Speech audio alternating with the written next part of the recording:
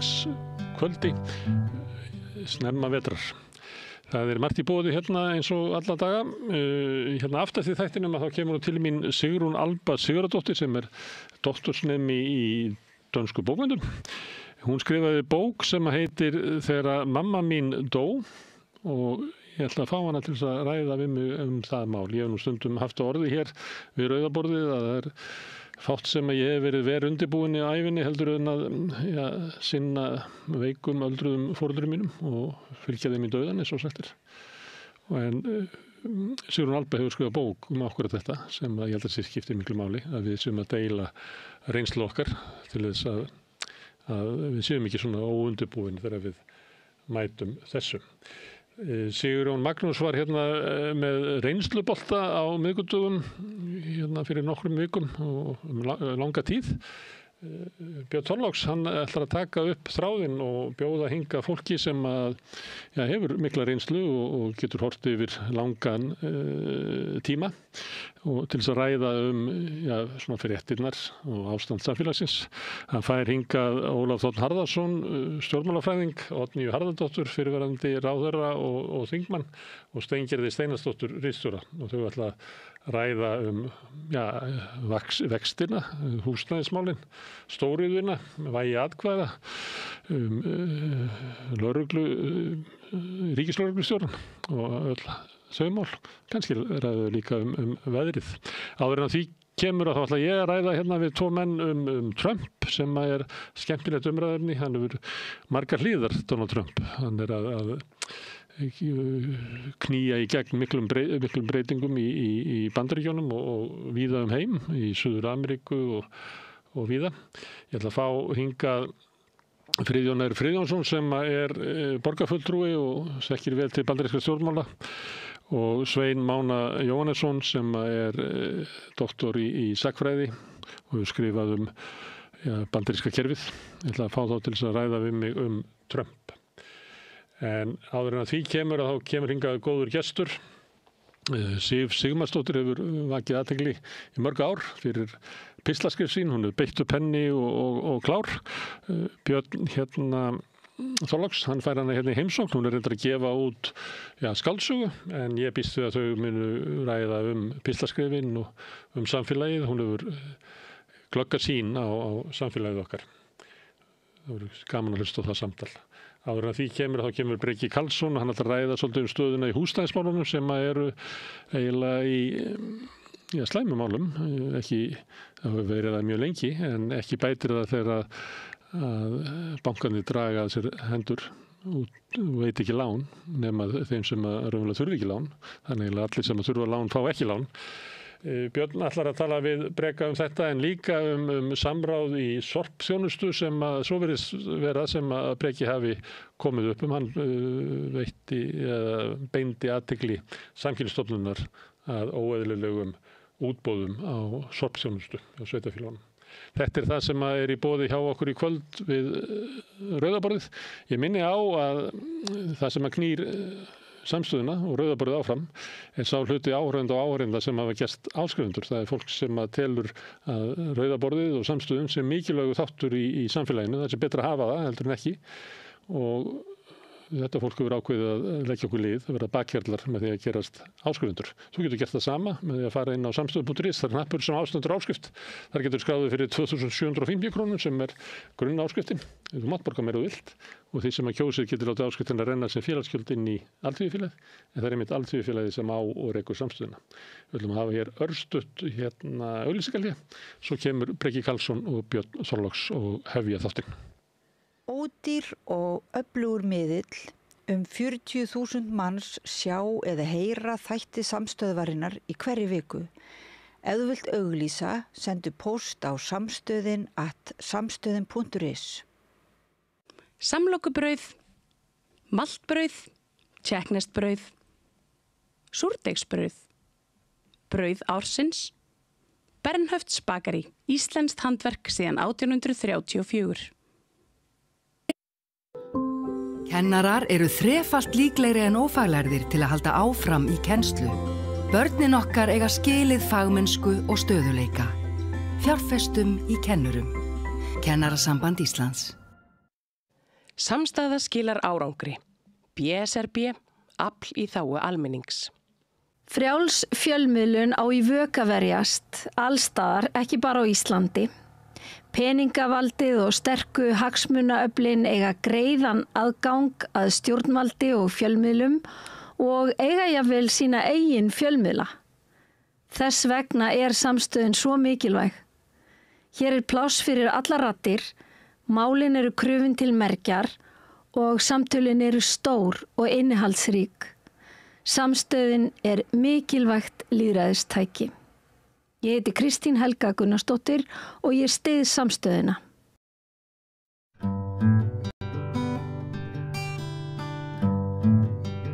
Já, við ætlum næst að fjalla lánabreytingar sem getur hafa verið hjá Landsbankanum. Ég held að hinir bankarnir tveir haldi enn að sér höndum og hvernig það tengist húsnæðismálum.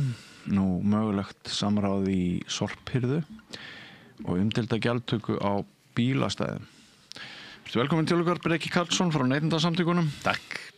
Það hefur verið ansi mörg horn að líta hjá ykkur, mikið annríki, því að við verið þarna mjög stórum málum og ég held að María Lilja, kollegi minn hér á samstöðinni, hafi í fyrrakvöld í fréttatíman við beinni útsendingu lýst þér sem hetju án skikkju.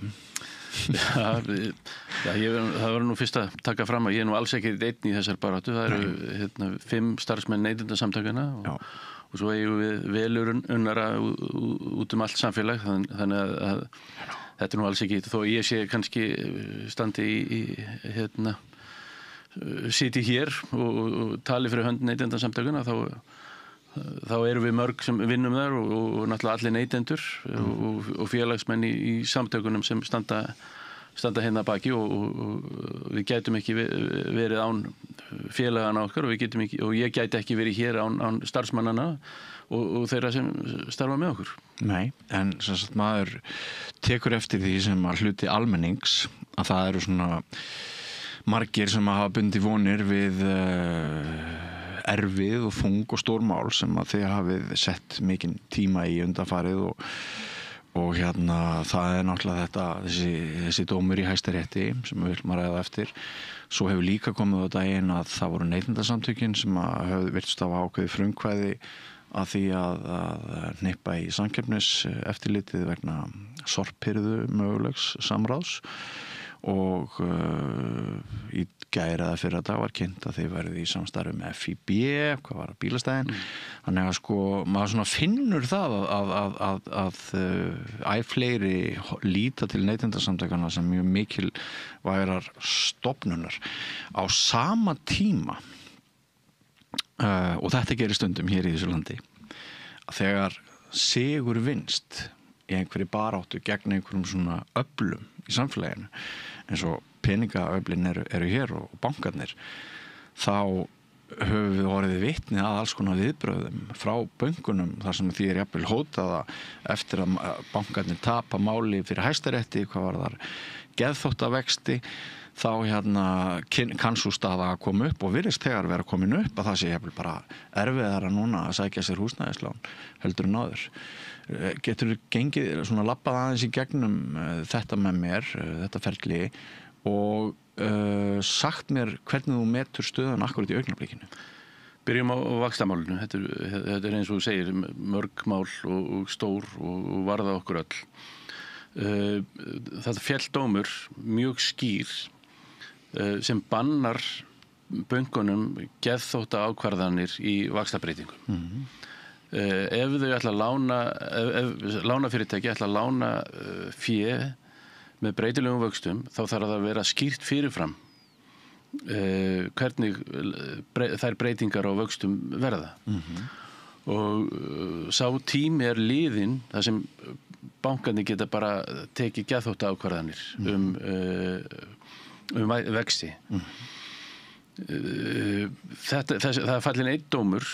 Það eru 4 dómar eftir, eða það eru 4 mál í viðbót. Vaxtamáli samanstendur af 5 málum sem hvert sig hefur ákveðna þýðingu hvað varðar lán. Við erum til dæmis, þetta mál sem hefur fallið núna, það varðar óverðtryggt lán Og því skýtur það svolítið skökku við að Landsbankinn hætti að lána út verðtryggð lán nema til fyrstu kaupanda. Og rauninni það ekkert í dómnum sem segir að það sé óheimilt að lána verðtryggð lán. Í rauninni var Landsbankinn fyrir löngu hættur, farin að draga saman, löngu fyrir þennan dóm, draga úr lánveitingum verðtryggðra lána og meðal annars með því að stytta lánstíman úr 40 ár, hámarks lánstíma úr 40 árum í 30 ár. Já. Og núna gengið ennþá lengra. Menn hafa verið að leiða því líkum að það hafi verið vegna þess að þeir hafa ekki geta tryggt á móti verðtryggðum útlánum hafa ekki geta tryggt verðtryggð innlán. Og bankar verða að hafa ákveðið jafnvægi í lánveitingu sínum. Ef þeir lána út í verðtryggðum þá verða að hafa verðtryggð innlán á móti. Og einhverjir hafa leitt að því líkum að bankin hafa hreinlega bara ekki verið með verðtryggð innlán á móti verðtryggðum útlánum. Sýna ársuppgjör að Landsbankinn illa stæður eða? Alls ekki. Og það nú annað að í síðustu viku var 3. ársfjórðungs uppgjör Landsbankans. Og ég held að ég hef ekki heyrt stafkrók það eða séð stafkrók það í neinum fjölmiðlum. Þar kemur bara í ljós að bankinn stendur hreinlega bara stórkostlega vel. Hagnaður fyrstu 3 ársfjórðunga miðað við sama tíma í fyrra er upp 10%. Já. Vaxtamunur bankans er tæplega 3% stig. Sem er tvöfalt meira heldur en gengur að gerist í norrænum bönkum. Og þannig að það er borð fyrir báru hjá bankanum að lækka vexti. Heldur betur. Og það er skrítið að eigandinn stígi ekki fram og hreinlega farið fram á það. Íslenska ríkið? Já, Íslenska ríkið á Landsbankan. Hver þá í forsvari viðskiptaráðherra? Ég held að sé fjármálaráðherra sem fer með hlutabréfið fyrir hönd ríkisins ef ég man rétt. Já. Og þannig að það er greinilega borð fyrir báru og Íslenska ríkið gæti stíðið fram og sagt, heyrðu, skrúum aðeins niður í hagnaðinum. Það er, við þurfum ekki að hagna svona svakalega mikið. Hagnaðurinn í fyrra var alveg nóg. Við þurfum ekki að hagnast meira en þá. En hingað til þessa tíma, þá er hagnaðurinn 10% meira heldur en að sama tíma fyrra. Já, og fyrir það náttúrulega gjöldum við sem erum skuldug. Það er bara þannig. Algjörlega. Þeir eru að búa til sinn hagnað á ofurvöxtum sem... Já, við sjáum það. Alltaf vaxtamunurinn hér hjá bankanum er miklu mun meira heldur en hjá norrænum bönkum. Og það verður áhugavert að sjá að í dag er Arion banki að gefa út sína með sitt ársfjórðungsuppgjör og á morgun er það Íslandsbanki.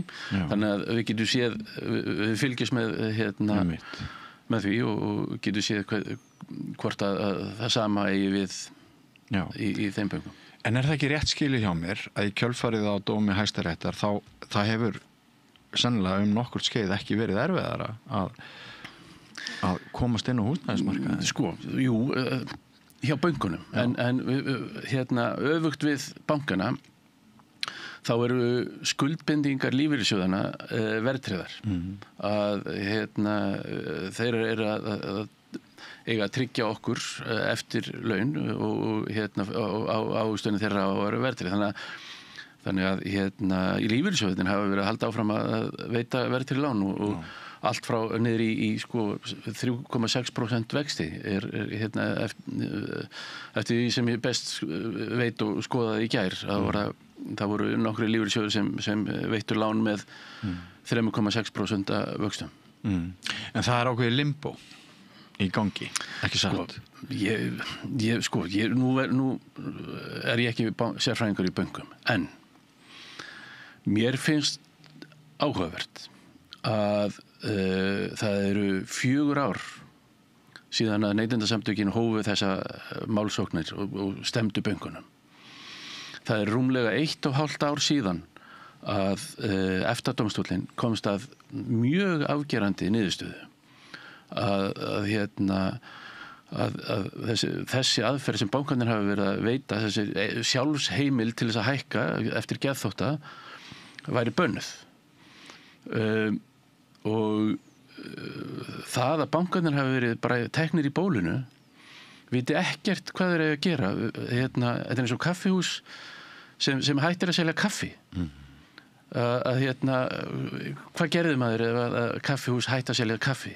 Ef það ríkti hér alvöru samkeppni. Þú færir eitthvað annað. Þú færir bara í næsta kaffihús. En hér einhvern veginn leyfa bankarnir sér að loka fyrir það sem þeir eiga að standa í. Þeir eiga að standa í því að lána fólki fé.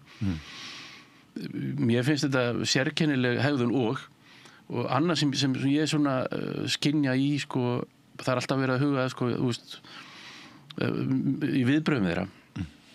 Þá finnst mér að gæta mætti meiri auðmýktar og umhug fyrir neytendarum, fyrir viðskiptavinnunum. Hvernig get ég komið til móts við viðskiptavinnum? Mér finnst öll viðbröðin hafa verið við en ekki hvað getum við gert fyrir ykkur? Þannig að það er Sumir upplifa sig bara sem kindur föst á leiðinu á sláturhúsið, einmitt sem andstæðu auðmýktarinnar og virðingarinnar. Og náttúrulega þetta er svo erfið líka, bara ég öfunda ekki fólk sem er að kaupa sig íbúð og er bara stopp vegna þess að bankarnir viti ekki sitt rjúkandi ráð. Bankarnir kunni ekki að lána. Þetta er ekkit flókið. Evrópskir bankar gera þetta og hafa gert í gegnum tíðina, lánað með þessum hætti. Það er ekki eins og við þurfum að búa til nýtt hjól eða finna upp hjólið á Íslandi. Það má sækja í rann evrópskra banka og sjá hvað þeir eru að gera þar. En Arion og Íslandsbanki hafa þegar þetta spjall okkar á sér stað í hádeginu í dag á miðvikudegi, þeir hafa ekki sýnt á spilin. Landsbankinn er búin að gera það einhverju leyti.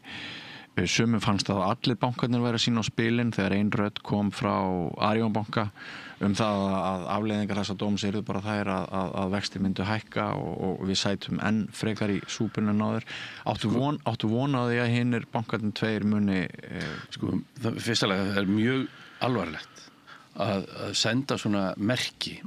Þetta er merki að við ætlum að hækka á neytendur. Þetta er fyrsta lagi er þetta svona merkjasendingar og þetta er bara bannað samkvæmt samkeppnislögum að við ætlum í framtíðina að hækka verð á okkar vöru. Það er bara bannað, það er bara no-no. Enda sló samkeppniseftirlitið á hönd þessa starfsmanns Arion banka. Meðal annars eftir ábendingu frá Neytendasamtökunum. Eftir ábendingu okkar.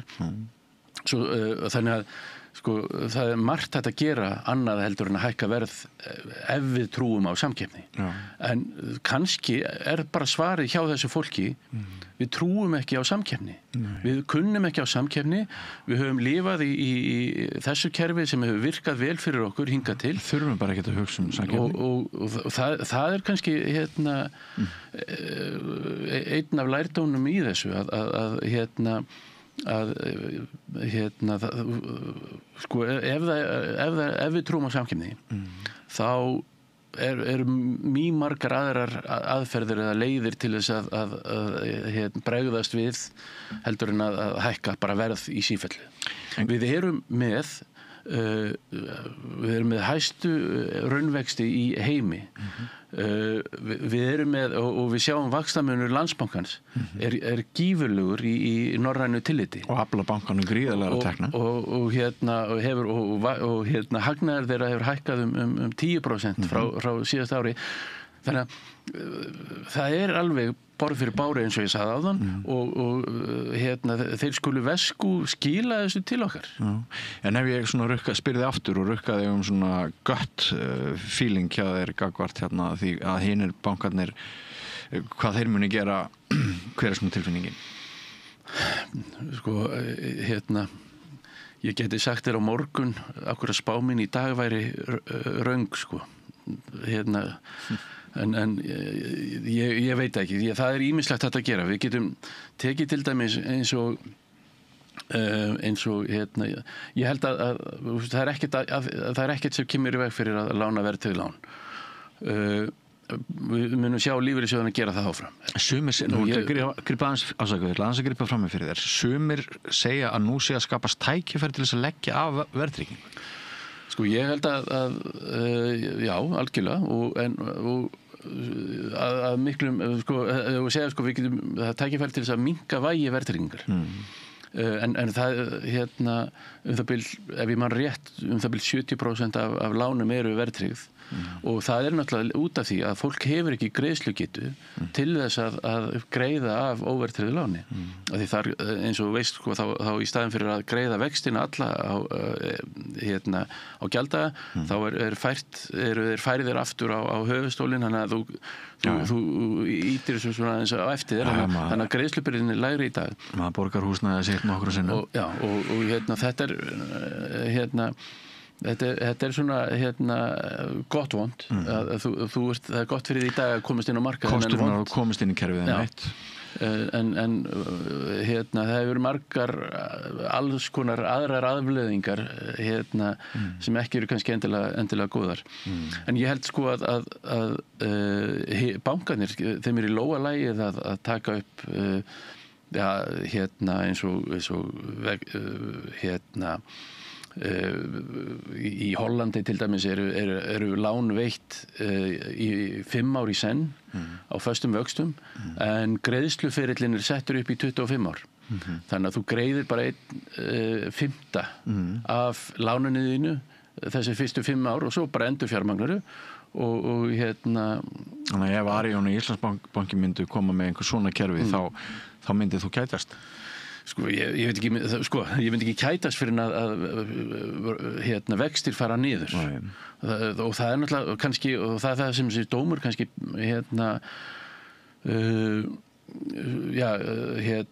varpar ljósi á. Að það að stýrivextir og vextir og fasteignalána vextir á Íslandi eru úr kortinu miðað við önnur lönd. Hér á landi eru lægstu vextir 8-9%, lægstu vextir á húsnæðislánum. Í Danmörku það 2,8%. Í Færeyjum það í kringum 4%. Og við eigum heimtingu á því að vextir á Íslandi verði jafn lágir og í Færeyjum.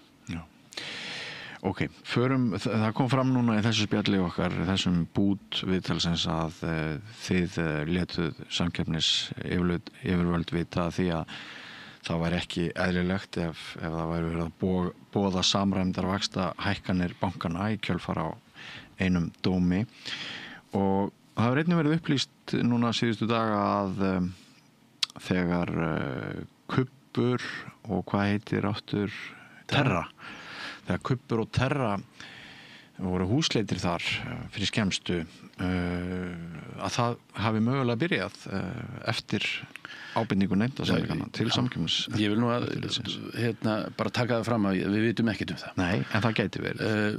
Já, gæti verið og hefði sko við þér bárust upplýsingar eða leitaður eftir þeim hjá sveitarfélagum. Neytendasamtökin fóru í fyrra vor, í maí í fyrra hringinn í kringum landið og það sem við áttum fundi, mjög góða fundi bæði með neytendum en einnig sveitarstjórnum. Við erum mjög fljótt áskynja þess að hjá mörgum sveitarstjórnum voru áhyggjur að þessi fyrirtæki, sorphirðu fyrirtækin, hefur skipt á milli sín landsvæðum. Við einfallega komum þeim áhyggjum áfram til Samkeppniseftirlitsins, enda mjög alvarlegar ásakanir. Hvort að þetta hafi verið upphafið eða leitt til einhvers annars, veit ég ekki neitt. Hreinlega skipt á milli þessi landsvæðin. Það var svona, það voru þau merki sem við fengum frá sveitarstjórnarfólki. Þetta hefur mér ekki fundist koma nógu skýrt fram í fréttaflutningi einmitt af því svona hver hafi verið höfuð áhyggjan, ef maður getur talað áhyggjur í eintölu. Já, ok. Já, þetta var sem sagt það að við töluðum við sveitarstjórnir út allt land og í þeim umræðum var að því að lögunum sorphirðu var breytt 2023 og það ýmislegt sem var, meðal annars var sveitarstjórnum gert að álagningasæli verður að koma fram hver sorphirðu gjaldið væri og það mætti ekki fela það inn í öðrum eða það ætti ekki vera inn, það þyrfti að vera algjörlega aðskilið. Já. Og þarna á þessum tíma voru mörg af þeim sveitarfélögum sem við töluðum við nýbúin eða voru að undirbúa útboð og þar komu þessar áhyggjur fram að hjá sveitarstjórnar fulltrúum og við kannski af því að við vorum að ræða við mörg sveitarfélög þá gátum við en sko bara svona þér að segja, þá var þetta ekki einu áhyggjurnar sem sveitarstjórnir höfðu sko. Nei, ég átta mig á því.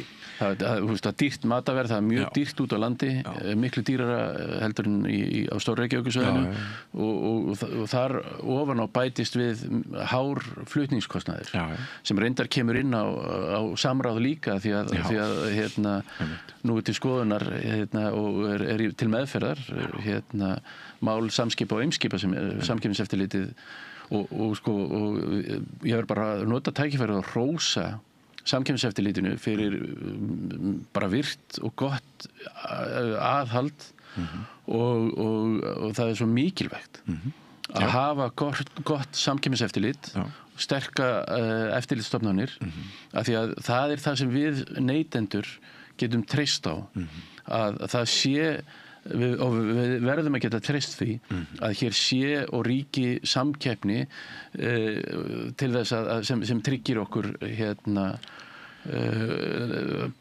betri þjónustu, lægra vöruverð, meiri nýsköpun og tryggir það að fyrirtækin séu í sambandi við neytendur hvað neytendur vilja. Já, og nú er það bara spurning rannsóknaraðila, yfirvalda ef ólöglegt samráð var að ræða í sorpinu og skiptingu landsvæða þá er það bara, þá dettur mann í hug hann tala stundum Öskjuhlíðina í þessu sambandi hvort einhverjir tveir sem eiga að vera keppinautar en hafa með sér ólöglegt samráð fara í göngutúr eða hvort rafrænt liggur slóð sönnunargagna þetta, veistu eitthvað hvernig málunum miðar, hefur eitthvað heyrt?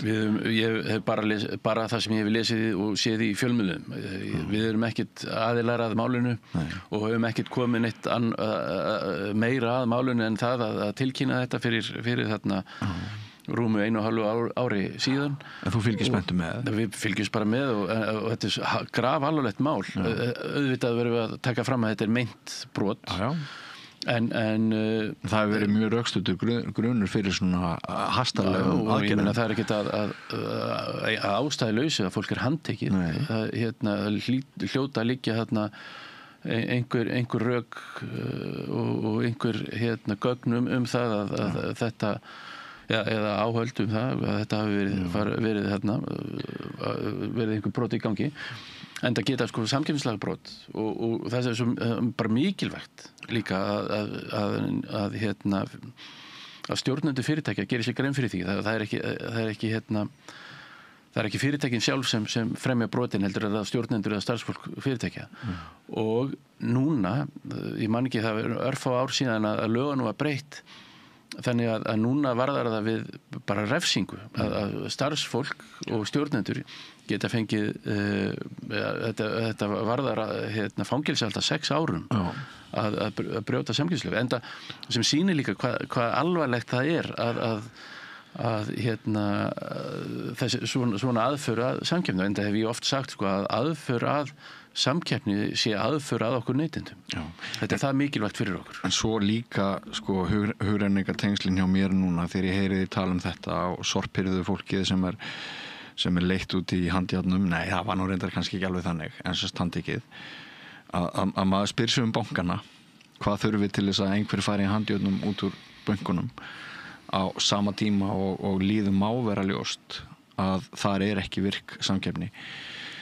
Það er sennilega meirinn að segja það fyrir samkeppnisyfirvöld að hjóla í bankana með síður. Nú er þetta grafalvarleg meintbrot og við skulum ekki hafa þau í flimtingum eða ég er ekki að hafa þetta í flimtingum. En að, ég held að sé það er engin áhöld held ég það að ég hef ekki hér á Íslandi er ekki fákeppni, það er alveg ljóst. En að það sé samkeppnislagabrot í gangi þar ég hef ekki séð nein merki þess og engin sem ég hef talað við. Já, ég meina sko samkeppniseftirlitið náttúrulega sendi frá sér orðsendingu daginn sem gaf í skyn að tjáningin gæti rétt falið í sér. Já, algjörlega, það er alveg rétt og það er svona sko, já, það er alveg rétt og auðvitað eiga á þetta að vera hluti af starfsþjálfun hjá fólki hjá þessum fyrirtækjum sem talar í fjölmiðla að því sé gert grein fyrir alvarleika þess að senda svona merkingar út í samfélagið og til annara lánastofnana. Já. Sko, í svona rétt í lokinbreki það er ekki bara að neytendasamtökin séu að djöflast í málum fyrir dómstólum, hafa samband við samkeppniseftirlitið og segja, heyrðu, þetta er ekki í lagi og afla sér upplýsinga, heldur eru líka komin í samstarf núna við FIB gjaldtöku á bílastæðum. Hefur baráttuna gegn gjaldtöku á bílastæðum, við erum ekki komin í gjaldtöku. Nei, einmitt. Er það svona eitthvað nýtt skref að vera með FIB í baráttunni eða hafið oft gert það? Nei, þetta er alls ekkert nýtt og bara eiginlega frá upphafi nú byrjaði ég sem var í kjörinformaður 2018 og strax 2019 kemur upp stemma árs þetta mál með Prókar. Þar áttum við strax í góðu samstarfi við Félag íslenskra bifreiðaeigenda og síðan þá er málefni sem varða bæði félögin eða félagsmenn beggja félaga þá höfum við tekið saman höndum og í þessu þá erum við í þéttu samstarfi og það má líka geta þess að við erum átt í góðu samræðum líka við ÖBI réttindafélag en þeirra félagsmenn eru líka að verða fyrir barðina á þessu og nú er það þannig að handhafar ökustæða korta sem eru svona hreyfihamlaðir það má ekki rukka þá þessi gjöld en þeir verða ítrekka fyrir því að lögin eru brotin á þeim og þeir eru rukkaðir þannig að við erum þetta er breið samstaða og samstarf þessara félaga og við trúum því að við hljótum með þessu að ná í gegn til stjórnvalda og við leggjum líka þungt á fyrirtækin að þau sjálf síni samfélagslega ábyrgð og láti af þessum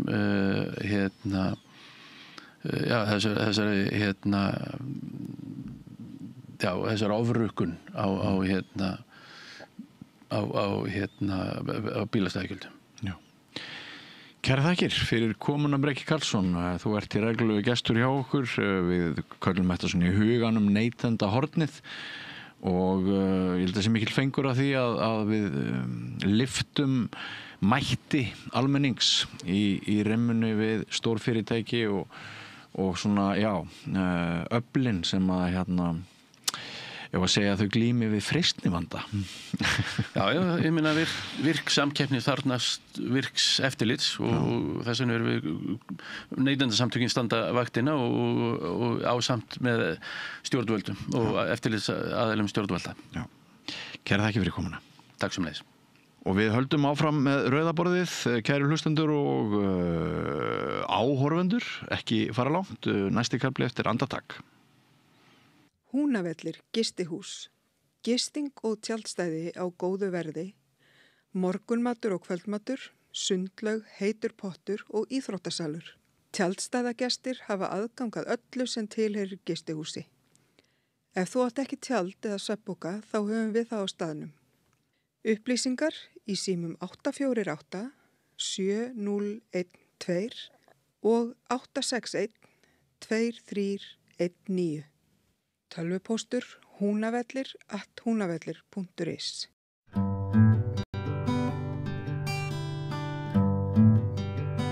Felst einhver spenna, jafnvel háski í því að vera borgaraleg kona, búi í London, en skrifa á sama tíma mjög beitta pistla og gagnrýna þjóðmála á Íslandi svo svíður undan á köflum, að minnstakosti. Þetta spurning sem að ég velt fyrir mér nokkurt skeið. Kannski vitiði hvað þessar vangaveltur mínar hverfast, hvaða persónu ræðir. Hún heitir Sif Sigmarsdóttir og hún komin hér að rauðaborðinu. Vertu velkomin, Sif. Takk fyrir. Það er gaman að fá þig í heimsókn. Og gaman að koma. Já, það ekki.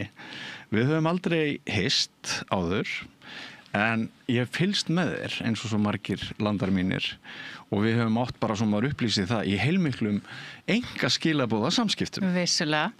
Og stundum hef ég bara skrifað þér og flottur pistill og þú hefur verið að hvetja mig á einhver ákveðinni braut og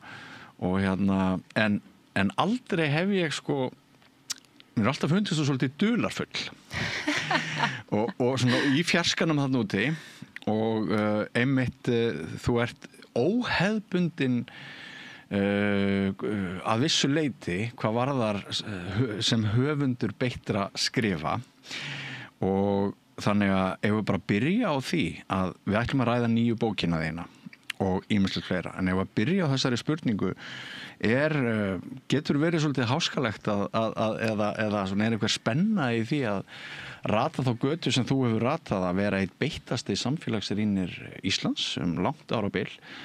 En á sama tíma þá ertu eitthvað, bara svo skemmtileg og einhvern veginn, þú ert ekki svona grumpy old man að öskra upp í skýin.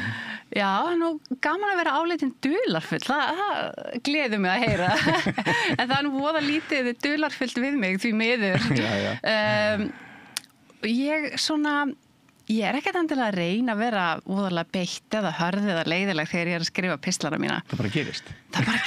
Ég er bara svona leiðileg á náttúrunnar hendi. Ekki leiðileg. Ég er að reyna bara að skemmta og ég er að reyna að fá fólk til að hugsa þegar ég skrifa og jafnvel hlæja. Við höfum svo gott að því að hlæja. Og í háðinu. Í háðinu. Háðið er gagnlegt vopn. En svo líka finnst mér bara það er svo hollt að eiga í skoðanaskiptum og mér finnst þess að við þurfum að endur uppgöta listina að skiptast á skoðunum. Já. Og í dag er dálítið komin upp þessi krafa að við séum öll sammála alltaf og ef einhver er ósammálaðir þá er hann bara illkvitinn. Já. En við erum öll ólík og við erum öll með mismunandi skoðanir en okkur gengur nú samt alveg flest gott til. Já. Og við erum kannski bara með aðrar hugmyndir hvernig á að komast að sama marki. Og ég, það sem ég vil er að hvetja fólk til að skipta þessu skoðunum, gera það snirtilega, kurteisislega og ég er ekki eins og að reyna að fá fólk til að skipta skoðun. Ég vil bara að við ræðum málin og mér finnst það svona vera hálfpartinn kannski degindilegst að við ræðum málin. Og svo ég var í viðtali hjá Agli Helgasyni og hann svona benti á þú ert eiginlega síðasti pislahöfundurinn og það var dálítið sjokkerandi yfirlýsing af því að ég man að sko svona þegar ég að byrja fyrir 20 árum það var svo mikið af pislahöndum og þetta var svona ákveðin blómatími í skoðanaskiptum og mér var svo gaman að lesa þá sem ég var ósammála. Mér fannst alltaf skemmtilegast og það fékk maður til að hugsa og mér líður núna svona eins og ég sé hálfpartinn bara síðast í geirfuglinn og það er bara tímaspörsmál hvenær ég dey út líka þannig að ég er svona alltaf að reyna bara að halda áfram að gera þetta svo lengi sem fólk nennir að lesa og svo vona ég bara fleiri bætist í hópinn. Já, en þetta mjög góður punktur finnst mér hjá þér krafan að við séum að keimleikri skoðun og mikilvægi þess að við veltum upp alls konar sjónarmiðum. Þú beitir háðinu. Ég kallaði beitta, ég lesti beitta en hérna kannski myndu einhverja aðrir lýsa þær með öðrum hætti, sannarlega húmorísk. Mjög margir pistlar þínir fjalla einhver svona fréttnæm mál, álitaefni, svona current sem maður sletti, en þú setur málefnin mjög oft að einhverju leyti í alþjóðlegt samhengi eða eitthvert samhengi utan landsteinana. Og fengurinn í skrifunum birtist kannski einmitt þar. Hvað segir þann punkt? Já, það er alveg klárlega svona það sem ég að reyna að gera og ég að reyna að benda á í rauninni það er svona skemmtilega, maður segir einhverja sögu frá fjarlægum stað að hún svona vekur kannski einhver svona hughrif og maður hugsar, þetta var nú astnalegt. En svo þegar þú beinir því að sjálfur og sérð þetta var í rauninni saga fólk í fjarlægu landi en það var líka saga þig. Já. Það er alltaf svolítið sjokkerandi og svona, ég reynir svolítið að gera það en svo svona þegar kemur að alþjóðlega vinklinum að þá finnst mér svona þróunin er svolítið þannig að öll þróun er mjög alþjóðleg til dæmis maður horfir á pólitíkina hér og hún er voða svipuð pólitíkinni í Bretlandi og Bandaríkjunum og það er svona sömu tísku sveiflast, þetta er bara svona eins og föt sveiflast með tísku að pólitíkin sveiflast líka með tísku og nú er þetta bara orðið einstaklega alþjóðleg sveifla. En það er einmitt sko kunst að koma pislunum heim og þú ert með eitthvað sögusvið kannski klippur á milli sögusviða og þú þarft þú þarft að koma pislinum heim í lokin þannig að púslin sem þú ert búin að leggja á borðið þau raði saman í lokin. Hvernig það mjög mismunandi hjá þér af því að formið þú ert búin að mastera þetta form, þú ert búin að þjálfa þig mjög mikið í þessu formi. Kemur þetta stundum alveg bara í einn töku og skrifa sér sjálft eða eru aðrir dagar eða vikur þar sem að þú ert sko lengi að hnoða saman því sem þið langar að segja? Þetta er mjög sársökafullt ferlið skal ég segja þér og ég tek yfirleitt margar atrennur að hverjum einasta pistli og þetta tekur alltaf langan tíma. Ég ætti náttúrulega bara að setjast niður, rumpa þessu af og standa svo upp frá tölvunni en þetta virkar ekki alveg svona. Nei. Og stundum þegar ég byrja þá veit ég ekki eins og hvert ég að fara. Ég bara rakst á einhverja góða sögu og mér langar til þess að koma henni að og segja fólki frá þessari frétt sem ég var að lesa eitthvað merkilegt. Og svo þarf ég einhvern veginn að tróða því stundum í íslenskt samhengi. Og stundum er ég búin að skrifa eitthvað og ég er búin að rífa það niður og líma það saman upp á nýtt og ekkert gengur. En það er svo fyndið að svona því erfiðara sem er að skrifa pistilin því betri verður. Og því svona sem langsóknari sem samlíkingin því skemmtilegri hún. Þannig að sársökin þess virði. Já, og gott að láta einhverja hluta textans liggja á milli daga kannski. Alveg. Að standa upp og koma að verkinu síðar, það hjálpar alltaf. Já, það er svo merkilegt með það að maður breytir sjálfur dag frá degi. Og það sem maður skrifaði í gær maður aðeins annar maður í dag og stundum finnum maður að í gær var ég svona og aðeins og svona impulsífur eða eitthvað svoleiðis, ekki einn kunstin að kæla textan? Það er alveg rétt. Það er alveg rétt. Maður þarf að vera svolítið svona, maður má ekki láta tilfinningarnar hlaupa með sig í gönur.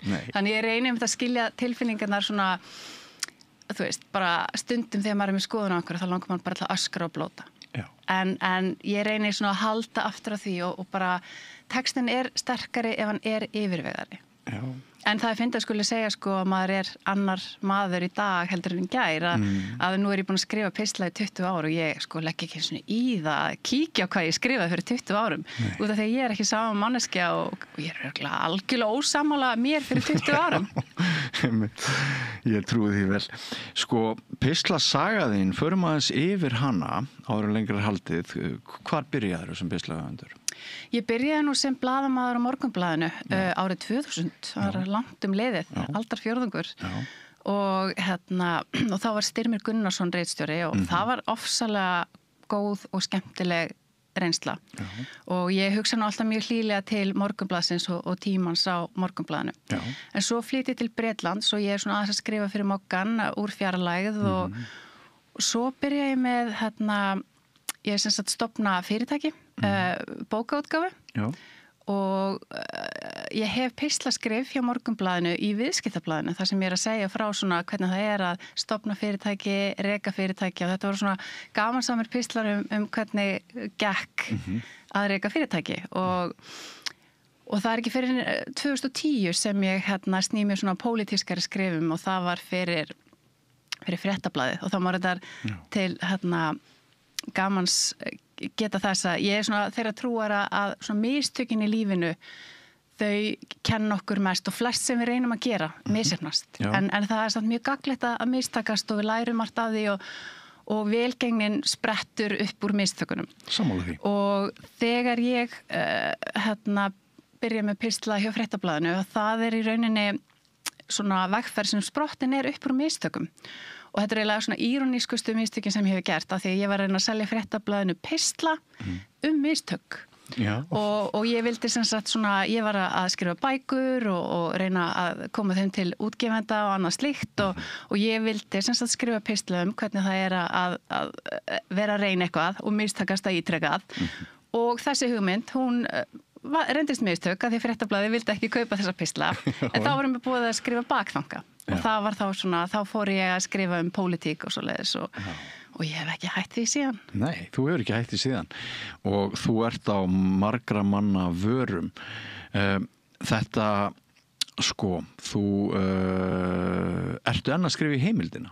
Ég er enn að skrifa í heimildina, svo er ég búin að vera í samstarfi við Vísi og ég er svona hefðbundin frílanser. Ég bara hoppa á milli og teka af mér það sem býðst.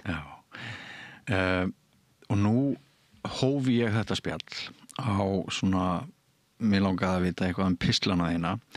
Ég les þig fyrst og fremst sem pislahöfund, en það er kannski vegna þess að ég er blaðamaður og einhver annar dagskrárgerðarmaður eða blaðamaður gæti hafið viðtalið á nýju bókinni þinni og ferlinu þínum sem rithöfundi. Þú hefur verið að skrifa fyrir börn og unglinga.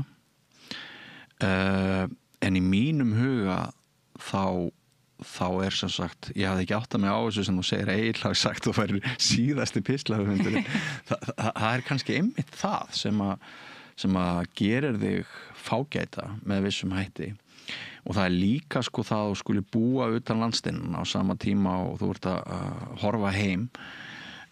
Heldur þessi styrkur þinn sem pislahöfundar að búa í London? Ég myndi segja þessi kostir og gallar og þetta er svolítið svona eins og þau ert að klífa fjall að þú ert að labba upp fjallið og horfir niður og sér grjótið undir fótum þér. Það er ein leið til að sjá hlutina. En svo horfir á fjallið úr fjarlægð og þá ertu að horfa eitthvað allt annað. Þá sérðu tindana og þannig að ég er að horfa á þetta kannski úr ákveðinni fjarlægð og ég sé kannski eitthvað fjarlægð sem maður sér síður þegar maður er staddur á Íslandi. Og svo sjáu þið eitthvað annað sem fyrir algjörlega fram hjá mér. Þannig að svona, þetta er bara mismunandi sjónarhorn myndi ég segja. En það náttúrulega það hjálpar alveg að búa í útlöndum þegar maður til dæmis að skrifa samfélagsmál. Ég á til dæmis ekki að hætta að rekast á fólki sem ég er að skrifa í röðin í bónus og þannig ég þarf ekki að vera hrædd við það. Sko ég held að, ég man þetta nú ekki, en ég held að okkar fyrstu samskipti hafi verið þegar ég var að vinna á Fréttablaðinu og það vildi þannig til að það var stundum sem að ég var að skrifa einhverja fréttir sem að þú varst að leggja út af. Sko ég var alltaf að stela fyrirsögnunum, skal ég segja. Þú varst mikil uppspretta af hugmyndum í pistla. Ég var mjög sátt. Já. Og þá sko í tengslum við þetta, þá fór ég að velta það fyrir mér, já, er hún sko, vinnur hún þannig að hún leitast eftir fréttnæmum punkti sem svona einhver höggpunktur og setur hann svo í miklu stærra samhengi. Það var svona, ég man að ég var að velta þessu fyrir mér sko. Ég var sjálfur að skrifa leiðara, hef sjálfur unnið töluvert pislaskrif, en mér fannst þú vera með einhver tök á þessu formi sem bara eru mjög fágætt og ég fór svona að velta fyrir mér, til dæmis núna mál ríkislögreglustjóra mjög til umræðu. Gæti maður vænst þess, af því að það svona ein stærsta fréttin kannski fyrir utan snjóin á höfuðborgarsvæðinu, gæti maður vænst þess að þú myndir fjalla hann í næsta pistli, leitar þau eftir því að svona fréttin sem með svona mikinn höggpunkt að fjalla hana í pistlinum en alltaf með einhverjum svona breiðari hætti. Já, ég reyni alltaf að fjalla það sem í deiglunni hverju sinni. Þannig ég reyni að hafa pistlana eins ferska og ég mögulega get. Já. En svo þetta svo skrítið sko að hugmyndirnar spretta dálítið náttúrulega. Ég ekki beint að horfa á, já þetta juicy frétt, ég verð að skrifa hana, heldur svona, það meira svona fréttirnar koma til mín og hugmyndirnar koma til mín frekar en að ég sé að leita að þeim. Og ég svona hefðbundin fréttafíkill eins og þú. Og stundum velti fyrir mig hvort að fréttirnar fyrir okkur sé svona eins og trúarbrögð, okkur líður eins og svona við fylgjumst með þeim og það gefur okkur ákveðna stjórn á tilveruna. Ef ég bara veit hvað að gerast, þá get ég haldið öllum öruggum börnunum og manninum og bara og stýrt lífinu og svona þetta mín trúarbrögð að bara lesa fréttirnar og vita hvað að vera. En ég finn það einhverju svona líkamlegu leveli þegar ég sé frétt sem við skrifum. Þetta bara eitthvað svona, ég finn bara adrenalínið spýtast út og þá veit ég, ok, þetta það sem ég þarf að skrifa í þessari viku. Þannig að svona, þótt að ég reyni að skrifa það heitasta, að þá það líka, þetta þarf að kveikja í mér með einhverjum hætti. Einmitt, það þarf að kveikja í þér. Og þetta adrenalín sem þú nefnir, ástríðan, það uppspretta góðra verka, það ekki? Það rétt, það verður að vera ástríða þarna. Og líka þeir sem náttúrulega starfa í fjölmiðlum, þeir bara ástríðan það eina sem þú hefur, það engin önnur ástæða. Það ekki launin og það ekki þakkirnar, það ekki neitt. Þannig að það bara ástríðan sem heldur okkur gangandi. Já, sko, ég held ég geti staðhæft að stundum notar þau Bach þegar þú ert að fara að skrifa. Það rétt. Það ekki rétt? Ég mjög hrifin á Bach. Mjög hrifin á Bach. Já. En þá ertu að skrifa bækurnar eða ekki, frekar en pislana eða hvað? Jú. Já. Ertu með ertu með heavy metal þegar þú skrifa pistil? Ég var meira svona grunge. Já, okay. Þannig að kannski Nirvana og Pearl Jam og eitthvað svoleiðis. Það myndi koma mér í svona reiðigýrun. En viðbrögðin og sko, af því að ég þekki það svo vel sjálfur, að þegar mér finnst þegar mér hefur stundum á umliðnum áratugum, mér hefur stundum fundist að mér hafi tekist best upp í einhverju vinnu, beittu pistli, frétt eða eitthvað skúpi, þá hafa flestir orðið brjálaðir í kringum mig. Og ég fundi meira fyrir reiðinni heldur en að einhver segja að þetta var helviti flott. Og sko, ég hef fylgst með Facebook-síðinu þinni þegar þú ert að skrifa flotta og beita pistla, skemmtilega alltaf eins og þú segir. En hvað með viðbröðin? Eru margir að bögga? Eru margir að senda tölvupósta? Eru margir kallar að mansplaina og reyna að svona segja að já, aðeins að juglast núna vinkona, eða hvernig eru viðbröðin? Sko, ég eiginlega bara ótrúlega þakklátt með viðbröðin. Ég ekki að fá neitt voðalega mikinn skít á internetinu eins og mjög margir að fá. Og þannig að ég þakklátt fyrir það og ég þakklátt fyrir bara, ég fæ mikinn stuðning og hvatningu og svona, en auðvitað svona einstaka einhver leiðinda skarfur sem að eitthvað hnýti í mann eða senda manni persónuleg skilaboð og það svo sem bara fylgir þessu, en ég þakklátt fyrir í rauninni hvað lítið af því. Og ég myndi kannski segja að það svona hafi aðeins aukist í seinni tíð, en ég held að það sé bara að því mér finnst fólk vera orðið dónalegra en það var. Það ótrúlegt hvað fólk einhvern veginn leyfir sér að segja og hvernig fólk talar við aðra. Þetta tíðkaðist ekki, held ég, fyrir 10 árum og ég skil ekki hvernig þú getur einhvern veginn látið dónaleg orð falla í garð fólks við þau persónulega og svo bara farið og knúsa barnið. Mér finnst ótrúlega skrítið hvernig fólk fungerar í dag. En það bara tíðarandinn, held ég. Hann líka þannig í Bretlandi? Að vissu leyti já, og þetta náttúrulega tengist kannski internetinu og öllu því, en ég myndi ekki segja að það sé alveg jafn gróft þar. Nei, það umhugsunarefni. Sko þetta vopn, stílvopnið, þú getur sagt ótrúlega skarpa og beitta sögu einmitt undir merkjum húmors og hugsunar og samhengis.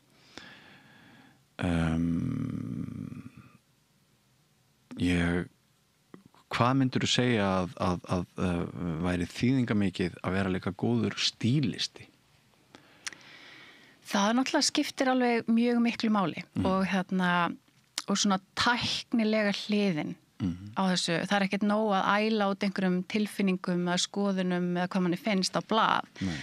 Það þarf alveg meira en það. Og svona, mér finnst sko svona tæknilega hliðin í að skrifa oft vanmetin. Af því að fólki finnst, ég meina við kunnum alltaf að tala og við kunnum að skrifa og af því að þú kannt að halda á penna eða slá lyklaborða þá finnst fólki það geta tjá sig og skrifa og sem svo sem bara flott og allir ættu að endilega tjá sig sem mest en það ákveðin svona tækni og ég tala stundum þetta sko art and craft að skrifa, þetta ekki bara art þetta ekki bara list og það vanmetin partur af því að skrifa. Já, einmitt. Og þetta svona hvernig þú í rauninni beitir og beinir vopninu. Það dálítið undir því komið hvernig þú færð, hversu góðu þú ert í tækninni og svo leiðis. En það náttúrulega bara æfing og flestir geta kannski náð upp einhverju færni í því ef þeir æfa sig. Já. En myndu halda áfram að skrifa, pistla? Sko, ég elska að skrifa pistla. Það bara heldur mig gangandi og það kveikir í mér og svo lengi sem ég get haft atvinnu á því að skrifa pistla þá mun ég gera það en svona, þú veist nú hvernig fjölmiðla landslægið að breytast og fjölmiðlar þeim fyrir fækkandi og auglýsingatekjur hverfa af einkareknum fjölmiðlum og þannig að þetta orðið bölvaströggl. Þannig að svona stundum velti ég fyrir mér hvort að þessi bara tímaspursmál hvenar fólk hættir hreinlega að borga fyrir skrif. Og þetta aldrei fyndið svona með internetinu þá maður hélt að það hefði átt sér stað einhver svona lýðræðisvæðing með internetinu og allir gátu tjá sig. Ókeypis háskóli fyrir almenning. Jú. Og ég heyrði áhugaverða kenningu nýverið að sko þetta opnaði vissulega á sko að fjöldin geti tjá sig og fleiri getu tjá sig. En að það að verða ákveðin svona elitismi yfir hverjir neita þá almennilegra upplýsinga. Já. Þannig að sko með internetinu þá eykst hverjir geta tjáð sig en þeim fækkar í rauninni sem kannski að fá almennilegar upplýsingar. Og ég man í Bretlandi það voru pólitíkusar, hann Michael Gove, fyrrverandi ráðherra, hann sagði fyrir nokkrum árum þegar einhver skandall var í fréttunum og einhverju sérfræðingar voru fengnir til að tjá sig það. Hann sagði, við erum komið nóg af þessum sérfræðingum. En það held ég að sé mjög slæm þróun og við þurfum á sérfræðingunum að halda og við þurfum á fjölmiðlafólki að halda sem vinnur við að skrifa hlutlausar fréttir eins langt og það næra að fólk skrifi hlutlausar fréttir. Og það hverfandi og það held ég að sé afskaplega hættulegt. Já, hér erum við ekkert að þykjast vera hlutlaus í mörgum málum en við reynum að vera sjálfstæð. Og það umhugsunarvert hvernig veröldin að þróast þessa dagana. Mér finnst mjög gott að þú komir inn á bara þennan vanda fjölmiðlunar, mjög maður sjá hann á hverjum degi. Svipið umræða í Bretlandi fjölmiðla ástandi þar? Eða svipið þróun þar og hér? Það mjög svipið þróun, en umræðan kannski ekki jafn hávær af því að náttúrulega ensku mælandi fjölmiðla umhverfi annað heldur en hið íslenska og það munu alltaf vera til enskir fjölmiðlar en á Íslandi þá sko þetta náttúrulega svo lítið málsvæði og mér finnst merkilegt við tölum mikið bækur og það mikilvægt að þú veist fólk börn lesi bækur til að halda við tungumálinu en það líka ofsalega mikilvægt að það sé til íslenskir fjölmiðlar sem fjalla samfélagsmál og fréttir á íslensku og það meiri sem mikilvægt að við getum sko lesum rassinn á Kim Kardashian á íslensku af því að þetta textin sem fólk að lesa á hverjum degi og það voða göfu hugmynd að allir að lesa bækur en við búum því meður í veruleikanum og fólk ekkert mikið að lesa bækur en það allir með síman í hendinni og þó sá texti sem fólk að lesa, það eru texti á íslenskum fjölmiðlum. Þannig að það mjög mikilvægt að við náum að halda lífinu í íslenskum fjölmiðlum. En mér finnst einhvern veginn ekki hafa verið nægilega mikil umræða að halda lífi í tungumálinu og fjölmiðlum. Nei, og það náttúrulega svolítið háskaleg þróun ef fjölmiðlarnir eru að enda í höndum ólíkarka og stærstu auðhringja og svoleiðis, það ekki heldur svo fjölmiðlun sem við verðum að verði eftir í landinu. En af því að þú ert nú í markaðsgírnum núna að kynna nýju bókina þína, þá ætla ég nú ekki að etja út í svo umdeild mál. Takk fyrir það. Þú færð annars ekki verið til þess síðan. Gjör það sinna. En þá komið að því að ég hefði nú átt að byrja með bókina í höndunum. Getur rétt mér gripið? Gjörðu svo vel. Hvað fyrir? Sko, dóttir mín biður að heilsa þér. Heyrðu, ég byrð kærlega að heilsa henni. Ég veit að hún mikil tónlistakona. Hún það, en hún líka mikil bókmyndakona. Hún 15 ára gömul og hún dauð öfundaði mig af því að ég var að fara að hitta þig í dag. Og hún sagði, ef það hefði verið í gær, þá var ég í vetrarfríi, þá hefði hann bara getað komið hérna og spurti miklu betri spurninga en ég barna- og unglingabækurnar. Það hefði verið gaman. Hún nefndi til dæmis Svikarann, sem heitir ekki einn bókin Svikarinn? Jú. Já, sem henni fannst, sem ein hennar uppáhaldsbók og ég spurði hvað gerir, af því ég hef ekki lesið barna- og unglingabækurnar hennar, ég skal viðurkenna það. Ég sagði, hvað gerir hann svona sterkan höfund, hana Sif? Hún sagði, það er svolítið erfitt að lýsa því, það einhvern veginn það sem hún að skrifa og tungumálið, orðaforðin og það svona hvernig hún skrifar þetta. Að það miklu meiri trúverðuleiki í því einhvern veginn og svona heldur hún svo fór hún að telja upp margar mjög lélegar barna- og unglingabækur sem hún sagðist hafa lesið. Heyrðu þetta stundum frá börnum? Sko, það er ofsalega gaman þegar ég frétta því að krakkar eru búin að vera að lesa bækurnar mínar. Þannig að bara ég bið innilega að heilsa dótturinni og það gleður mig svo mikið að hún hafi haft gaman á þessari bók. Ég skilja því. Og því að það er svo mikilvægt að börn og unglingar séu með bækur sem þau geta lesið sem gerir svona í þeirra heimi, í þeirra samtíma með þá tækni sem börn nota. Það er svo auðvitað að segja maður lesa bara, já fara nú að lestu Laxness og Laxness er frábær en þú ert ekkert að fara að kveikja í 12 ára krökkum með sjálfstæðu fólki í dag. Það þarf ansi langa atrennu að Laxness. Já. Og þess vegna það er svo mikill skortur á barna- og unglingabókum. En ég meina ástæðan er náttúrulega bara markaðsöflin. Það er ekkert, rithöfundar lifa ekkert að því að skrifa bækur og hvað þá barna- og unglingabækur. Nei, einmitt. En sko, þú ert ekkert mjög gömul þegar þú gefur frá þér fyrstu bókina? Nei, það er 2006 held ég, já. Já, og hvað ertu búin að skrifa margar barna- og unglingabækur? Ég held að ég sé búin að skrifa 7 barna- og unglingabækur og ég skrifa bæði á íslensku og ensku. Já. Þannig að 2 af þessum bókum, það skrifaði upphaflega á ensku og þær komið út í Bretlandi og það er svona skemmtilegt að fá að kynnast útgáfu heiminum bæði þar og hér og svona smæðin hérna á Íslandi, þetta er allt miklu meira kósi hérna sko og það er þetta að skrifa bók og gefa hann út bara ansi hratt og bara hlutirnir reddast eins og við Íslendingar gerum við reddum þessu. En í Bretlandi þá er þetta bara svo eitthvað mjög hægfara færiband og til dæmis höfundar, þeir eru ekki sjensi að tala við útgefendur strax. Þannig að það myndi banka upp á það jafn erfitt að komast inn til útgefenda eins og bara fá tilboð til drottningarinnar eða kóngsins núna. Já. Og þannig að fyrsta skrefið er að fá sér umboðsmann. Já. Og það er umboðsmaðurinn sem tekur handritið og hann fer og hefur sambandi við alla útgefendur og reynir að selja handritið og svo þegar það tekst að þá hefst ferli sem tekur kannski 1,5 ár, jafnvel þótt að bókin sé tilbúin. Og það þarf að, edita bókina og hannana og svo er búið til eitthvað háfleytt markaðsplan og þetta er allt í mjög miklu svona hægagangi. Það er erfitt fyrir óþolinmóða manneski eins og mig að þurfa að gera þetta svona hægt. Ég trúi því, en að samanskapi þá fylgir náttúrulega þarna ákveðin fagmennska og ákveðin gæði. Já. Og kannski aðeins meiri peningar heldur en að vera höfundur. Já, aðeins meiri peningar, en svo er bókabransin bara að skreppa saman allstaðar í heiminum. Það er hið sorglega. Já. Það er sorglega. En hefur þið vegnað vel utanlands á enskri tungu? Já, bara nokkuð vel, já. Manstu hvaða var sem að kynnti hugan fyrst þegar datt í huga að skrifa þína fyrstu bók? Manstu hvers vegna þið langaði að skrifa bók? Hvað þið langaði að segja? Ég held að þetta sé bara einhver svona innri þörf sem þú hreinlega fæðist með. Bara þörfin fyrir að skrifa og ég held að ég skrifi bara til að skilja heiminn. Ég held að það sé svona, ég í raun ekkert að skrifa fyrir aðra, fyrst og fremst er ég að skrifa fyrir sjálfa mig, bara til að skilja veröldina sem við búum í. Já.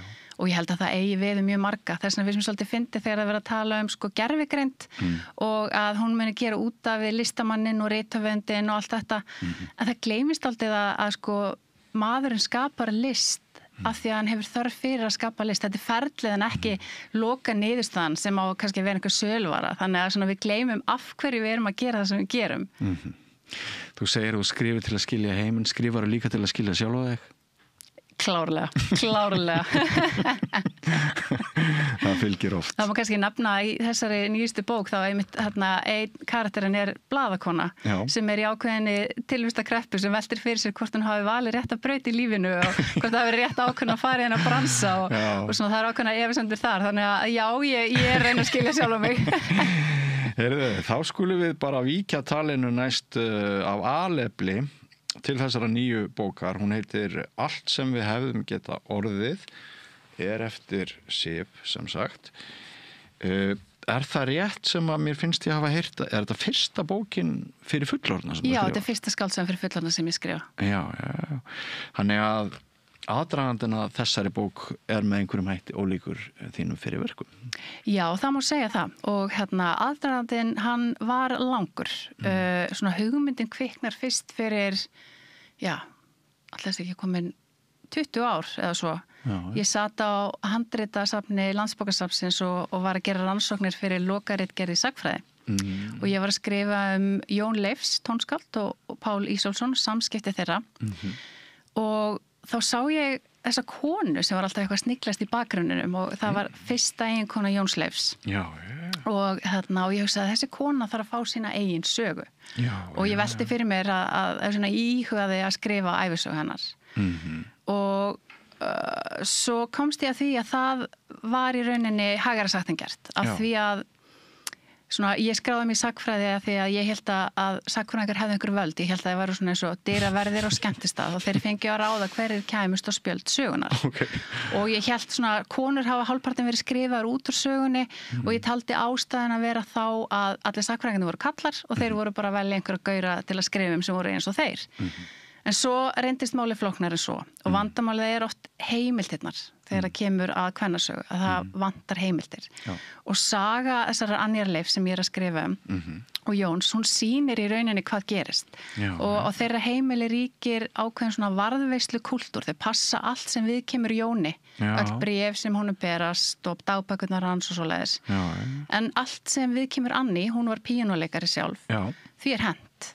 Og til dæmis þau héldu tónleika, hún spilar á píanó og verki Jóns eru flutt og á Landsbókasafninu er umfyllun þessa tónleika, blaða úrklippa og öllu í umfyllunni sem sagt var tónlist Jóns, því er haldið en það búið að klippa í burtu það sem var sagt leik Annýjar. Hvers vegna heldur það að það sé? Það er góð spurning. Það er náttúrulega hún er uppi á tíma þar sem konur eru í rauninni aukaleikarar í lífi eiginmanna sinna og tímarnir eru að breytast þannig að ég ætla rétt að vona að við sem hætta að tutla niður blaðagreinar og henda konunum úr greininu og halda kallanum eftir. Þegar við horfum öxl þá höfum við einmitt eiginlega öðlast nýjan söguskilning í því að karlsnillingarnir allir sem sagan heldur á lofti, þeir voru mjög oft með slegaðar vinnukonur, eiginkonur sem voru að hjálpa þeim með vinnu þeirra og alls konar störf frá mótni til kvölds. Já, algjörlega. Algjörlega.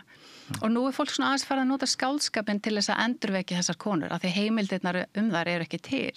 Þannig að það færist svona í aukana að fólk sé að nota skáldskap til að gæða þær lífi og til dæmis það er svona þetta er alveg vinsælt í Bretlandi að gera svona en hérna á Íslandi þá er þetta kannski aðeins viðkomara út af smæðinni að þá ég svona hélt að ég væri ekkert að gera þetta af mér þegar ég skrifaði þessa bók en svo koma ákveðna raddir og segja máttu skrifa þetta? Já, og ég bað ekkert leyfi, ég byrði kannski bara fyrirgefningu.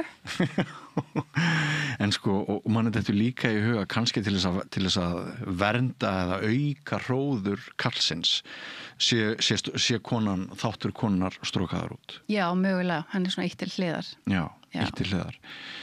Og þannig að þér fannst þótt þú hafir fengið nú þegar fyrir útkomu einhverjar svona pillur eða má þetta, þá fannst þér öruggari leið að taka skáldsöguformið á þetta heldur en að skrifa fræðibók?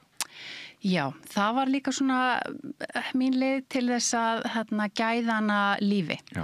Og sem sagnfræðingur það er ofsalega skemmtileg tilfinning að sita á handritadeild Landsbókasafnsins og lesa bréf sem fólk skrifaði, fólk sem var til í alvörunni og þetta er svolítið svona persónulegt og manni líður eins og maður sé að horfa á eitthvað sem maður á ekki verið að horfa á og maður sé að gera eitthvað af sér, en það er svona, maður fær mikið kikk út úr því og ég vildi svona einhvern veginn gera lesandanum kleift að fá þessa tilfinningu, þú veist að skyggnast inn í eitthvað prívat líf fólks og það er svona pínu forbóðið en pínu spennandi. En svo bókin fjallar samt fleira heldur en Annie, hún fjallar líka sko, þetta er líka samtímasaga. Já. Og hún segir frá blaðakonu sem telur sig vera að svifta hulunni á miklu bókmenntahneyksli. Já. Og svo fjallar hún líka skjalavörð á Landsbókasafninu sem er bitur því að hún hefur lifað í skugga móður sinnar sem er þjóðskáld allt sitt líf og hún vil svona brjótast undan hennar ægivaldi. Þannig að þetta er samtímasaga og ég myndi segja þetta er saga okkar allra. Þetta er saga drauma, vonir og þrár og við eigum okkur öll drauma, vonir og þrár hvort sem við erum uppi núna fyrir 100 árum, eftir 100 ár þá er þetta allt sömu draumarnir og við stöndum í rauninni frammi fyrir sömu fyrirstöðunum núna og fyrir 100 árum og jafnvel hversdagslegum fyrirstöðum eins og það þarf að sjá fjölskyldunni farborða og það þarf bara elda matinn og taka til og eitthvað svona sko. Þannig að þetta er bara bók okkur og svo veist mér svolítið fyndið sko þegar maður næri ákveðnum aldri þá er svona eins og maður eigi ekki ennþá að eiga sér drauma, maður á bara að sinna skyldu sinni sem fullorðin manneskja og bara sjá börnin og passa upp á samfélagið og allt þetta og það er oft talað svolítið svona háðslega til dæmis miðaldra fólk sem á sér ennþá drauma og vil ennþá gera eitthvað og við tölum sko miðaldrakrísu, það fólk er í miðaldrakrísu en hvað er það annað en bara miðaldra fólk sem á sér ennþá drauma og er ekki búið að gefast upp og er einhver ástæða til að hæðist á því? Nei, þetta er fallegt og skynsamlegt sjónarhótt finnst mér. En eru margir tímar í bókinni? Eða er hún...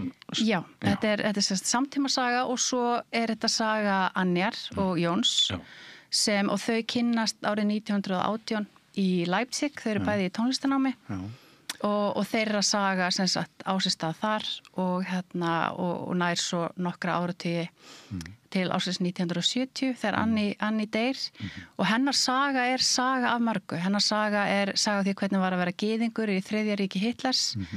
Hún er sagan af því hvernig var að vera uppi á þeim tímum þegar konur voru ekkert annað en aukaleikarar í lífi eiginmanna sinna og svo er hún sagan af því hvernig var að vera fátækur innflytjandi á Íslandi miðja síðustu öld.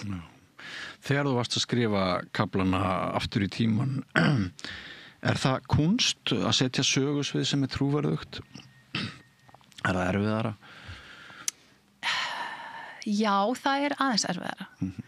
Og svona sagnfræðingurinn í mér hann svona á erfitt með að blanda saman skáldskap og sagnfræði og þannig að ég átti mjög erfitt með að fara langt frá heimildunum þannig að ég svona reyni að halda mig við heimildirnar eins mikið og ég mögulega get og það er til dæmis svona samtöl í bókinni sem áttu sér stað í alvörunni og tilvitnanir í bréf og annað slíkt sem eru alvöru heimildir. En svo náttúrulega þarf ég að gera persónunni upp svona innra líf og þar liggur skáldskapurinn. En allt hitt svona ytra lífið, það er byggt á heimildum og það allt áttu sér stað. Já. Kannski hugsu við ekkert svo ólíkt frá einni öld til annarar. Kannski er mannshjartað og mannshugurinn alltaf á sínu stað. Það er einmitt það sem ég var að reyna að sýna fram á. Það sem fyndið, við horfum til fortíðar og okkur finnst sko, í gamla daga var allt öðruvísi og fólk hugsaði öðruvísi og var með aðrar langanir en það er ekki satt. Þetta er sama fólkið, sömu langanir og við í dag. Þetta var ekkert svo öðruvísi. Nei. Ég óska til hamingju með útgáfu þessara bókar. Hún komin í búðir? Eða? Hún komin í verslanir og það útgáfupartí á morgun í Eymundsson á Skólavörðustíg klukkan 5. Allir velkomnir. Já, spennandi. Rétt í lokin, Sif, af hverju býrðu í Bretlandi? Hvað segirðu? Af hverju býrðu í Bretlandi? Af hverju? Já. Það góð spurning. Ég svo skotin í Bretlandi og ég kom eitthvað fyrst sem úrlingur með foreldrum mínum í hefðbundna túristaferð. Og ég svona einsetti mér að búa í þessu spennandi landi þegar ég yrði stór. Og svo fór ég og maðurinn minn fórum í nám. Hann íslenskur? Hann íslenskur. Við fórum þangað saman, við vorum ekki gift þá, en við fórum árið 2002 fórum þangað í nám. Og ílengdumst, komum aldrei tilbaka og ég held að það hafi alltaf verið svona leynilegt plan mitt á þess að ég hafi sagt neinum frá því að svona ég ætlaði að sjá hvort ég gæti nú ekki verið þannig að þess áfram. Svo Íslendingar samt svo miklir Íslendingar þannig að maður ákvað aldrei að ekki flytja aftur heim. Það flytja flestir heim. Og en við erum þarna ennþá og börnin okkar nú elsta barnið, hún 12 ára þannig að það fer nú að vera síðasti séns að flytja heim.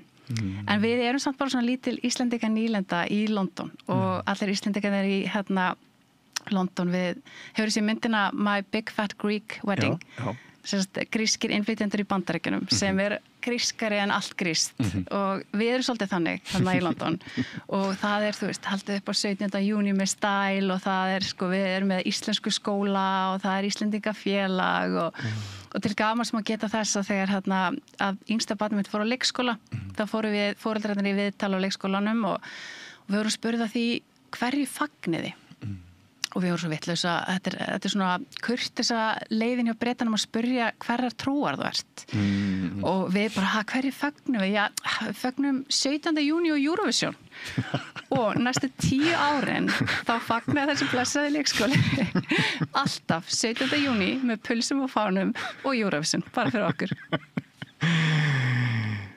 Ég gæti ekki bara fundið skemmtilegri lokaorð en akkurat þessi. Kærar þakkir, Sif Sigmarsdóttir, pislahöfundur, megir þú lifa að eilífu og halda áfram að skrifa. Til hamingju með bókina. Takk fyrir. Og vonandi verður gaman hjá þér í þeirri markaðsvinnu sem að nú tekur við hér innanlands. Ég veist ekki það. Og svo ferðu aftur út og haltu áfram að gera það sem þú hefur verið að gera og kæra þakkir fyrir komuna hér að Rauða borðinu. Takk fyrir búið í þáttinn. Og ekki fara langt, kæru hlustendur og áhorfendur. Við höldum áfram með nýjan kafla hér við Rauða borðið eftir andartak. Jæja krakkar, þetta síðasti dagurinn minn. Ég ætlaði nú aldrei að fara að vinna sem leiðbeinandi. Ég hef náttúrulega aldrei lært þetta að kenna. Ég lærði nefnilega hagfræði.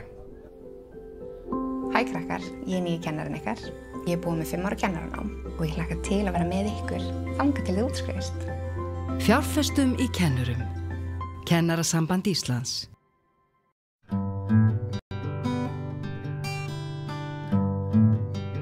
Já, velkomin í Trump-tíman. Hérna við setjumst alltaf niður vikulega og ræðum Trump. Hingað komið til mín Friðjón R. Friðjónsson sem borgarfulltrúi og Sveinn Máni Jóhannesson sem doktor í sagnfræði.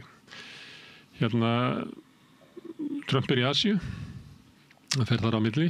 Já. Og gerir mikla, allir að reyna að gera honum til hæfis. Þeir í Suður Kóreu gaf honum kórónu og miklar svona medaljur, ég veit ekki hvað það þess að gangi með þetta, ég held að kórónan mjög há, hálfur metri á hæð. Það náttúrulega bara allir að bíða eftir fundunum með Xi og sjá hvernig það allt saman fyrir. Hann verður líklega ekki verið á laugardaginn. Þannig að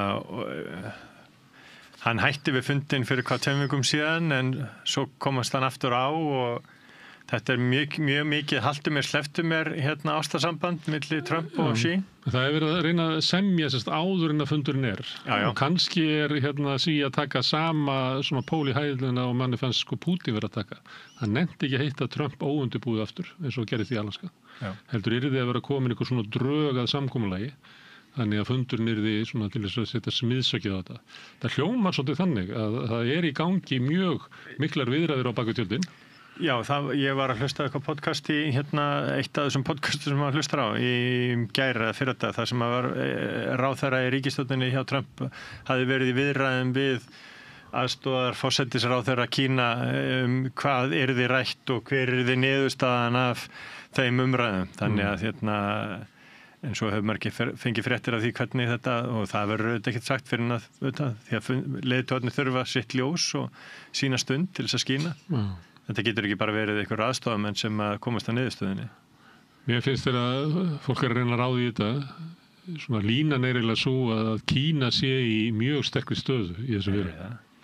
Þannig þessi hugmynd sem að Trump lagði upp með, að hann geti svona hótað Kína og beitt einhverju þvingunum, ég held að sé að renna upp fyrir eiginlega öllum meira sér kringum Trump, að það eiginlega ekki valkostur. Svakaleg furða að menn hafi ekki reiknað leikinn 2-3 skref fram í tíman og hugsa, við getum sett eitthvað viðskiptaþvinganir og tolla, en ef við göngum á langt að þá getur þeir stoppað allt aðgengi að svona sjaldgæfum málmum og rare metals and minerals. Og sem að skipta öllu máli í framleiðslu fyrir örgjörfa og fyrir hátækni. Þannig að og núna heyrir maður líka að það eru ofboðsleg að vera að setja mjög mikið peningrindar í þróun á Vesturlöndum og í þess að hafa áhugin svo sem á Grænlandi líka það að leita að þessum málmum annars staðar heldur en í Kína. Það kannski 15 ára verkefni. Já, margra ára verkefni En það er verið að setja mikið pening í svona fyrirtæki núna til þess að reyna að finna einhverjar lausnir. En eins og staðan í dag, þá er sími Trump. Kínverjarnir grafa 70% af þessu úr jörðu og vinna 90%. Þannig að það er eitthvað sem við taka annars það frá og fullvinna. Þannig að það er þetta er eiginlega einangunarstaða. Já, ég meina þess að fóruð líka svo sterkt inn í Afríku til þess að ná í hráefni þar. Og að mörguleiti kannski má útskýra umsvif Trump stjórnarinnar frá Grænlandi til Argentínu og víðar sem hluti að viðleitni til þess að reyna að ná í aðgengi að sambærilegum hráefnum. Þú veist, hvort það gengur eða En Kínverjar voru betri kapitalistar að þýlutum til að þeir fóru ekki að stað og takmarkuðu fyrir en að þeim var hótað. Þeir voru bara að selja.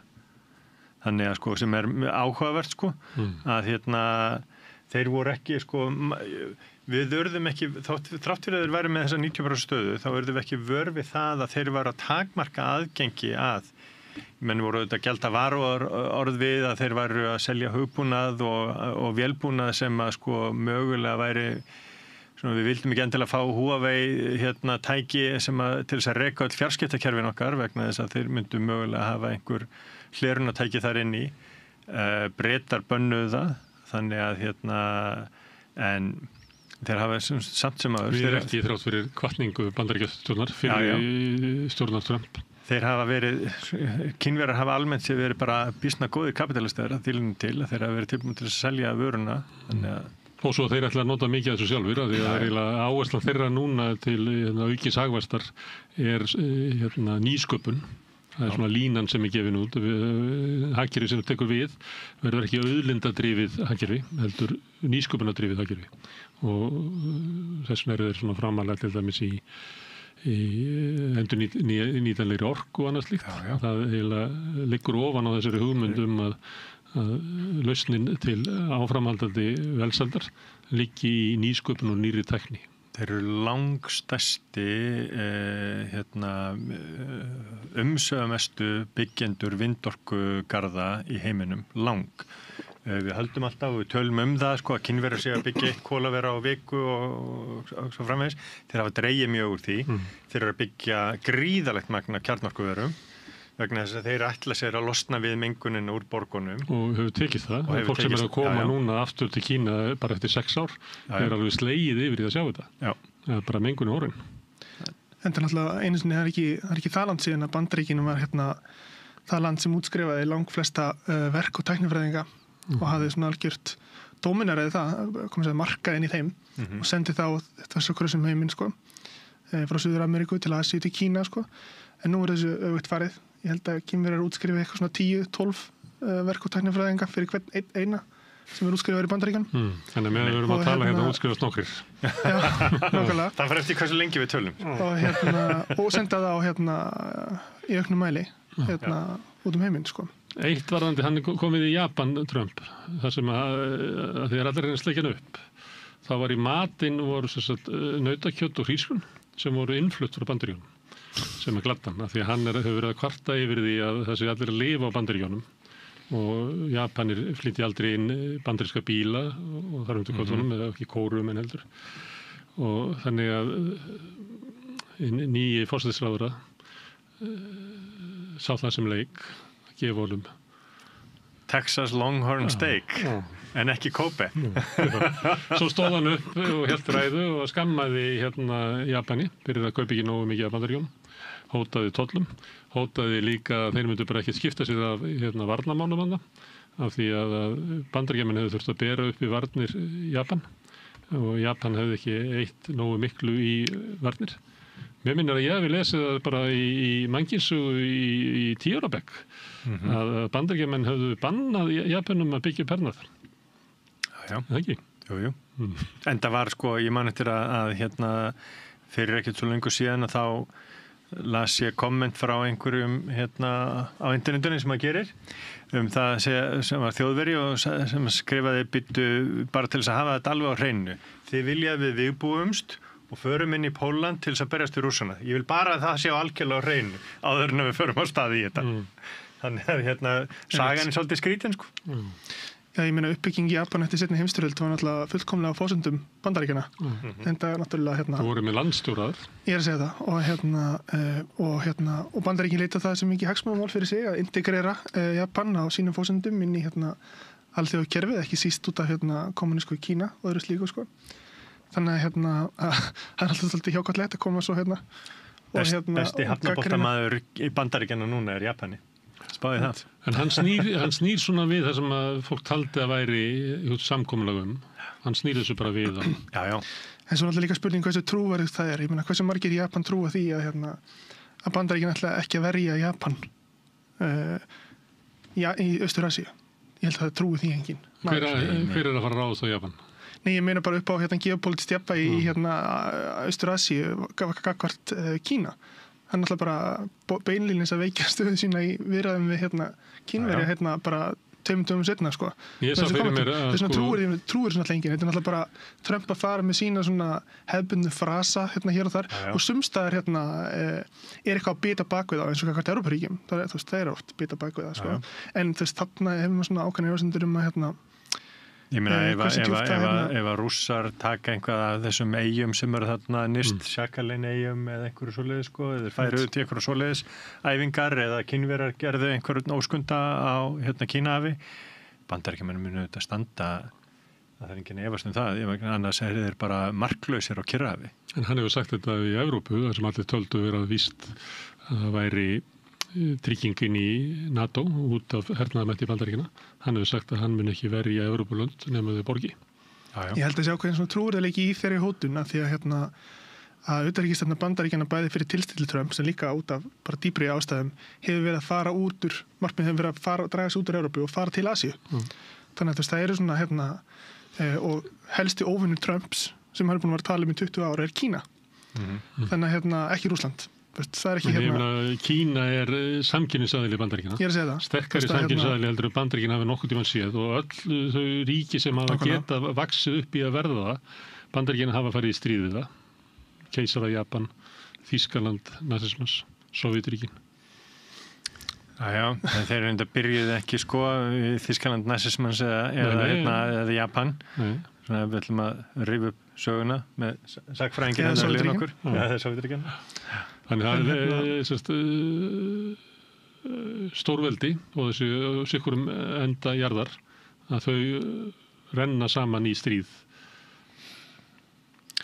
Nei, það held ég nú sé ekki, ég meina Bandaríkin og Sovjetríkin háðu vissulega kalt stríð og svona proxy stríð hér og þar en ekki allsherjar stríð sem hefði náttúrulega tortryggð plánundunni með einhverjum hætti Þannig að ég held að það sé engin ástæða til að það getur verið það verður aukin geopólitísk samkeppni milli Bandaríkjanna og Kína næstu árum og áratugum, ég held að það engin vafa á því og mögulega mun það brjótast út í einhvers konar staðbundnari jafnvel hreinum stríðum og meiri átökum en og svo samkeppni mun harðna.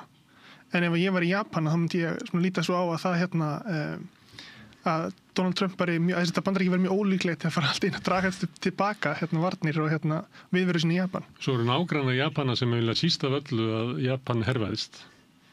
Kóruumenn, Kínverjar. Margir þarna í nágranninu sem hafa slæma sögu af útþenslustefnu Japan. Svipað og fólk í Evrópu af Þýskalandi. Það eru fólk í Þýskalandi sem ekki ánægt með að Þýskaland sé að herfaðast. Já, ég meina Japanir fóru hryllilega með Kínverja og Kóreubúa á þessum tíma. Ég er náttúrulega svo ímynd sem verið með Japan í dag náttúrulega svolítið svona friðsöm friðelskandi þjóð sem borðar sushi og er yndislegt að heimsækja og fara í hofinn og til Tókjó og allt þetta en náttúrulega Japanir voru heimsveldið fyrir seinni heimsstyrjöld og það voru þeir sem að þeirra útþenslustefna einkenndi geopólitík Asíu, ekki síst og það ekki síst gagnvart meðan Kínverjum og náttúrulega Kóreubúum á mjög brútal hátt og náttúrulega svona atómsprengjan sem var náttúrulega algjörlega hræðilegt fyrirbæri hefur náttúrulega svolítið breytt yfir og svona breytt sjálfsmynd Japan úr því að vera ákveðnir gerendur í þessum hildarleik yfir það að vera svona svolítið fórnarlömbin sem náttúrulega eru líka. Þegar þú nefndir Argentínu þá eru stundum verið að tala að svona óskanstæðingur Bandaríkjanna er Kína og þess vegna vilja þeir fara helst út úr Evrópu og leiðist þetta stríð þarna sem að þar er að slökkva á því til þess að geta einbeitt sér annað. Miðausturlönd eru mikilvægt svæði og þeir eru í vandræðum þar og geta þarlendi ekki einbeitt sér að Kína meðan að þau eru með þetta tvennt í gangi. Þess vegna vill Trump koma líklega á friði, kannski út af einhverjum öðrum ástæðum. En nú virðist vera eins og liggur eiginlega við að Trump-stjórnin sé að byggja sig undir svona átök og svona harðari stefnu í Suður-Ameríku. Já, ég held að það sé alveg það er svona suður-amerísk svona geopólitík er svona komin svolítið aftur eftir að hafa verið svolítið legið kannski svolítið í dái frá kaldastríðs árunum. Bandaríkjamenn alltaf blanda sér allavega frá svona meiri í 19. öld með mjög harkalegum hætti í stjórnmáli fyrir Monroe ákvæðið er náttúrulega bara síðan í upphafi 19. aldar 1822-21 já.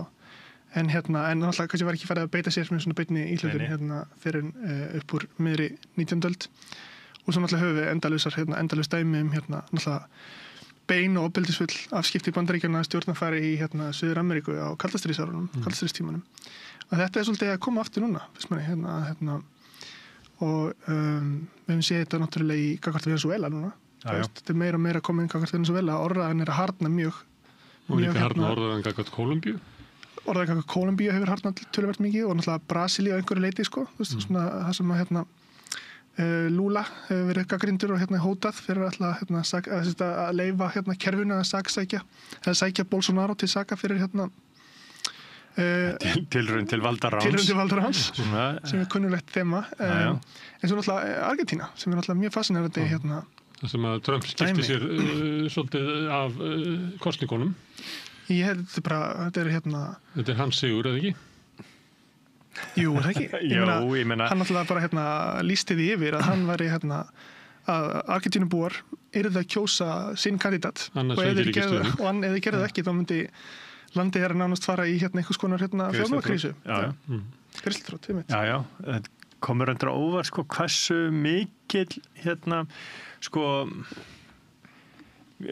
ég á ofsalega erfitt með að trúa að þetta sé svona algjörlega ráðandi, bara vitandi hvernig kjósendur hegða sér og hugsa og svo framvegis 100% þá voru einhverju sem að hugsuðu við verðum að kjósa Milei vegna þess að en svo held ég líka bara að einhverju hafi viljað gefa honum meira tækifæri vegna þess að hann var ekki með meira hluta í þinginu og hann hafði þrátt fyrir þessi spillingamál sem að tengdust systur hans og einhverjum ráðherrum líka að þá verði samt líka svona þeir sem að ég þekki sem að þekkja Argentínu að hafa búið þar töluð að svona kerfið hafi unnið svo gegn honum að það væru fólk margt fólk sem að fyndist hann ekki hafa fengið tækifæri sem hafa kosin út á að gera, til þess að gera það sem hafa kosin til að gera. Þannig að ég rosa skeptískur á þegar kemur eitthvað svona utanakomandi aðili og þjóðin segir bara, við verðum nú að lúta þessum, við verðum að fara eftir vilja Trump. Bara vegna þess að kannski það bara eiga hugsunin í mér og hvernig við þekkja Íslendinga, við myndum aldrei fara þannig og kjósa bara ef Trump segði, við ætlum að láta ykkur aðfylgta peningum. Við myndum fara í fullkomna mótþróa þrósku og gera þveröfugt við það sem að þess að utanakomandi vildi að við gerum. Það má sjá þessi merki í kostingunum í Kanada sem var svona hand-Trump.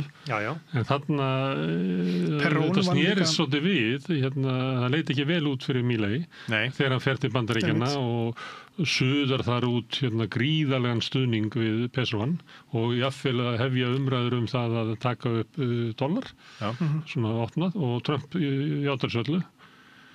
Og segir að þetta loforðið hans bundið því að þau kjósi Milley. En ég veit ekki hvað, ég held að pesoin hafi fallið 76% þegar hann tók við Milley.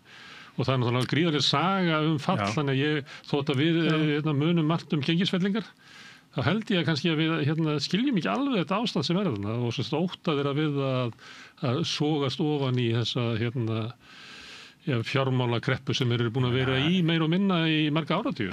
Fyrir 100 árum síðan var Argentína gríðarlega öflugt og auðugt land og ég meina bara þessi stjórnmála órói og reynsla, ég meina hvorsu sem af herforingjastjórnum eða peronistum, það bara skelfingarsaga vegna þess að þetta er land sem hafði allt til alls til þess að verða öflugt ríki. Þannig að, og jú, það getur vel verið að það sé einhvað í þjóðarminninu sem svona hrætt við enn meira gengisfall heldur en hefur orðið. En ég bara skal vikna að þekki það ekki, sko. Já, ég alveg saman því að heldur þetta maður nálgast þetta með svolítið svona auðmýkt í þeim skilningi að maður, þú veist, þetta er rosalega mikil og djúp saga sem maður skilur ekkert til full, sko, alls ekki. En en ef ég skildi rétt, sko, þá, þú veist, það er alveg rétt, það sem að gerðist núna, ef ég skildi rétt þessu kosningum, það sem eitthvað svona þriðjungur sætana var í kjósin þriðjung sætana til efri og neðri deilda þingsins, að þá Milley núna komin með nógu stóran minnihluta í þessum deildum til þess að koma í veg fyrir það að þingið samþykki lög í hans óþökk eða geti komist gegn hans neitunarvaldi á öðru lögum. Og verið til dæmis að tala ef að þingi vill framlengja bætur til, eins og eitt af meðurum, framlengja stuðning við fötluð börn, og Milley vítóorði eins og hann gerði, að þá getur þingið ekki tekið tilbaka vítóið. Þá gildir það. Og þannig að það vissulega verið svona, þessi valdaskipting í argentíska kerfinu hafa blokkarað að vissu leyti prógram Milley, en á móti kemur ef ég lesi þetta rétt, sko, þá er hann búin að skera niður ríkisútgjöld 30% á örstuttum tíma, 2 árum. Já. Og það náttúrulega og það reka fleiri 100.000 opinberum. Og það náttúrulega ef það var að mæla árangur í því, þá var það náttúrulega einstaklega mikill árangur. En hins vegar hefur það náttúrulega leitt af sér atvinnuleysi, það hefur leitt af sér aukinni fátækt og kaupmáttur hefur dreigið saman. Á saman tíma náttúrulega fyrirsögnin alltaf svo að verðbólga hafa lækkað, sko, en sem náttúrulega, þú veist, verðbólga var 300%. Þú getur lækkað verðbólga með því að slá bara 10% af fólkinu út úr hagkerfinu. Nákvæmlega. En kaupmáttur hefur náttúrulega lækkað með henni. Þannig að á sama tíma hefur náttúrulega þessi verðbólga farið niður, ekki sísta stórum hlutvaldi þess að þú bendir á að pesoin hafi lækkað, sko. Hún samt verið haldið uppi af Seðlabankanum og held ég, og með það sem maður les, náttúrulega veit ekki alveg nákvæmlega, en þá er búið að tæma alla gjaldeyrisvarða forðaða sjóði. Já, síðustu vikur gekk Seðlabankan mjög hart fram við að reyna að halda pesounum uppi og hann var að gefa mjög mikið eftir, sko. Hann átti bara ekki meiri pening. Þannig að halda uppi virði gjaldmiðilsins til að draga úr verðbólgu, koma stöðuleikanum, sko.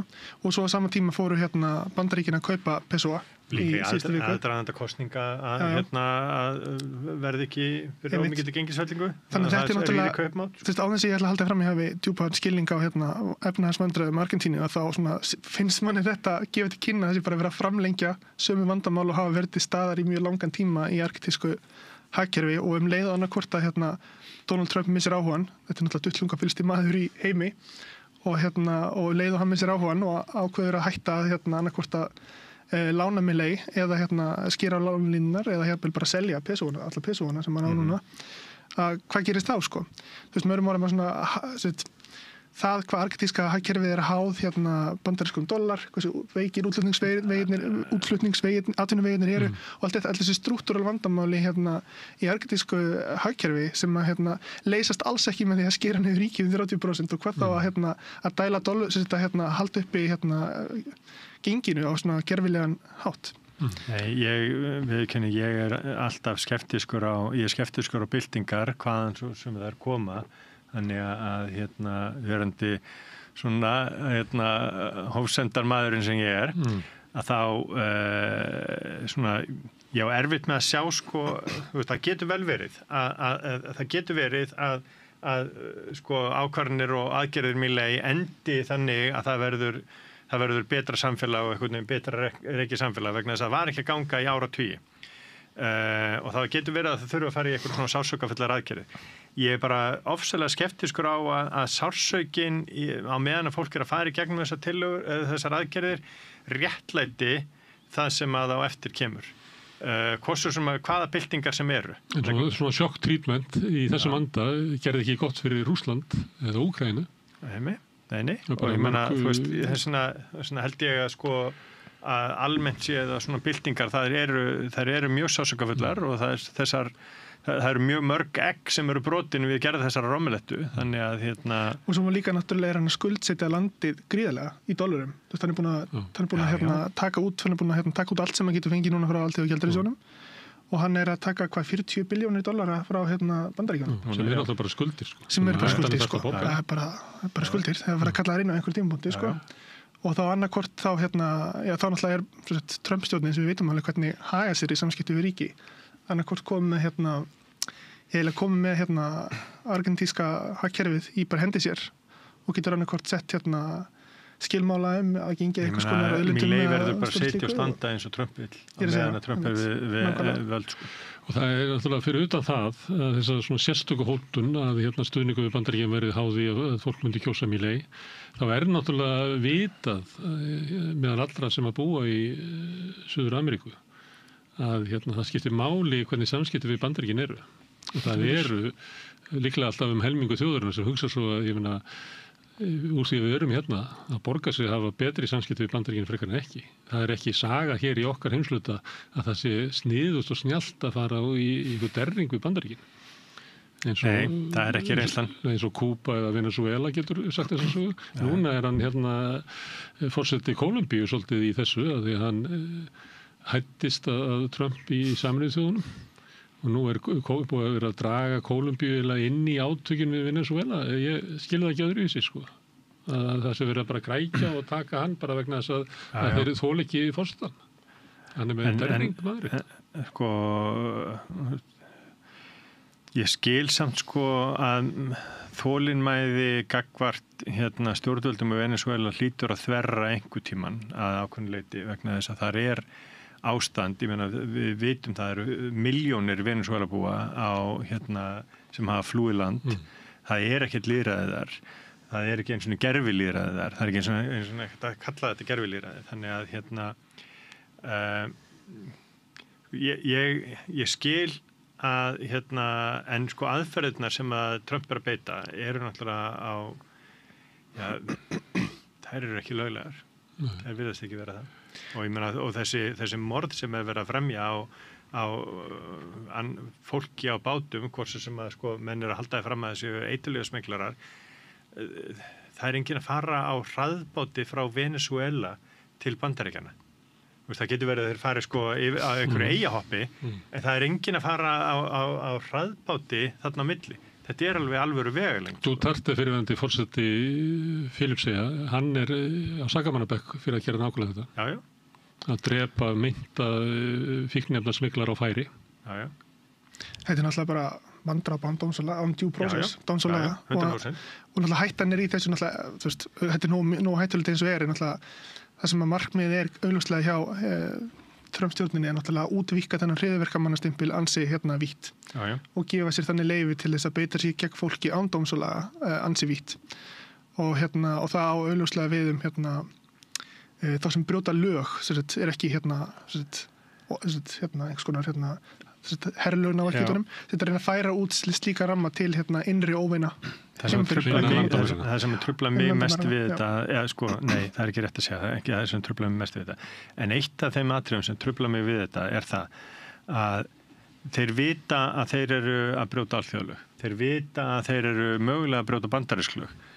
Og þegar að það kemur að því að þessi menn þurfa að láta völdum og horfa mögulega framan í það að verða dregnir fyrir einhverja alþjóðadómstóla þó að Bandaríkin séu mjög tregir til þess að leyfa það að þeirra fólk sé dregið fyrir alþjóðadómstóla en mögulega dregnir fyrir dómstóla í Bandaríkjunum vegna þess að þeir eru að stunda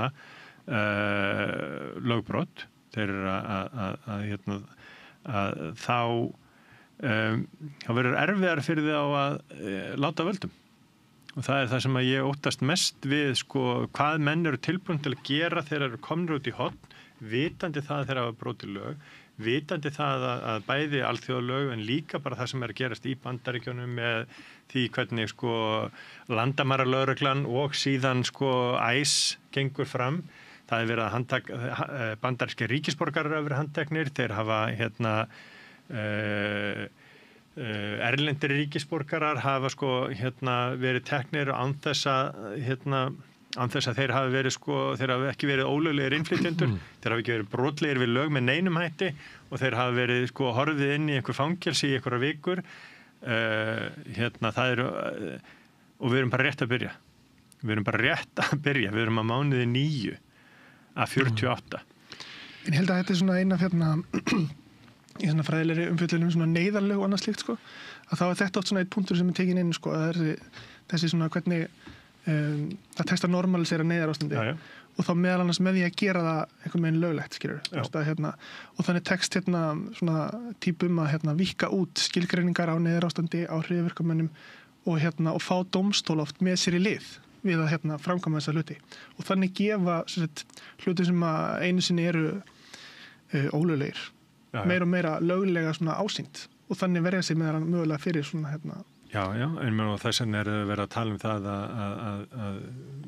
að virkja the Insurrection Act að það sé einhvers konar uppreisnar ástand á ákveðnum svæðum í Bandaríkjunum sem er réttlæti það að fara með herinn inn í svæði og beita meira ofbeldi og jáfnvel setja löglega kjörin ríkisstjórnvöld eða héraðsstjórnvöld af til þess að eða borgarstjórnvöld eða yfirvöld í borgum af til þess að fara sínu fram.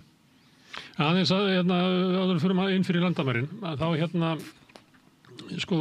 kenningi var svo að Bandaríkjamenn þurfa undirbúið sig undir átöku í Kína. Þess vegna þurfa að fara út úr Evrópu, slökkva á vesininu í Miðausturlöndum, einbytta þess að Kína. Þá allt í einu þá fara þeir eiginlega í hernaðaraðgerðir í Suður Ameríku og menn er að klóra sér fyrir hvað veldur þessu. Ein kenningin er svo að þetta er bara Mark Rubio hefur bara áhugað þessu. Hann er nú innflytjenda frá Kúbu og hans draumur og hann lagði áherslu á það í sínu pólitíska ferli að Bandaríkin yrðu að frelsa Kúbu og þetta sé bara ekki, hópurinn sé ekkert betur samsettur heldur þetta að verði ekki að bara leyfa Rubio að leika sig við þetta. Að starta stríði í Karabíahafinu? Já, kannski. Hvað heitir hann eftir, nú gleymi ég hvað hann heitir vinarnas, hliðina Rubio,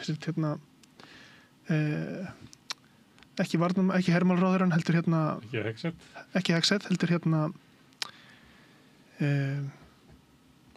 alltaf ég maður ekki alveg nákvæmlega en það er líka að tala um að hann sérstaklega í þessu Venezuela-dæmi að hann er náttúrulega búin að vera nafni kemur, engar ágjur en hann vilji sé beita sér fyrir þessi Venezuela-dæmi til þess að víkka út hryðjuverka skilgreininguna til þess að fá meira rými til þess að beita sér gegn bara fá meira rými til þess að beita sér gegn sínum óvinum, veintum óvinum, hvar sem þeir eru Innanlands eða í Venezuela? Aðalega innanlands. Hann sé að víkka út skilgreiningar hryðjuverkamönnum sérstaklega í Stephen Miller þá? Stephen Miller, já, ok. hryðjuverkamönnum á Karabíska hafinu á bátum og samanskapið verið að færa hægt og rólega þá skilgreiningu yfir á stjórnvöld í Venesúela og þannig verið að búið til einhvers konar réttlætingu fyrir afskiptum, stjórnarskiptum, hernaðaríhlutun með einhverjum hætti í Venesúela þegar það kemur. En svo líka ekki síst gagnvart þannig að sjá hversu langt dómstólar leyfa honum að komast með að skilgreina hryðjuverkamenn sem slíkt. Það getur verið. Og hagsmunir hans og Rubio fara svolítið saman í þessu. Og svo vill Trump bara olíuna í Venesúela. Já, ég meina það getur verið. Maður trúir nánast hverju sem upp á Stephen Miller. Þannig að hann hefur hins vegar ekki sýnt utanríkismálum sérstaklega mikinn áhuga hinga til. Hann hefur verið að tala hættuna af innflytjendum. Stríðsástand, þegar maður hugsaði að stríðsástand í Venesúela gæti mögulega aukið á flóttamenn frá landinu og gert stöðuna erfiðari en ég meina ef þeim tekst að drepa Maduro og velta stjórnvöldum við og koma inn einhverjum nýjum forseta. Já, svo sem reynt það áður. Í sumum af þessu löndum hefur tekist að vera skiptum valdhafa. Já. Þeim ekki alltaf tekist það. Nei. Og það ekki mörg dæmi að Bandaríkin fari beint í stríð. Nei. Í þessum heimsluta. Það geti verið kallað miklar hörmungar yfir. Já. Ég meina og alveg ómögulegt að sjá hvernig önnur lönd myndu bregðast við því. Já, þeir fóru inn í Granada þannig að fyrir 40 árum síðan rúmum en þeir hafa ekki farið í beina innrás. Þeir hafa vopnað síðan svínaflóa. En ég held að svona boots on the ground eins og maður segir ólíkleg niðurstaða. Þessi frekar einhvers konar hernaðar íhlutun, fjárhagsstuðningur og jafnvel loftárásir eða eitthvað slíkt. Þeir virðast ekki hafa þann hóp í Venesúela til þess að vopnast eins og þeir hafa haft í mörgum af þessu löndum sem þeir hafa getað fjármagnað með ótrúlegustum hætti í andstöðu gegn stjórnvöldu sem að þeim líkar ekki. Já. Það verið ekki svo, gangi það ekki í Venesúela? Nei, einmitt. Nei, það var frægt dæmi hvernig fjármögnuðu hernaðar andstöðu í Nicaragua með ólöglegum hætti fyrir 40 ára síðan. Það serja vopn til Íran. Já. Þetta náttúrulega, þetta eins og aðeins lengra sögulegu samhengi og þetta náttúrulega bara svona bæði staðin í Venesúela og allt þetta er náttúrulega svona birtingamynd þeirra aðstöðu sem Bandaríkin með sína Monroe-kenningu hafa sett Suður-Ameríku í undanferðin 150 ár sem náttúrulega það svolítið þeir eru með okkur eða þeir eru á móti okkur og við ætlum að og fyrir seinni heimsstyrjölda þá þessi svona nöktu svona fjármála yfirráð sem sá með Kúbu og víðar og svo eftir seinni heimsstyrjölda sem að kalda stríð kemur eitthvað með fullum krafti það sem að ríki Suður-Ameríku, að Bandaríkjamenn ákveða að þessi þeirra þjóðarhagsmunir ríki Suður-Ameríku geta ekki valið sér sín einu stjórnvöld. En það áhugavert þeir gerðu ekki kröfu á stjórnvöld í Suður-Ameríku að taka þátt í seinni heimsstyrjöldinni með þeim. Ekki gagnvart Þjóðverjum eða gagnvart Japan. Þeir höfðu þetta aðstöðu en ég meina en Suður-Ameríka endaði síðan auðvitað sem bara einhvers konar flóttaleið fyrir gamla nasista þannig að það er kannski verið ósátt það. En staðan sem að Suður-Ameríka hefur náttúrulega lent í að þegar það hefur verið reynt að þú sagðir að lönd í Suður-Ameríku er þetta að vera í góðu sambandi við Bandaríkin. Ég hugsa að það sé stór hluti íbúinu sem hugsa það. Já, ég held að það sé rétt en sá valkostur er náttúrulega ekki góður að þurfa að velja á milli þess að vera sérstaklega undir lægja Bandaríkana eða að einangra sig frá umheiminum eins og Kúba eða Venesúela. Lönd sem eru nálægt svona stórveldum þurfa ofta að kyngja. Það er punkturinn minn að þetta er í kringum Kína, þú tipplar í kringum Rússland, þú tipplar í kringum Bandaríkin. Það er minn punktur með þetta er en erfiða staða sem Bandaríkin hefur settlandi í og svo getur kemur með landis og Venesúela að þá hættan eða Kúba að þau breytist í einhvers konar einræðistjórnir að því bara einfallega á þess að ég sé réttlæta það en líka bara því að þau geta alltaf sagt Bandaríkin er reyna að vilja okkur og stundum er það rétt ekki alltaf, en stundum er það rétt og með því er alls ekki réttlæta stjórnvöld í Venesúela eða Kúbu en þetta er náttúrulega þetta er í rauninni það sem fólk sem býr í löndum eins og nálægt stórveldum þetta er þeirra dálítið svona staða. Ég meina það er staða Litáin og Íslands og svo framvegis, það er staða hefur verið staða Pólverja í gegnum aldirnar að vera fast á milli Rússlands og Þýskalands. Þannig að, Íslands. Já. Við erum bara frekar heppin samt að vera svolítið langt í burtu. Við erum samt innan Monroe-kenningarinnar. Já. Ég vil alltaf vera að benda á það hér að við erum með allt öðruvísi öryggishagsmuni heldur en lönd á megin landi Evrópu út af þessu. Við erum í skilgreindu áhrifasvæði Bandaríkjanna og það Bandaríkjamenn vita það. Rússarnir vita það líka, það vita það allir í heiminum. Þannig að við förum að herfa þess sama hátt og við ættum landamæri eða Rússlandi finnst mér vera absúrt. Það er nú annað. Það eru kosningar eftir helgi í Bandaríkjunum, svona hist og her, ekki mikið af þeim. En það sem er mest spennandi eru líklega borgarstjórnarkosningarnar í New York. Mamdani hefur verið með svona 45% í skoðanakönnunum. Cuomo er aðeins að styrkja sig, hann er komin yfir í 30, komin svona 33, 34. Það er samt mikill munur og svona undir svona venjulegum kringumstæðum þetta væri, þá myndum að segja að það er ekkert sem getur komið í veg fyrir að Mamdani vinni. Hins vegar er ýmislegt sem gæti komið í veg fyrir það. Það er til þess að það er Komma-Grílan, hann er yfirlýstur sósíalisti og Trump kallar hann kommunista og það tala að New York sé að falla í hendur kommunista. Og það er þarna fulltrúi republikana sem er í frambóði sem er mjög veikur og svona, þannig að þeir sem gætu hugsa sér að kjósa hann, alltaf er svolítið erfið ákvörður marga þeirra að kjósa Cuomo, sem er þeirra svona sögulegur andstæðingur. Svo fjölskylda bara. Já. Ef þú ert rótgróin republikani í New York, þá er eiginlega, það er erfitt fyrir það að kjósa Cuomo, hann vinnur aðeins á móti, en hins vegar ég meina, Mamdani er múslimi. Það er svo margt sem það er svo margt sem að geta gripið inn í ákvörðun kjósenda á síðustu metrunum. Þannig að ég myndi ekki vera algjörlega viss hann væri búin að ná þessu. Ef að Silva myndi bara draga sig alveg í hlé sem vill alls ekki, en ef hann myndi gera það, ég held að ef einhver kemur til hans helgina og segir ok, 10 milljónir. 10 milljónir dollara. Það er að gera það núna, það er búið að opna fyrir utankjörfunda. Já, ég veit það ekki, þú veist, en bara tilfinningin, ef einhver kemur þá myndi hann hætta við. Hann er á kjörsölunum, ég held að það ekki svona að breyta því. Nei, það er þetta rétt. En þetta er svona, ef hann er ekki frambóði eða dreigur sér til hlés, þá á Cuomo aðeins meiri séns gagvart Mamdani en þetta lítur allt út fyrir það að hann vinni. Það er orðið meira sér þannig að allavega 2 þingmenn republikana eru búin að mæla fyrir því, ekki með formlegum hætti en byrjar að tala það að það er að svifta Mamdani ríkisborgararétti vegna þess að hann er Fæddur í Úganda. Já, og er hann fæddur í Úganda?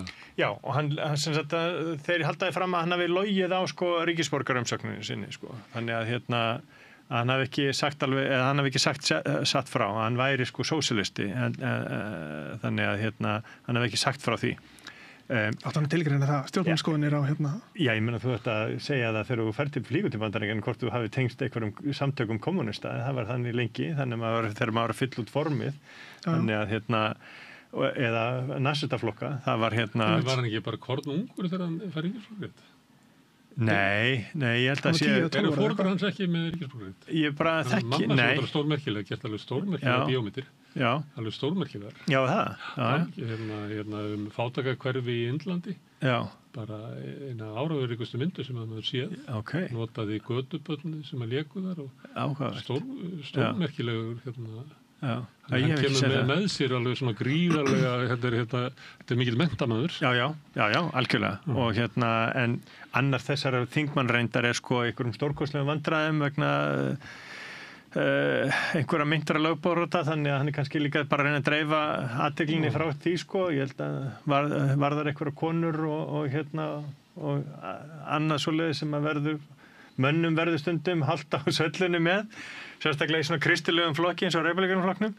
Þannig að en já, ég reyndar ég er meira að fylgjast með vegna sem ég bjó í Virginíu, þannig að ég fylgjast með hvernig Abigail Spanberger gengur.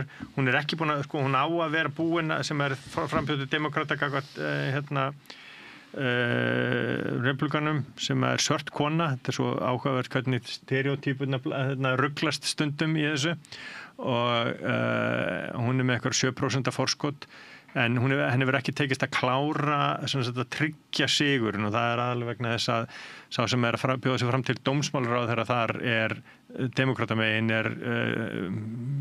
virðist þeirra svona ákveðin skítæll og lendi í smá vandræði með það að hann óskaði dauða yfir eitthvað þingmannsrepublikana í textaskilabóðum og það allt saman lag og svo framvegis.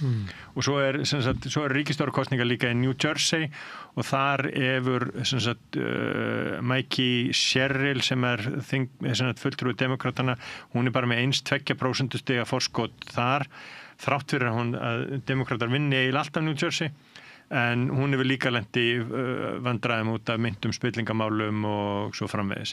Þannig að þetta verður spennandi þriðjudagur næstkomandi, ekki bara í New York, það líka fyrir mest í New York, við verðum að segja því.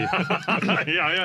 Þar svo margt undir, bæði þetta náttúrulega spennandi í sjálfu sér og svo þetta náttúrulega líka spennandi að ef að Mamdani vinnur að þá getur það haft svona áhrif á afstöðu demókratana hvers konar frambjóðendur þau eiga að stilla fram. Þetta náttúrulega verið stórkostlegur sigur fyrir vinstrimenn í Bandaríkjunum ef hann vinnur þetta. Ég með það alveg klárt mál að þetta hefur áhrif á landsvísu. Annað sem ekki gerst. Að því að einfallega vegna þess að hann alltaf orðin hluti af. En ef hann vinnur stórsigur þá held ég að demokrater hugsa vegna þess að menn hugsa alltaf hvernig gekk í síðustu kostningum þá hugsa þeir, við þurfum að fá fleiri Mamdani ef hann rétt mér sigur á Cuomo þá eru skilabóðin ekki alveg skýr og svona establishmentið í demokrataflokknum mun segja, voruð með mjög brogaðan frambjóðanda í Andrew Cuomo mikil alls konar vandræði kringum hann og rökklaðist frá og svo framvegis og eiginlega bara ömurlegt að sjá mannin í kosningabartunni. Hann eins og draugur upp úr öðrum draug. En demókrata establishment vil alltaf segja það. Já, ég veit það, en ég bara segja þeir vil alltaf segja bara þetta New York og New York ekki Amerika, alvöru Amerika á Florida eða Ohio eða við viljum vinna þau ríki, og ég alveg sammála auðvitað ef hann vinnur eftir því sem að sigurinn verður stærri því sterkari verður momentið með þessum aðilum innan demókrataflokksins, en það verður samt engin friðsamleg valdaafsal það verður held ég barist frá síðasta blóðdropa með innan demókrataflokksins hvernig mótstaðan gegn Trump ég bara áhyggjur því þegar demókrata ef að vinstri armur demókrataflokksins sigrar þar og AOC og það það frambjóðandi í Vermont sem svona mjög vinstri sinnaður sem í ríkisstjórakosningu, öldungadeildakosningunni þar sem þetta á móti Bernie og frekar heldur Maine eitthvað starf að sem nýtur stuðnings AOC og Bernie Sanders og svo framvegis með mikið fórskot ef þessi vinstri armur sigrar og við erum með svona harðkjarna hægri og miðjan algjörlega farin í Bandaríkjunum og við erum með harðkjarna hægri í republikanaflokknum og svona populist hægri Þetta nú ekki sérstaklega vinstririnnar fólk á okkar mæli Ég ætla að segja, þetta svona mildir sósíaldemókratar ég að tala ímyndina innan það alveg sósíalistar í Bandaríkjunum þeir eru bara eins Sósíalískar hugmyndir höfðu áhrif á Bandaríkin og það sem eiginlega skást í Bandaríkjunum komið þaðan og frá sósíalísku hugmyndunum ok bara New Deal og fleira sem það bara hannig Þannig að það sem ég hef bara áhyggjur af þetta mun auka skautunina ennþá meira og það verður alltaf meira og meira í húfi við hver valdaskipti. Það að segja að þú þegar þú ert búin að algjörlega demonisera andstæðingin, bæði vinstra megin og hægra megin, að þá verða valdaskiptin það verður alltaf meira og meira í húfi við hver valdaskipti og þá styttist í það að þau verða ekki. Það það sem ég hef en þetta alltaf ég held að það skiptir ég er alveg bara samanlega sem mörgur leiti en þetta samt búið að eiga sér stað það skiptir ekki máli hver leiðir demókrata hvort það Hillary Clinton eða Zoran Van Dami Donald Trump mun alltaf segja að viðkomandi kommunisti og hann óvinur minn og ég mun Kamala verið það. Já, en ég á við sko þegar að Donald Trump er gamall maður og og það engin með sama pólitíska sjarma sem að næst á eftir honum í þessari hreyfingu. Josh Hawley eða J.D. Vance eða allir þessir eða Marco Rubio sem var reyndar hófsamur republikani einhvern tímann. Þeir ná ekki að grípa sko með sama hættu, þeir hafa ekki sama náðarvald. Þannig að ég bara segja sko þegar að náðarvaldi Trump sleppir og republikanar þurfa að standa fram fyrir því að vera ekki með frambjóðandan. Þá opni skáttur fyrir ykkur hófstiltu hægrimennina. Kannski, eða ekki. Eða þá opna skáttin að valdaskipti verði ekki leyfð, sko. Vegna þess að það eru hreinræktaðir sósíalistar sem að kalla sig sósíalista sem eru í frambóði hinum megin. En akkur ætti þau ekki að vera leyfð þó þessi sósíalismi er leyfilegur í Bandaríkjunum? Nei, ég er að segja sko, það eru öfl í Bandaríkjunum, sömu öfl og tala það að það verða svipta mandami ríkisborgarrétt sem að munu segja, og ég meina bara eins og Michael Flynn og einhver svona. Það eru sömu öfl og voru að efast ríkisborgarrétt Obama. Já, algjörlega. Ég held bara að segja að viðbröðin sem við sáum ein kenningin á þessu öllu saman er að sömuleiðis séu horfa á viðbröðum við kjöri Obama. Að það kveikti í hvítum þjóðernishyggju yfirburðahyggjumönnum. Já. Og þú til að segja það að ef það verður kosnir nokkri sósíalistar, þá getum við séð í að fyrir enn heiftarlegri viðbröð. Þessi menn óttast sko kommunismann vilja miklu frekar heldur svartamannin. Já, ég leik mér að því að teikna upp sviðsmyndir. Mér finnst það leið til þess að hjálpa mér að skilja hvað getur gerst í framtíðinni. Og þetta er bara ein sviðsmynd, ýkt sviðsmynd, að ef að sósíalistar sem að skilgreina sig sem sósíalista, vinstri armurinn verður ráðandi í demokrataflokknum, þá er auðveldara skref fyrir harðsvíraða þjóðirni sinna og kristilega þjóðirni sinna sem að tala það að það eigi ekki verða valdaskipti aftur í Bandaríkjunum að implementera þessa sín heldur en ef það er ekki kappi við sannfæra nógu stóra hluta þjóðarinnar að beygja sig undir það að það sé áhættu samt að halda kosningar. Það trúði enginn að Joe Biden væri sósíalisti.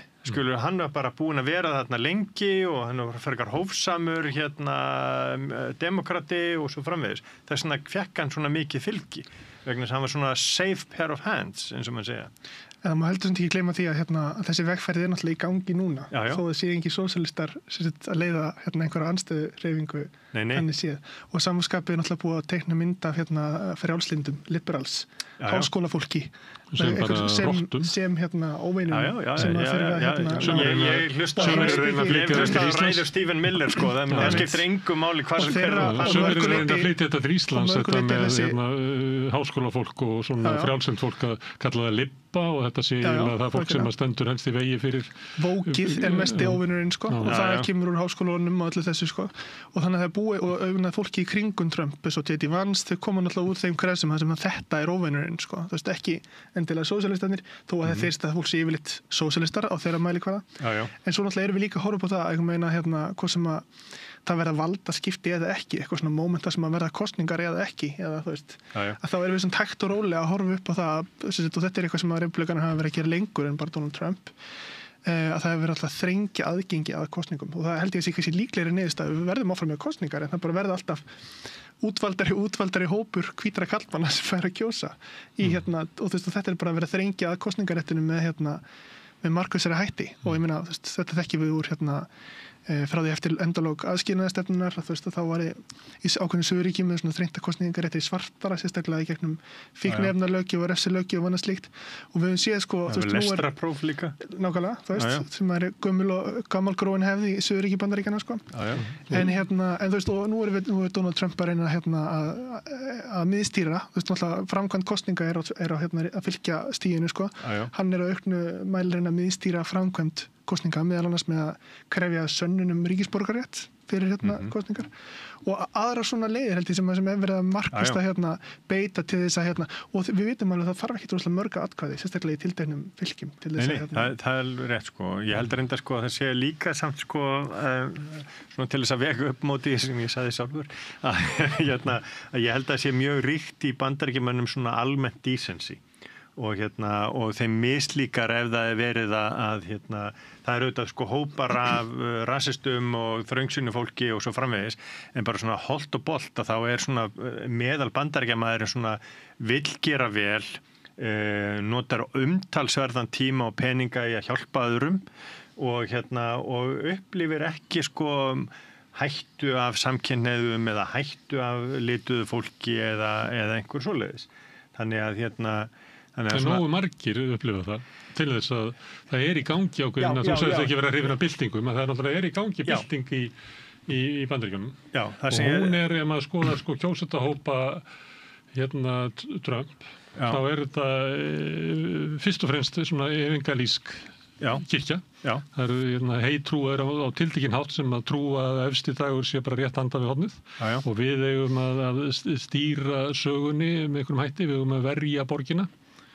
síðan er þetta hvítir með afgerandi hvítir sem að kjósa Trump og svo karlar en að svo einhver leiti þetta sjá að það séu ómenntaðir en kannski er það ef maður tæki í burtu sko munin á dreifbíli og þéttbíli þar sem er minni menntun í dreifðari byggðum að þá kannski myndi það þurrkast út, ég veit ekki ég sko en þessi bylting er í gangi þessi bylting eða breyting eða þróun er í gangi það er alveg rétt, ég er bara að segja að sko ég held að vegna þess að Bandaríkin eru mjög svona laga þeir segja sko nation of laws þar segja þeir leggja mikið upp úr svona upp úr lögum og það grundvallast á svona stjórnarskráni og svo framvegis að þegar ef menn fara fram úr sér að þá getur komið sko þá getur pendullin aftur sveiflast tilbaka í hináttina þannig að ég hef trú á Bandaríkjunum en ég samt sem ári ég er mjög stressaði fyrir því hvað framtíðin byrja skauti og hvernig þú veist ég held að sko ég held að AOC gæti orðið forsetaframbjóðandi demokrata ef hún verður kosin og ég er ekki að segja að það verði eitthvað skelfingar ástand þá held ég að sko pendullin þá sveiflist aftur í hináttina ennþá lengra heldur en sko Trump var mögulega þegar að hennar valdatíð er lokið og svo haldi þetta áfram að sveifla svona einhverju pendúlar það er til að bara strengurinn brestur eins og er stjórnmálaástandið í Suður Ameríku þar sveiflast þessi pendúl bara og þannig fer svolítið í takt á milli landa að stundum eru öll undir rauð og svo 20 ára seinna eru öll orðin blá þannig þú ert að tala svo að stjórnmálaástandið Bandaríkjunum mögulega, það er það sem að það er það sem ég óttast sko en ég held síðan sko að þetta verði svona meir og minna allt í lagi vegna þess að við erum með sko þrátt fyrir sko að Federalist Society hafi beitt sér með að hörku við það að koma inn sínum mönnum í Hæstarétt þá eru það samt sem að áhrifu miklu menn sem hafa trú á lögin sem trú á lögin og réttin og réttlætið meira heldur en pólitíkina það er bara mín skoðun ég væri alveg til í að vera sammálaðir þarna og ég vona innilega að þessi menn þó ég sé ósammálaðum pólitískt og næstu séðum að þeir standi með svona þessum réttaríkis áherslum sem að vissulega hafa þróast þarna innanborðs. Ég held að John Roberts sé þannig sko til dæmis forseti Hæstaréttar, ég held að hann sé þarna sko. En svo eru náttúrulega aðrir hlutar af þessu bandalagi sem eru bara ekki þar. Nei, ég veit. Og þar með lögfræðingar í háskólum í Bandaríkjunum sem vilja bara þetta sterka framkvæmdavald og eru til að vilja festa það ennþá meira í sessi. Og trúa því að þetta sé bylting. Við verðum að nýta tíma sem við höfum fullkomlega til þess að ná í gegn þeim samfélagsbreytingum sem hér þurfa að verða. Þeir munu skipta skoðun á sterka framkvæmdavaldinu þegar að Gavin Newsom eða AOC eða Pete Buttigieg eða einhver annar verður orðinn forseti sko. Já, ef að við komandi færa að verða fórsettir. Það er náttúrulega væntanlega óttinn og það getur tekið á sig ólíka myndir eins og við vorum að tala um, þú veist, og það er mínar áhyggjur. Ég held að bandarískt lýðræði náttúrulega á einhverju leið sem heldur sig mjög rétt að snúa aftur af og þó það verði ekki eitthvað svona dramatíst, það verði ekki kosningar aftur að þá held ég samt sko að undanferðin svona 20 ár hefur verið á línu þar sem að sko við höfum verið með náttúrulega mjög nána svona kosningar hafa verið mjög tæpar alltaf sko en við höfum svona auknum mæli verið að sjá svona minni hlutar hafa verið að ná völdum innan Bandaríkjanna í gegnum þessar stofnunum umgjörð og það er náttúrulega búið að vera massíft kampæn af hálfu sérstaklega svona republikana við að reyna að festa í sessi þannig kerfi og þetta svona á líka svona ákveðna rætur í Obama árunum þar sem að republikana kannski trúðu svolítið retorik demokrata að framtíðin væri demokrata því að bara að landið var að verða hispanic og þú veist og það er að landi bara að verða svona óumflýjanleg demografískur sigur og demokrata þyrfti ekki að hafa áhyggjur af stjórnmálum þeim myndi bara líffræðilega að vinna þetta sko ég trúði líka sko og republikana svolítið áttu það upp líka sko og hugsaðu það og þá var strategían þeirra hvernig vinnum við bara þó við séum færri þú veist, þá þurfum við að endur hanna stjórnkerfi, við erum með ákveðin basis í því, við erum með stjórnkerfi sem að gerir okkur kleift að gera það og við bara bætum í það. En eftir Tabronni, þá ekki stór skýrsla, þá voru republikanar að tala um sko stóra tjaldið og þeir þurftu að vinna sko sigra inn í latínó sem eru siðferðilega íhaldsamir, þeir þurftu að vinna sko ná tangarhaldi eða sem sagt vinna hluta af svörtum á sitt band vegna þess að þau varu siðferðilega íhaldsamir og svo framvegis og ég menna þegar að sko giftingar samkynhneigðra voru bannaðir í Kaliforníu á sínum tíma fyrir 20 og eitthvað árum síðan þá voru það sko mormónakirkjurnar og svörtu kirkjurnar sem að ráku þá baráttu áfram eins það eru mormónakirkjur í Kaliforníu sko auðvitað þannig að og þannig að það er andúð á samkynhneigðum er mjög ríkjandi í Afríku og því fólki sem að það er komið, það er bara hannig. Þannig að sko, þannig að þá byrjaður að tala um sko að við þurfum að stækka tjaldið. Svo bara kemur Trump og segir bara nei, við ætlum bara að segja allir latínó séu glæpamenn sko, þannig að senda á landi. Og jók hlutild sína að þessum andkvæðum? Já, vegna þess að þau voru komin inn sko.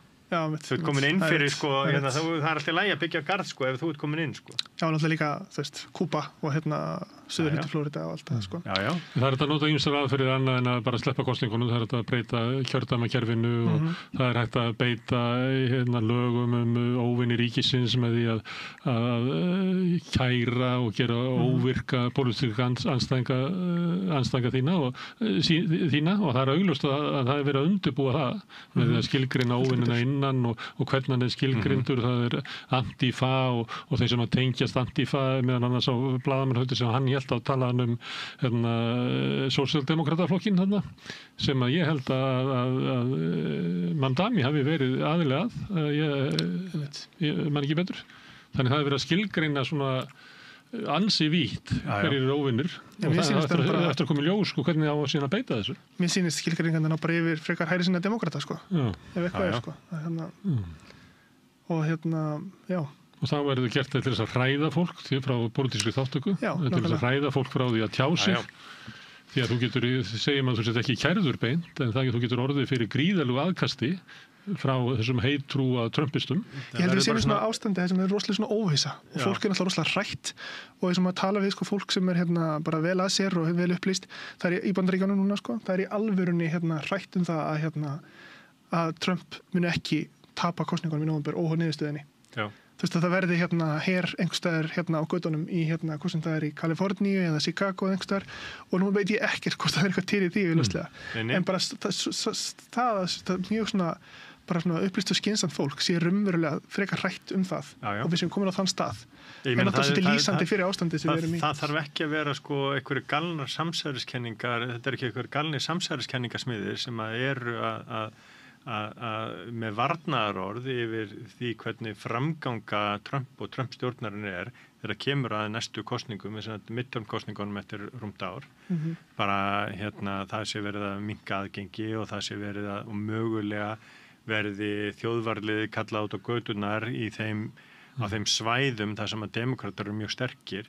Það verður fólki það er verið að handtaka fólk sem er brúnt og tala með spænskum hreim og þó að þessu bandarískir ríkisborgarar og það lendir í því að vera tekið í fangelsi og sett í fangelsi í 3 daga vegna þess að þeir með ekki halda þeim án dóma vegna þess að með ekki halda þeim lengur en 72 tíma og það eru svona aðgerðir sem eru að fólk að verða fyrir aftur og það, upp úr því verður líka bara sjálfsriðskoðun.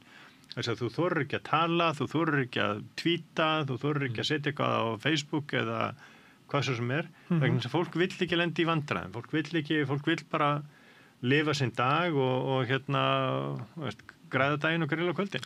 Ég meina, það alþekkt í háskólum í Bandaríkjunum í dag að það erengin erlendur nemandi sem lengur með virkur og samfélagsmiðlum. Já. Það bara, þú bara díleitur öllum fæslum eða díleitur reikninum, sko. Og bara leiðbeinendur og prófessorar í þessum háskólum bara ráðleggja nemendur sínum að gera það.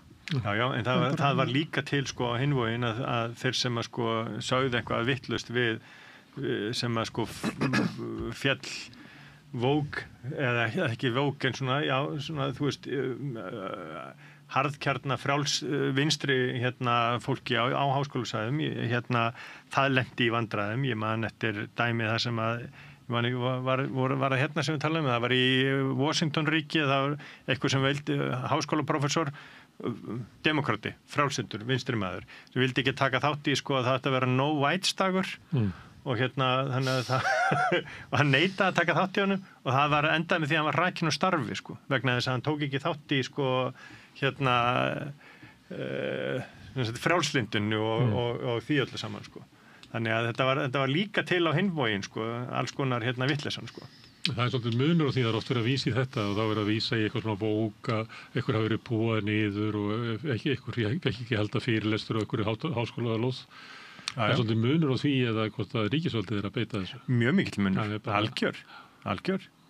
Hún sé á þessu sem háskólinn núna, ég var að vitna í, sko, það sem að Sveitar að tala um háskólan, sko. Já, en þú veist, við erum komin núna með, sko, ok, þú veist, það er alltaf við öllum háskólum ákveðin sjálfsriðskoðun og ákveðin menning, það er bara eðlilegt hverju sinni, sko, en eins og núna í ákveðinum háskólum, til dæmis Kólumbíu, einum af svona helsta háskóla heims, að þar erum við með, sko, bandari stjórnvöldurinn hans þarna ritskoða einstaka kúrsa og ef var nemendur tilkynna prófessor tvisvar eða þrisvar að þá þetta í rauninni að áminna viðkomandi og jafnvel víkjum á starfi og fyrir hvað þetta áminna fólk, sko, þú veist, og fyrir að ritskoða hvað efni í námskránum og svo framvegis. Við erum komin okkur mjög Við erum bara, ef að þetta svona, þá erum við bara komin austur fyrir Játfjöld. Við erum á mjög alvarlegum staði í Bandaríkjunum. Þess vegna höfum við Trump-tíma alltaf einsku viku á Rauðaborðið á miðvikudögum. Takk fyrir komuna, Friðjón og Sveinn. Takk. En við ætlum að halda áfram við Rauðaborðið, við erum alltaf að skilja hennar heim. Næsti kafli eftir augnablik. Með því að ganga í leigjendasamtökin styður þú baráttu leigjenda. Leigjendasamtökin eru fyrir öll þau sem vilja vinna að réttlæti og öryggi á húsnæðismarkaði. Leigjendasamtökin.is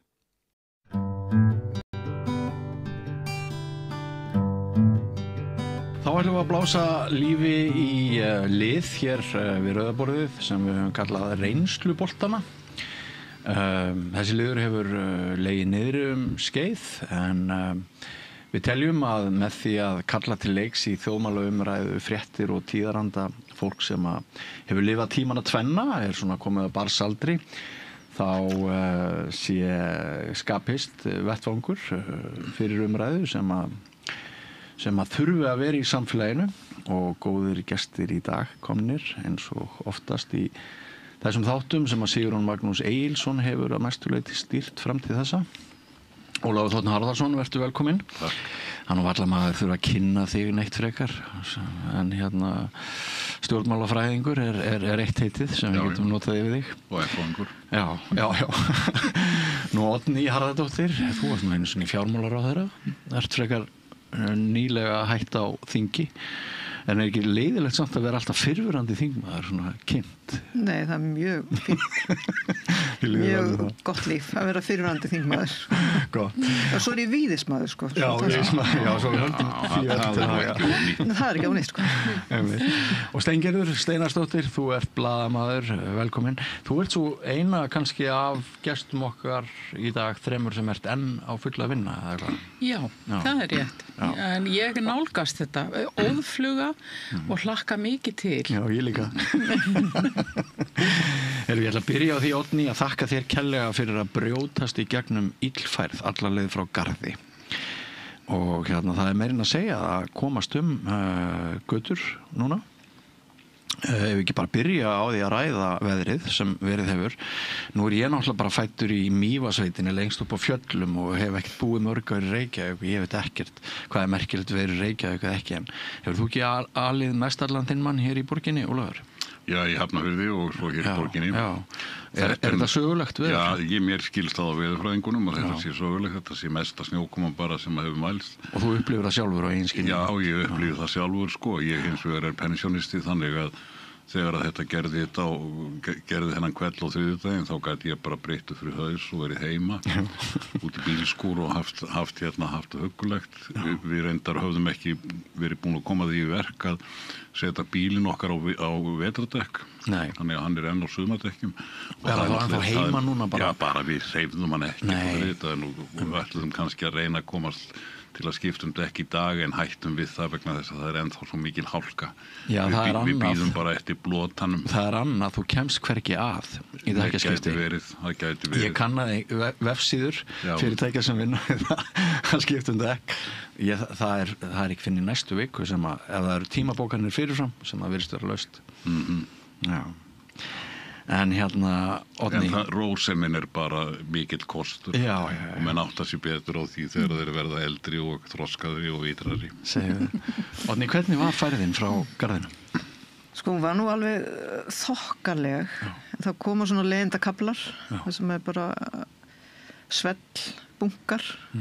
En hún versnaði sko eftir því sem nærður á höfuðborgarsvæðinu og vestar hún í Garðabæ. Það versnar allt þegar hann er dreifur höfuðborgarsvæðinu. Já, af þessu leiti allavega sko og hún verri hérna heldur en Suðurgarði. Það er nefnilega það. Þannig að, já, ég var óvinnu lengi á leiðinni en ég gaf mig góðan tíma. Já.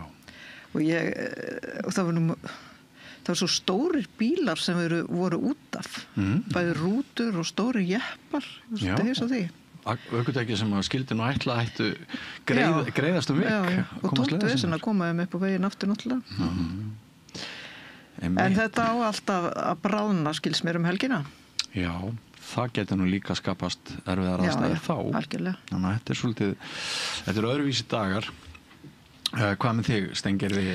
Sko, ég í Kópavogi og þar bara mjög vel fært allar götur og botnlanga sem að venjulega hafa verið algjör martröð að komast vegna þess að þar hafa myndast þessi hryggir. Það hefur kannski ekki verið rutt inn í botnlangana fyrir en eftir að snjókoman búin að standa yfir í einhverja daga og þá hafa náð að myndast þessi hryggir. En núna eru þessi hryggir á öllum helstu umferðaræðum borgarinnar og það það sem ég var að lenda í vandræði með að ég á góðum bíl og bara á mjög góðum dekkjum en þegar þú kemur upp á þessa hryggi og þvottabretti klaka sem að hafa myndast núna að þá ræður enginn við þetta almennilega og bílarnir bara mjakast áfram titrandi og skjálfandi og maður ýmist við það að fá einhvern í hliðina á sér eða að renna á næsta mann þannig að þetta eru mjög óþægilegar aðstæður að vera í og það kom mér á óvart að ástandið miklu betra inn í hverfunum heldur en á stóru umferðargötunum. Já, ég tók eftir því ég nefnilega labbaði hingað úr hlíðunum og var nú í hátt í 40 mínútur, ég farin að ganga svo hægt en það vakti sérstaka athygli mína hvað það hafði verið rutt æðislega vel fyrir gangandi vegfarendur og reyndar virtist það nú líka vera á flestum götunum, stærri götunum en ég var sérstaklega ánægður með hvernig gangstígarnir höfðu verið ruttir. Það var ekkert vandamál alla leiðina. Það akkurat það sama og ég að upplifa í hverfinni hjá mér, ég með hund og það búið að ryðja gangstéttir mjög vel, það búið að ryðja þessar litlu götur þannig að maður getur farið inn í þær þegar að engin umferð en svo kemur maður út á þessar stóru umferðaæðar og þá eru þessi stóru kaplar eins og Oddný var að lýsa í Garðabænum það sem að þú bara í raun og veru í stór hættu og ég skil ekki af hverju þessar aðstæður myndast. Nei. Það ríkir alltaf menningarstríð á Akureyri þegar fellur gríðarlega mikil snjór á skömmum tíma og þá það einmitt hinir hjólandi og gangandi sem að finnst að það sé aldrei hugsaðan þá fyrir inn í lokin að öll orkan fari alltaf í að ryðja sem sagt æðarnar fyrir ökutækin, en þeir sitja á hakanum. Það er áhugavert sko að hinnu hjólandi og gangandi manni bara, hún er gert býsna hátt undir höfði víða hér á höfuðborgarsvæðinu og ef þetta að skila sér í því líka núna eftir svona ofankomu að það er hugað fyrr og betur að þessu, þá það þó eitthvað til að hampa bara, finnst mér. Það gott fyrir þá sem eru gangandi. Ég segi það. En Akureyri, sem ég nú ættaði svo líka að það er nú mjög gamal gróin bílamenning á Akureyri. Þegar ég var yngri þá voru Akureyringarnir svo montnir á bílunum sínum, töluðu helst ekki annað og bónuðu þá Þeir hugsa líka vel þá einmitt ætlaði að segja. Það er alveg bónað út í eitt. Ég hugsa nú samt að Akureyringar hefðu ekkert komist í gær þegar að fólki á sumardekkinu var bara þess og kruss og stoppaði alla umferð. Heldur að það sé einhverjur á sumardekkjum á Akureyri, er ekki allir konur á nagladekk? Jú, þú hefur samt staðið stopp á þínu fínu dekkjum og fínu bílum við þessar aðstæður.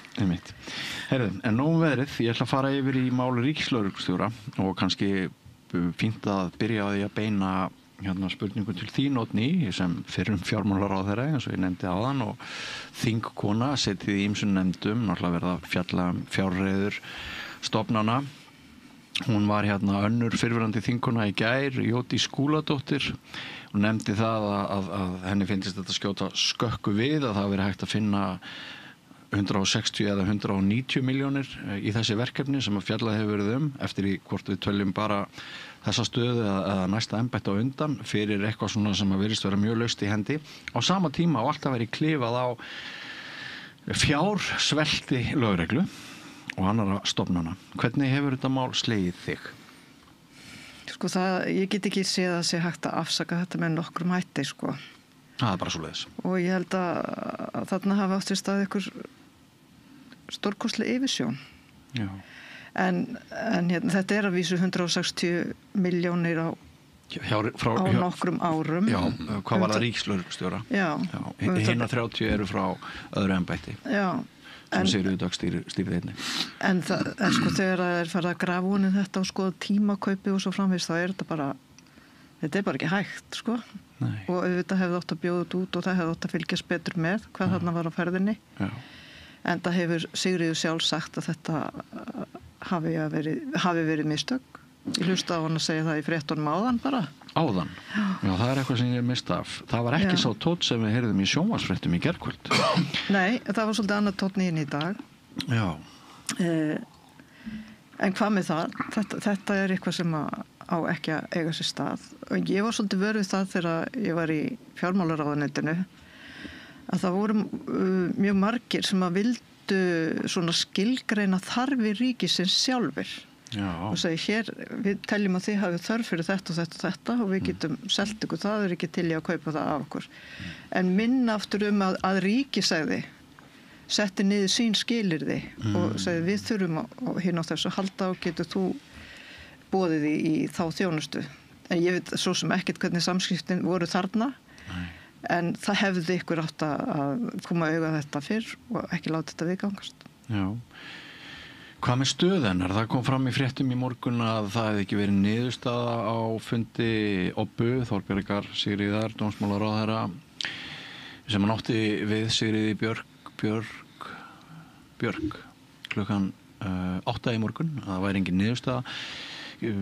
Segir það manni að mögulega sé staðin er í hættu eða ætti hún að bara segja af sér, svo ég spyrði þig aftur, Oddný? Ég vil nú ekkert segja um það. Ég vil bara segja það að svona embætti eins og ríkislögreglustjóri þarf að hafa traust og ef að menn telja að þar hafi eitthvað fallið á við þetta að þá þarf að skoða það alvarlega. En ég náttúrulega þekki ekki málavöxtu, ég vona bara ráðherrann og embætti fari vel yfir þessu stöðu. Já. Þitt sjónarhorn á þetta Steingerður? Já, mitt sjónarhorn er náttúrulega bara það að ég verði alltaf jafn sorgmætt þegar svona mál kom upp því að þetta auðvitað ekki fyrsta málið.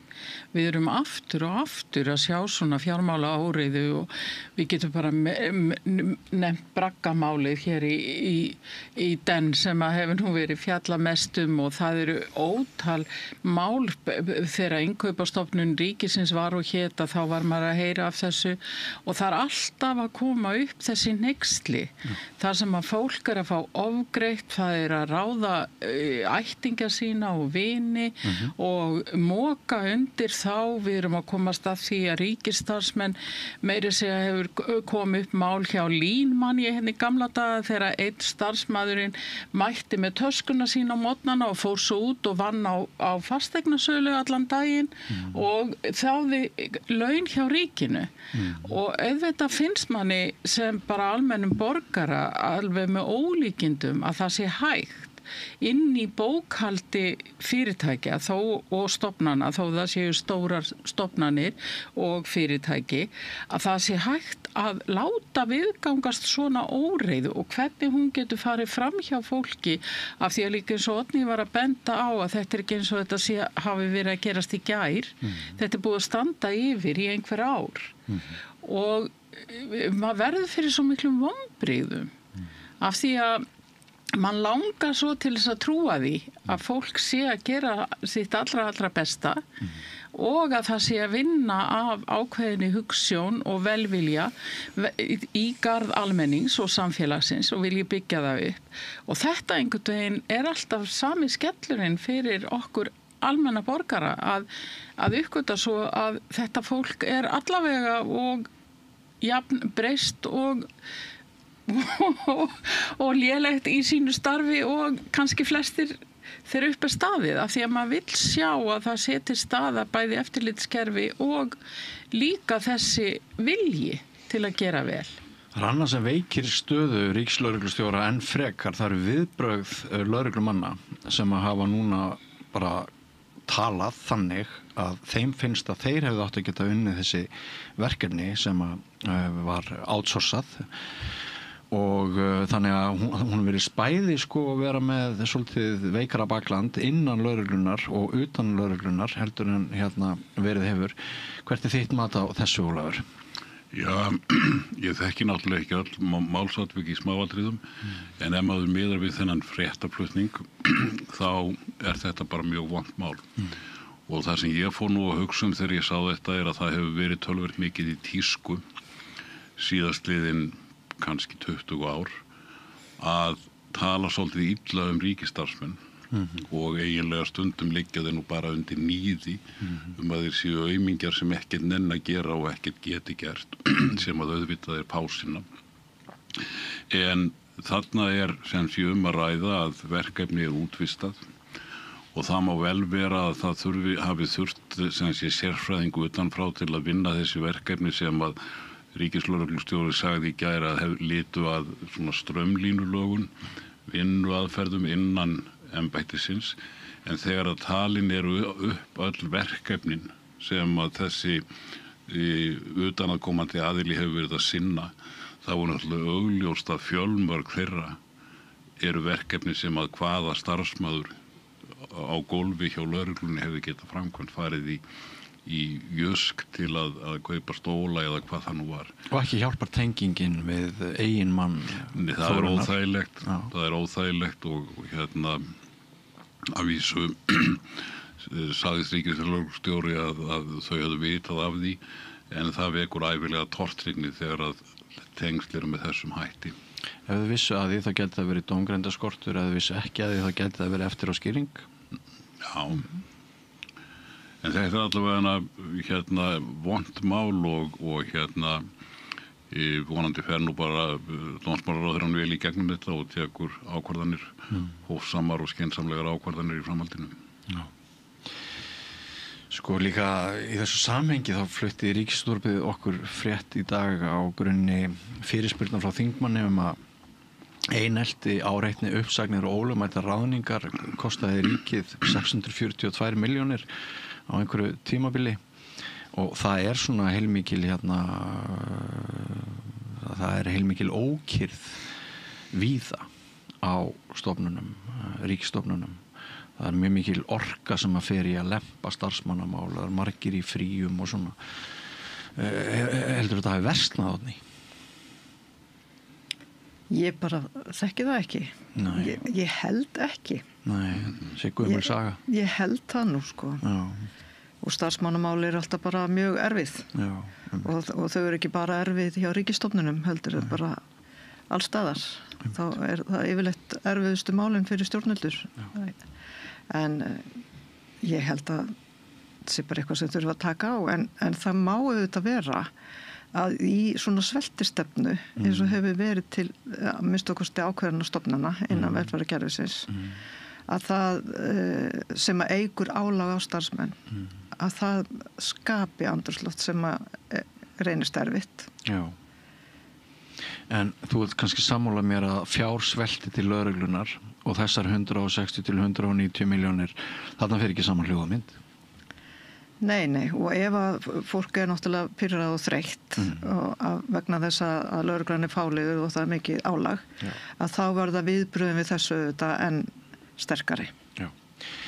Ég var nú, skal ég segja þér, hérna í 12 ár, yfirmaður í Háskóla Íslands, fyrst forseti félagsvísindadeildar og svo félagsvísindasviðs og hafði þá með starfsmannamál og starfsanda og alls konar þannig hlut að gera. Og í heila tekið þá var starfsandinn mjög góður og það komu mjög fá svona mál upp. Það sem að gerði sem sér á þessum tíma sem að þar sem meðan ég var í starfi var að til dæmis varðandi kynferðisleg áreitni sem að við höfðum eiginlega lítið hugsað að það kom skýr stefna að taka á því og þá breyttu menn bara vinnubrögðunum. Og það voru einhverjir kollegar mínir sem sögðu til dæmis ef að starfsmaður hafði talað við konu eða sagt konu sem dæmi einhvern brandara sem að konunni fannst ekki viðurkvæmilegur að þá sögðu svonir já á nú að fara að banna þetta. Og ég sagði við þá, sko ég ætla ekki að fara að rífast við einhverjum skilgreiningu á því hvað eru viðeigandi athugasemdir eða brandarar og hvað eru ekki viðeigandi athugasemdir og brandarar.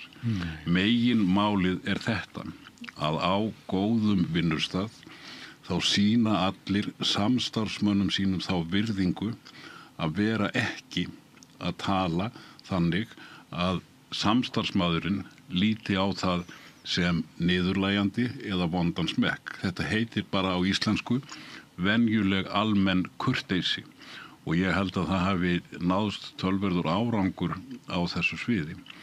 Hitt er annað að ég lenti nú ekki í mörgum málum þar sem að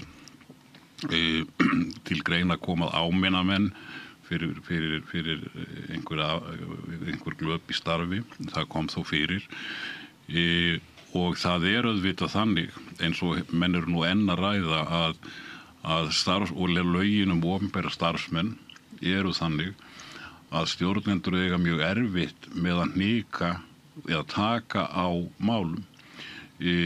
Sumpart var það nú vegna þess að hér áður fyrir þá bókuðum en ekki alla fundi og ég lærði það til dæmis í þessu starfi að þegar ég lenti í þarna dálitlum erfileikum að þá hafði ég haldið fundi með viðkomandi starfsmanni en ekki gætt þess að bóka þá alla mjög nákvæmlega, það var sem betur fyrir eitthvað til það.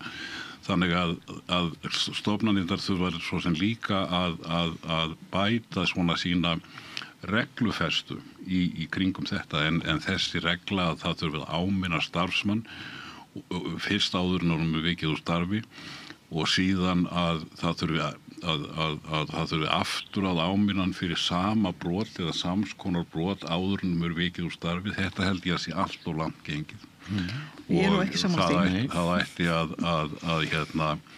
að rýmka þessar heimildir. Auðvitað eiga opinberir starfsmenn eins og aðrir að búa við starfsöryggi og þeir búa í rauninni við mjög mikið starfsöryggi langflestir en það verður að vera hægt að víkja starfsmönnum úr starfi og í rauninni kemur líka í hugan að sko eins og þetta núna þá má bara vísa starfsmönnum úr starfi fyrir það að hafa brotið eitthvað alvarlega af sér en það má ekki vísa mann úr starfi fyrir það að vera bara lélegir starfsmenn. Og það held ég að við ættum að kannski að velta fyrir okkur, en nú andaði vil þú mér bara Árni. Gjör svo vel, Árni. Já, fyrsta lagi finnst mér ekkit athugavert í það að skoða starfsmannalögin og þá þetta ákvæði líka. Og auðvitað, þú veist, þetta 1996 eru lögin sett ef ég mann rétt og tíminn líður. En ég var nú skólastjórnandi hér í mínum fyrra lífi. Já. Og einmitt var verið að tala þetta skipti svo miklu máli og þetta gekk svona á milli stofnana, það var ekki hægt að losa sig við erfiða og óhæfa starfsmenn, en þegar þú jákvæðs að bara teikna mynd af ferlinu, hvað það sem þarf að gerast og það bara, mér finnst það ekkit til of mikið smælst af stjórnendum í ríkisstofnunum sem að hafa náttúrulega ákveðið lögbundur hlutverk að þeir leggja sér bara fram við það að fara eftir ferlinu sem að lagt upp með í lögum og ég held að það sé það sem að bara skorti, það alveg hægt að víkja óhæfum starfsmönnum frá, en það þarf að fara í ákveðið ferli og það ekkert í mínum huga ekkert svo rosalega flókið að það sé ekki hægt að sinna því, en hins vegar ef þú klikkar á því þá ertu náttúrulega í vanda. Algjörlega, það alveg. Þannig að það verður að vera hægt að gera kröfu til stjórnanda ríkisstarfsmanna að þá að fara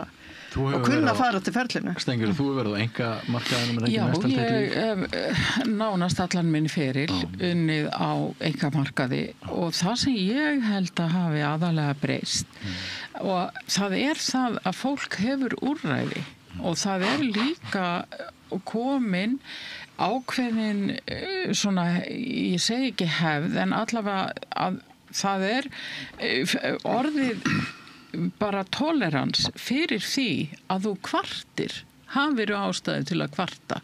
Það var ekki þegar ég byrjaði á vinnumarkaði og lengst af mínum starfsferli þá hafður enga völ aðra heldur en þá annarkvort að þola þetta eða fara og finna þér vinnu annar staðar. Núna getur þú kvartað undan einelti, undan launamisrétti. Við, til dæmis þegar ég byrja í Búnaðarbankanum, ung manneskja, þá bjuggum við það að við vorum með 1/3 af launum karlmannanna sem sátu á mót okkur við skrifborðið og gerðu nákvæmlega sömu hluti. Og það ekki fyrir en að við komumst að því að einn sumarstarfsmaðurinn kjaftar, segir okkur hvað hann með í laun, að við gátum farið að bregðast við því og gera eitthvað. Og það var ekki vinsælt, en við byggum þá við samstöðu og það var ríkti þarna það sem var kallað launaleynd. Við máttum ekki tala launin okkar og mér var boðin hærri laun heldur en félögum mínum að því að ég var með BA-próf í ensku og ég var látin sjá öll viðskiptabréf bankans og mér leiði ekkit vel með þetta að auðvitað vildi maður þykja aðeins meira í launaumslagið en að sitja svo við hliðin á konu sem var að vinna sama starf og þú að reyndar var ég með þetta aukalega á bakinu að skrifa all þessi bréf en það alveg sama að það ekki þægileg stað að vera í. Nei. Það eru margar hliðar á þessu en áhugaverð umræða, gaman að heyra í ykkur þetta. Þá skulum við fara upp á Grundartanga í stóriðjuna.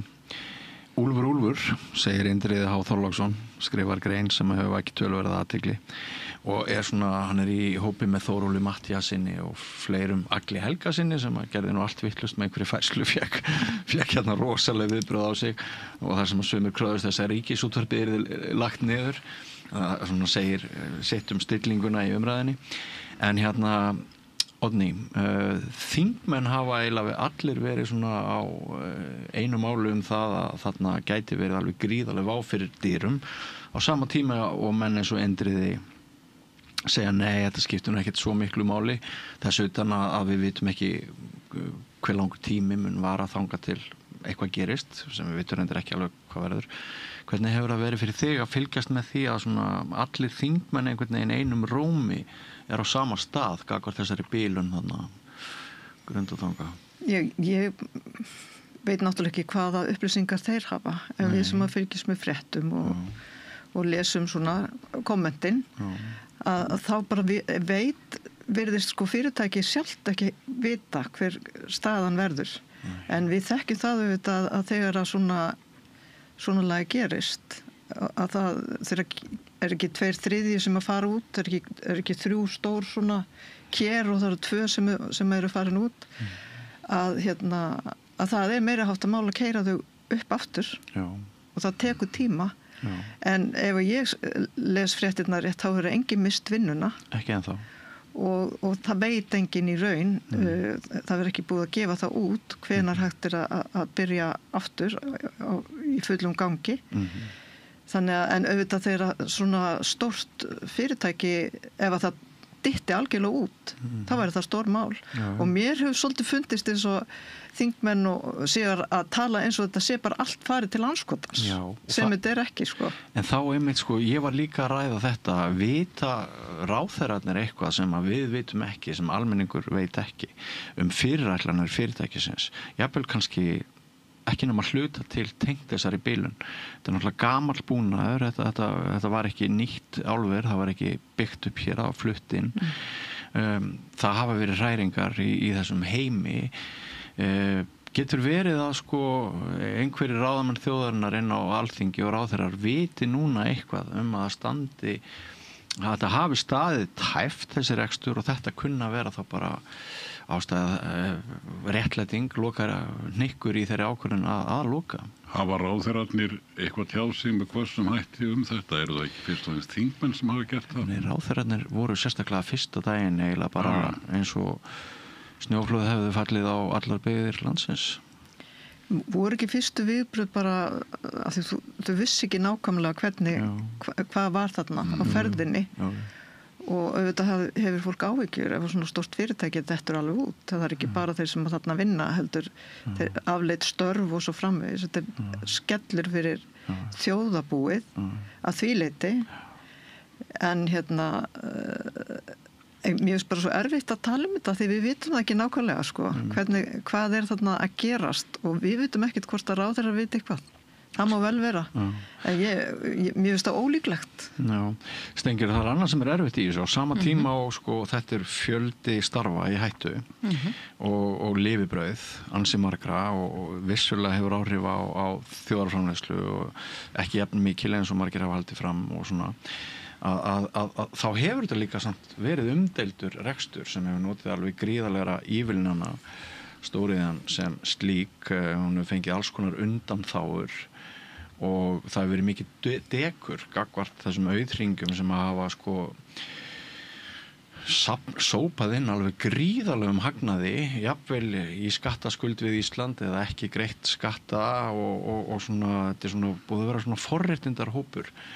Er bæði hægt að ræða það, umdeilanleika stóriðunar á Íslandi á sama tíma og það að maður standi með því að allt fólki sem hefur þarna atvinnu, það vonandi hafi atvinnu áfram. Getur maður að blanda þessu tvennu saman? Má það í umræðinni?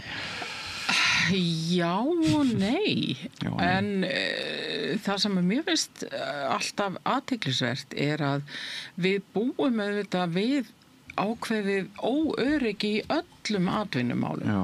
Og ég man nú bara vel eftir loðnubresti hér ár eftir ár, þá mistu stór hópur loðnusjómanna og allar þeirra fjölskyldur kannski stærstan hluta af tekjunum sínum og þá var aldrei rætt að ríkið yrði að vera viðbúið eða ríkisstjórnin ætti að stíga inn í þetta og þar fram eftir götunum og þegar kvótin reyndar kemst á þá fengu loðnuskipin einhvern kvóta vegna þess að það hafi verið loðnubrestur.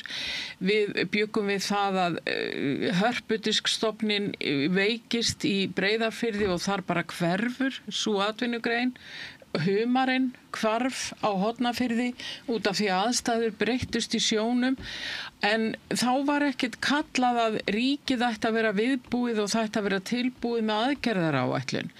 En þetta er þetta hræðilegt að vita til þess að heilt byggðarlag sé undir og að það sé þarna stórhópur fólk sem að bara hreinlega missir vinnu og tekið möguleika. En það er alltaf einhvern veginn þessi hugsun finnst mér á Íslandi að það á alltaf að koma inn með eitthvað stórt sem á að leysa allt.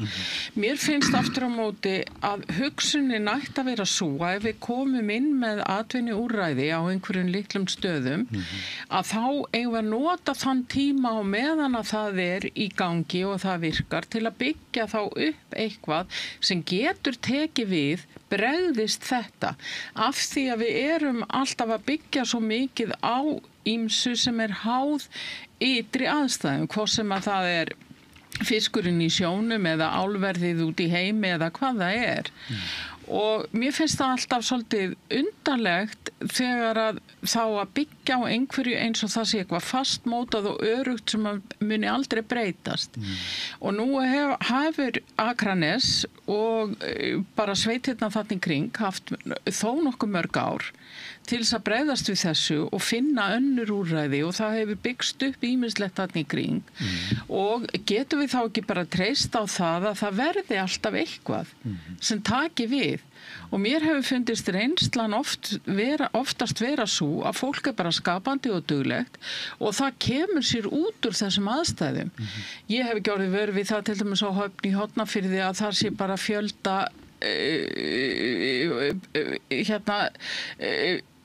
eyðimörk og dauði og djöfull. Fólk bara brást við. En það sem að mér hefur alltaf náttúrulega líka fundist það er alveg sama hvort það er álver eða sjókvíaeldi eða hvað það er, að við verðum að taka meira tillit til umhverfisins og Íslendingar hafa svo lengi verið allt og kæruleysir gagnvart því. Við vitum ekkert hvaða áhrif þetta álver hefur haft og við vitum ekkert hvaða áhrif sjókvíaeldi hefur til langs tíma heldur. Það er kona í Hvalfirðinum, bóndi sem er búin að berjast árum saman vegna svo hún telur að hrossin sín hafi dáið vegna flúormengunar frá álverinu. Það getur meira verið. Þessir firðir eins og Hvalfjörðurinn, þetta eru djúpir jökulgrafnir firðir, þeir eru ákaflega kyrrir og það fer ekki mikið mengun þarna út, það er ekki mikil loftræsting þarna út, alveg eins og í Arnarfirðinum og víðar í þessum djúpu fjörðum okkar, það búiði við það að það er ekki miklu straumar í gangi því að þetta eru djúpir firðir og allt lífrænt set sem kemur frá sjókvíaeldi, það sest á botnin og nú er til dæmis öll rækja, Innfjarðarækja horfin í Noregi og laxastofnin vildi er að deyja út og það er meðal annars vegna þess að það er búið að eyðileggja lífsskilyrði rækjunar á botninum út af þessu lífræna seti sem að sest þarna inn. Það er alltaf þegar þú kemur með eitthvað nýtt inn í vistkerfi þar sem að ekkert er sem tekur við því eða er óvinur afleiðingana sem verða af þessu, þá setur uppi með það að þú ert með þá hættu að þú eyðileggir þetta vistkerfi fyrir lífstíð. Já, vegna þess að hún nefndir með að atvinnulíf er hvarfgjarnt á Íslandi þá las til dæmis á DVF í morgun að var haft eftir einhverjum gesti á hótelinu sem heitir ekki Bláa lónið, heitir ekki bara Bláa lónið, hótelið sem er við Bláa lónið. Já. Ég held það. Já, að eins og hann segir sem ávera eitt besta hótelið á Íslandi, það var, svo talar hann um að gífurleg snjókoma hafi leitt til þess að flugi hafi verið aflýst sem að gerði marga strandaglópum í móttöku hótelsins og á sama tíma er hætt á eldgosi sem gæti byrjað hvenær sem er samkvæmt upplýsingum. Það er svona svo bættist við dauðsfall, slys eða bara andlát manns í gær ofan á þetta en þessi maður er að skrifa þetta, hann er að skrifa lýsingar af þessu út í heim og mjög mikið lesinn og svona, þá verður mann að hugsa til orðsporsins og í rauninni hvað þetta er svolítið viðkvæmt eins og ferðaþjónustan, hún er alltaf viðkvæm, hún er aldrei komin til að vera, hún veltur á orðspori, hún veltur á tískum, hún veltur á náttúru hamförum hér að einhverju leyti og veðrinu og öllu því. Við kannski glemma þessu svolítið stundum að það er ekkit þótt í þessi sammálaðir með að við rísum alltaf á fætur og finnum eitthvað nýtt, þá er aldrei neitt Trump og tollarnir og öll ólgan þarna út í heimi, það er óvissa. Það er óvissa, en mér finnst það að skipta mjög miklu máli að stjórnvöld skuli ríkisstjórnin ætli að vinna að atvinnustefnu. Já. Því að við erum svolítið eins og þú sagðir, sko, það svolítið alltaf verið að leita að stóra bjargvættinum. Og núna það ferðaþjónustan. Ferðaþjónustan er nokkar stærsti atvinnuvegur og hann kvikur eins og þú hefur lýst hér. Og við þurfum auðvitað að passa að setja ekki öll eggin í sömu körfuna. Við verðum að læra af reynslunni. Við horfum bara á hvað gerðist í COVID. Já. Og auðvitað getur eitthvað slíkt gerst aftur eða bara hreinlega að ferðamennir ákveða að fara eitthvað annað. Einmitt. Þannig að við þurfum að vera viðbúin því að það sem getur hætt. Já. Og þá gott að vera með góða atvinnustefnu og byggja upp þá atvinnuvegi sem að geta staðið saman og tekið við þegar eitthvað dettur út. Við eigum tíminn líður allt og hratt, það svo gaman að hafa ykkur, en við eigum eftir 2 umræðefni. Ég ætla að enda þáttina á því að heyra aðeins í þér, Ólafur Jöfnun atkvæða. Þú komin í þarna í stýrir honum. Starfshóp. Já.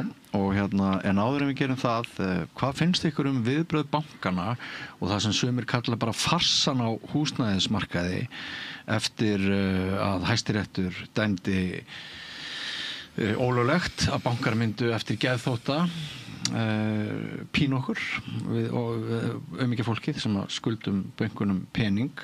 Það jafnvel erfiðar að komast inn á húsnæðismarkaðin virðist vera nokkur sinni. Aðeins það, byrjum á þér, Ólafur. Já, ég skal nú bara vera stuttorður. Þetta nú bara málefni, þetta með vextina og bankana nú bara mál sem ég hef ekkert vita á. Og ég hef ekki hitt vini mína hagfræðingana sem vanir að upplýsa mig leyndardómana í svona málum, þannig að ég verð bara að segja pass þetta. Ok. Árni? Sko, mér fannst dómur Hæstaréttar, mér fundist það að vera góða fréttir fyrir neytendur. Það þyrfti að hafa lánasamninga skýra og fólk vissi þá nákvæmlega að hverða gengi. Viðbröðin við því dómnum hins vegar sem að komin frá bönkunum mikil vonbrigði. Því að þetta mun ekkert gera annað en að auka vandræðin á húsnæðismarkaði, gera auknar kröfur í greiðslumati og færri komast inn á markaðin. Að vísu náttúrulega lífeyrissjóðir sem að geta boðið verðtillána á öðrum kjörum heldur en bankarnir ætla sér að bjóða. Þannig að það náttúrulega fleiri mál sem eftir að dómur á eftir að falli fleiri málum. Já, 4 málum. Og það stutt í það, þannig við sjáum hvernig það verður. En þetta getur ekki gengið svona, algjörlega óviðunandi ofan í ástandi á húsnæðismarkaði. Og segjum svo að ekkert verði gert, að þetta verði bara látið ganga eftir og að byggingaiðnaðurinn yrði fyrir miklu áfalli. Þá það náttúrulega efnahagslegt áfall. En það líka áfall í velferðarmálum vegna þess að heimili fólks. Húsnæðismál ekki bara efnahagsmál, þetta líka velferðarmál. Já. Og þess vegna þurfa stjórnvöld að stíga þarna inn. Mér skilst að það sé að koma einhver úrræði í húsnæðismálum frá ríkisstjórninni. Já, þau verða kynnt síðar í dag eftir að þessi þáttur hefur verið tekinu upp. Já, og ég bara bind vonið við að það sé eitthvað sem byggjandi á, en staðan núna, þú veist, algjörlega óviðunandi og það er líka óafsættanlegt að bankarnir sem að eiga að vera með eitthvað samfélagslega ábyrgð skulu bregða svona við. Já. Það bara ofan í ástandi eins og það Já. Þannig að þetta kallar á viðbrögð. Já. En það líka kannski hægt að skoða svo þetta stýrivextirnir svona háir og verðbólgan há og raunvextir háir. Raunvextir allt og háir. En það þetta hægt að skoða hvort það sem eins og fjármálaspekingar hafa sagt að við ættum að hafa eitthvað annað viðmið til þess að láta vexti á íbúðalán sveiflast eftir, nota til þess húsnæðisverðið en ekki neysluverðið, ekki neysluvísitöluna heldur verð að láta verðið og húsnæði ráða sveiflunum á þessum lánum. Ég skal ekki segja, en það þarf að sérfræðingarnir okkar þurfa að setjast niður og koma með góða tillögur. En hefur þú trú á því að afleiðingar þessa máls og eins og það hefur þróast upp á síðkastið að það geti orðið í stakið því mengi að ýta út verðtryggingunni úr íslensku samfélagi? Sko ég bara verð að segja alveg svo ég skil ekki af hverju fólk vil endilega íta verðtryggingunni í burt. Verðtryggingin hefur orðið til þess að það að verðtrygg íbúðalán hafi verið í boði. Það hefur orðið til þess að tekjulægra fólk hefur komist inn á íbúðamarkaðinn. Ef þeirra hefur ekki notið við þá hefur bara ekki komist inn á markaðinn. Greiðslubyrðin lægri á þeim, auðvitað hafa þau alls konar galla en þau hafa samt orðið til þess að tekjulægri fólk hefur komist inn á markaðinn og ef það á að taka það alveg í burtu, íta því alveg til hliðar þá þarf eitthvað annað að vera í boði fyrir þennan hóp. Nefnum við ætlum bara að setja þau út og guða á gattinn. Ekki leigumarkaður nú kræsilegur. Nei. Aðeins frá þér Steingerður þetta? Já, ég segi nú bara eiginlega eins og Ólafur. Ég hef ekkert vit á peningunum, ég kann að eyða þeim. En hins vegar þá verð ég líka að taka undir með Oddnýið. Mér finnst þetta svo góð greining hjá henni. Við verðum að hafa húsnæðismarkað þar sem að fólk getur gengið inn á og keypt íbúð og treyst því. Afborganir verði eins og búið að segja og þetta hefur alltaf verið stóra málið á Íslandi og við höfum lent í því aftur og aftur að fólk hafi verið að missa húsnæði sitt, heimili fjölskylduna, bæði Sigtúnshópurinn hérna í gamla daga og svo hrunið, að fólk þurfa að standa uppi með það að það missi húsnæði sem það búið að leggja kannski ævispartnaðin í og þar með allan spartnaðin og alla sína eign í húsnæðinu vegna einhverja ákvarðana sem annarkvort stjórnvöld taka eða eitthvað utanaðkomandi og ég bara trúi því ekki að við séum það snauð af góðu fjármálafólki að við getum ekki skapa hérna kerfi þar sem að fólk getur bara einfallega keypt íbúð með láni sem að það veit nákvæmlega hvað það borgar af næstu árin og ég trú ekki öðru heldur en að bankarnir búi yfir svoleiðis fólki líka. Það er bara eitt í þess að ég má bæta við. Vandinn við þetta er að við erum náttúrulega örmynd sem að sveifla svo mikið og líf okkar sveiflast með henni. Þannig að það verður alltaf hærri vextir hér meðan við nágrannalöndin og meðan við erum með krónuna. En samt hlýtur að hægt að finna einhverja leið til þess að gera ástandi skárra en það er í dag. Það er óviðeigandi. Herri, svona í lokin, ekki síst að því þú ert hér, Ólafur, gestur, ræðum aðeins jafnrétti kjósenda. Þú hefur náttúrulega oft komið hér að Rauðaborðinu og oft talað um það í samtölu við mig, líkt og svo marga aðra fjölmiðlamenn. Hvað þér finnist þann órétt að fyrir utan síðustu kosningar þá hafði það gerst 4 sinnum í röð, er ekki rétt hjá mér að við vorum að fá skakka útkomu út úr kosningunum. Og nú ert þú eftir að hafa gagnrýnt þessi mál þá ertu orðin formaður í þessum starfshópi sem á að skoða þessi mál. Er von á tíðindum, hyggurðu eða hvað geturðu sagt okkur um þetta? Já, þetta er 3 manna starfshópur sem ég fer fyrir og okkur er ætlað að gera tillögur til dómsmálaráðherra. Og forsagan er svo að í stefnuyfirlýsingu eða stjórnarsáttmála núverandi ríkisstjórnar er algjörlega skýrt ákvæði það að þessi stjórn hyggist minnka minnstakosti það misvægi atkvæða sem hefur viðgengist í landinu. Og okkur í starfshópnum í sjálfu sér ekki ætlað að móta sérstaka stefnu í því efni. Okkur er ætlað að vinna tæknilega frumvarp sem að kemur á móts við þessi megin sjónarmið ríkisstjórnarinnar. Og planið er það að við skilum drögum eða frumvarpi eða tillögum til ráðherrans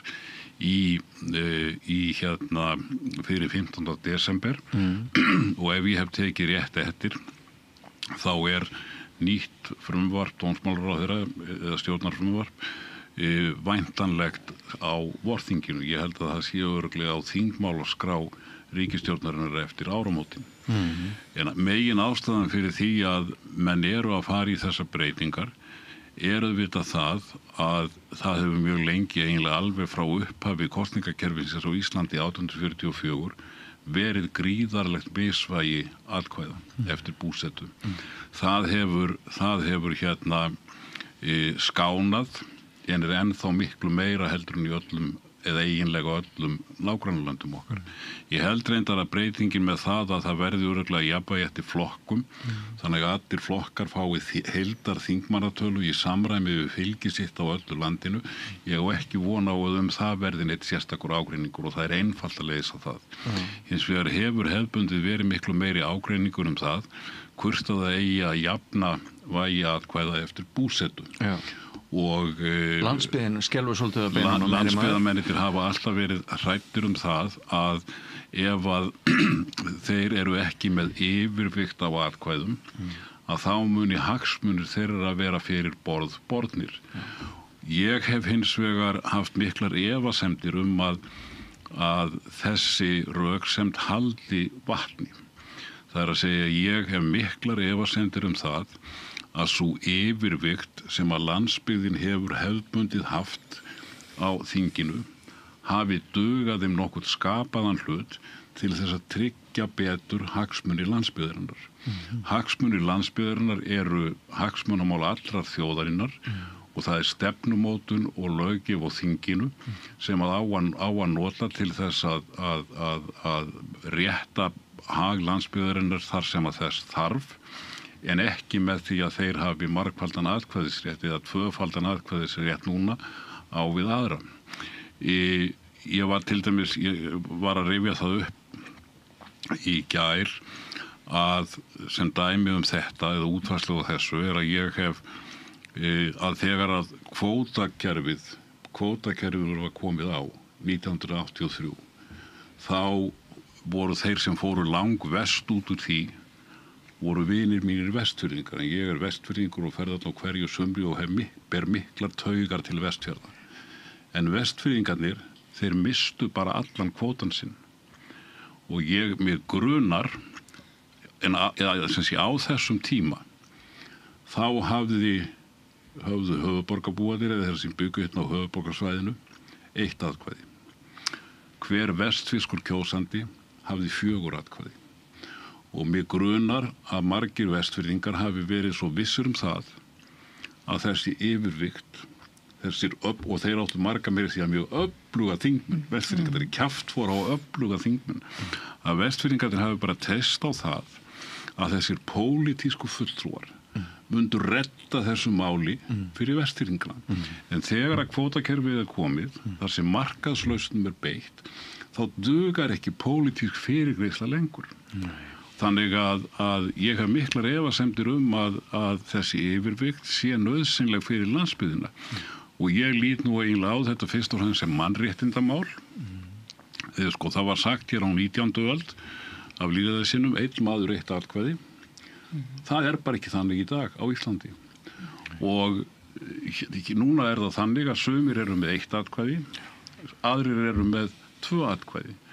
Og við sjáum það að við skoðum alþjóðlegu þróunin í kringum okkur að það var víða þannig hér fyrir kannski einhverjum áratugum í mörgum löndum að svona jaðarbyggðir og landsbyggðin hafði svolítið forréttindi varðandi atkvæðavægi. Það hefur nánast allstaðar horfið. Og á Norðurlöndunum er algjört jafnræði eftir búsetu nema í Noregi, en misvægið í Noregi er miklu minna heldur en hér. Og alþjóðlega stofnanir hafa gagnrýnt okkur fyrir þetta misvægi atkvæðina. Bæði ÖSE hefur gert það í sínum athugasemdum og Feneyjanefndin hefur sett fram það viðmið að mismunun eftir kjördæmum sem er óhjákvæmilega að sé einhver ef við erum á annar borð með kjördæmi, en að slíkt misvægi eigi ekki að vera meira en 10% og í einstaka undantekningartilfellum 15%. Á Íslandi er þetta misvægi 100%. Þannig að þetta er ástæðan fyrir því að menn vilja breyta þessu og ég hef fulla trú á því að það verði, að þetta með jafnvægi eftir flokkum verði leiðrétt. Og ég vona að minnstakosti að varðandi jafnvægi eftir búsetu þá verði stigin einhver skref. Já. Að minnstakosti hvort sem verður farið alla leiðið ekki. Einmitt, aðeins viðbröð þín með þessu, Oddný, þú fórst því gefilegt fram í kraganum eða? Nei, þú ert Suðurkjördæmi. Já. Já, mér finnst þetta mjög áhugavert og spennandi vinna. Í stjórnarskráni gert ráð fyrir að kjördæmin séu ekki færri en 6 og ekki fleiri en 7 ef ég man rétt. Það rétt.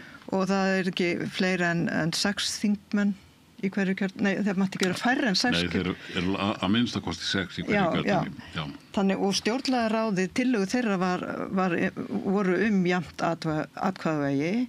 Stefna Samfylkingarinnar hefur verið frá upphafi, leyfi ég mér að segja, að atkvæðavægið ætti að vera jafnt. Þess vegna var ég svo hissa þegar ég sá að þingflokkur Samfylkingarinnar að gera fyrirvara nákvæmlega þetta. Það fyrir bara gegn stefnu Samfylkingarinnar sem var samþykkt á landsfundi bara fyrir ekki svo löngu síðan. Þannig að mjög athyglisvert ef við sjáum hvað setur. En undir einmitt lýðræðis- og mannréttindakafla í stefnu Samfylkingarinnar talað þetta. Já, þetta kom mér aðeins óvart. Við vitum að það var nú ekki útfært nákvæmlega hvað mér voru að tala hvort þú voru að tala að þessar breytingar eru gerðar í áföngum eða bara það ætti engu að breyta. Ef það ætti engu að breyta kemur það mér mjög á óvart því eins og þú segir það í andstöðu við stefnu flokksins og það í andstöðu við stjórnarsáttmálann. Við verðum að slíta talinu núna, það það fólk sem bíður eftir að komast hingað inn í stúdíu. Við getum ekki það. Kæra það ekki fyrir komuna, þið komið aftur. Steingerður, já eða nei, lístu vel á þessar breytingar? Mjög vel, mjög vel. Ok. Herðu, kæra þakkir, Ólafur Þ. Harðarsson, Oddný Harðardóttir og Steingerður Steinarsdóttir. Virkilega gaman að fá ykkur, ég vona að ég fá ykkur sem oftast. Ekki fara langt, kæru hlustendur, við höldum áfram hér eftir andartak. Alþýðufélagið frábær hugmynd. Félagsgjöld í Alþýðufélagið eru krónur 2.750 á mánuði og renna óskipt til dagskrár og útsendinga samstöðvarinnar. Samstöðin.is Gerist áskrifendur á samstöðinni og taki þátt í að byggja upp öfluga og róttæka samfélagsumræðu.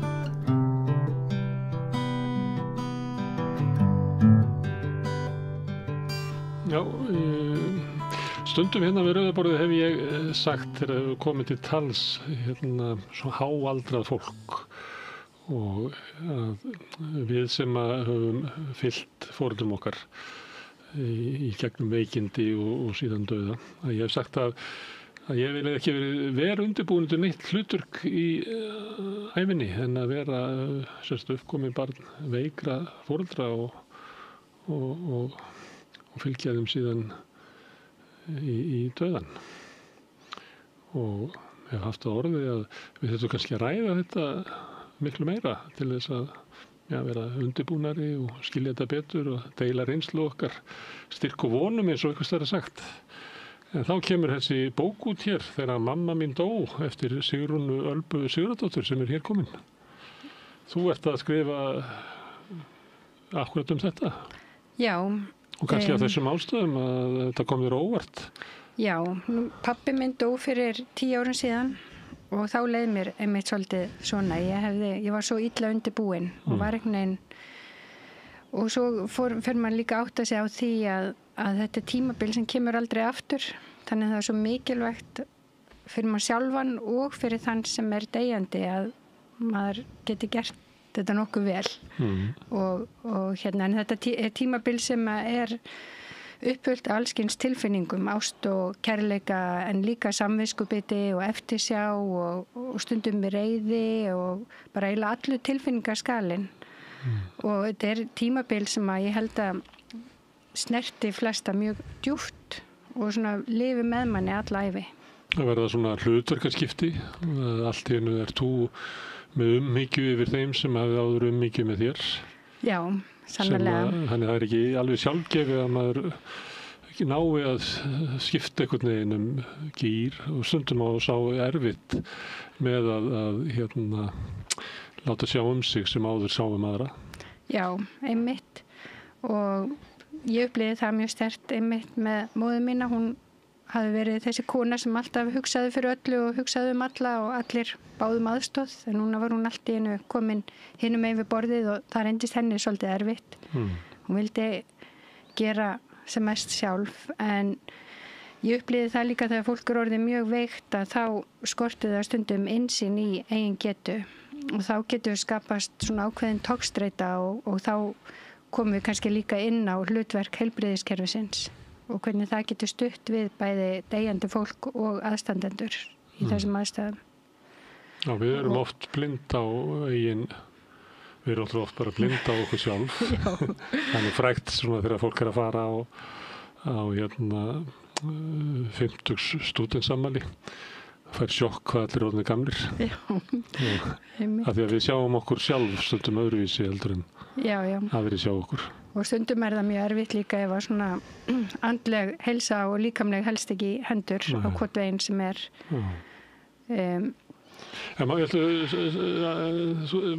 Bókin heitir Þegar mamma mín dó.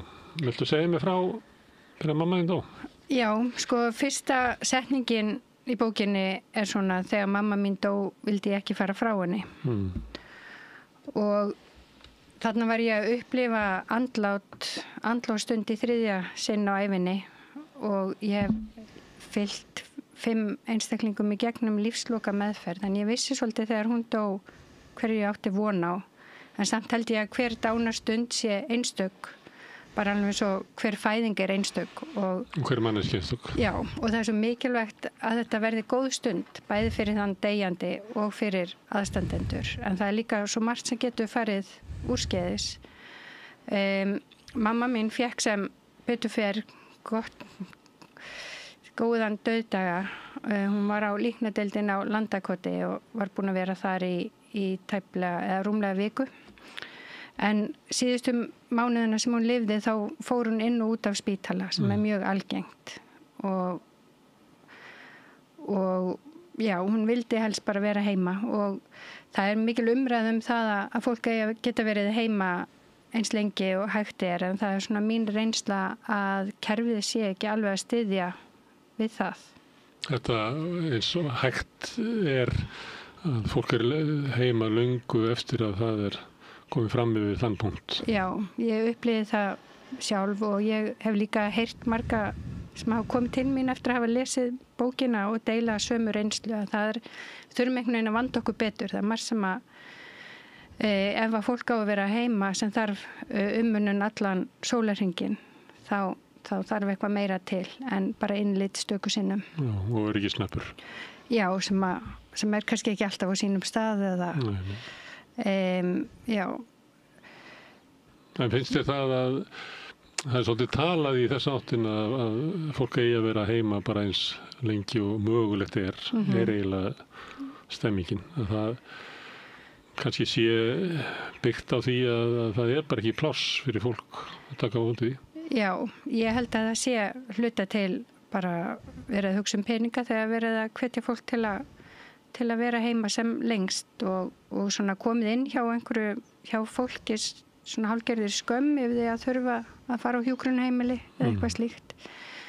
En eins og ég segi, það væri hægt að, ég meina fólk sækir og heilsuhælinn í Hveragerði og svona það er til stofnanir þar sem að fólki líður vel og vill vera og ég held einhvern veginn að það væri hægt að hugsa þetta kerfi allt miklu betur þannig að búa til fleiri slíkar staði? Já, en nei bara slíkar stað fyrir fólk sem er komið kannski á lokasprettin á stutt eftir að búa til, ég meina víða erlendis eru stofnanir sem eru svona hospís sem er eitthvað mitt á milli spítala og hérna líknadeildar eins og elliheimilin voru í gamla daga eða átt að vera, en þau eru flest orðin af hjúkrunarheimilum í dag eða ekki?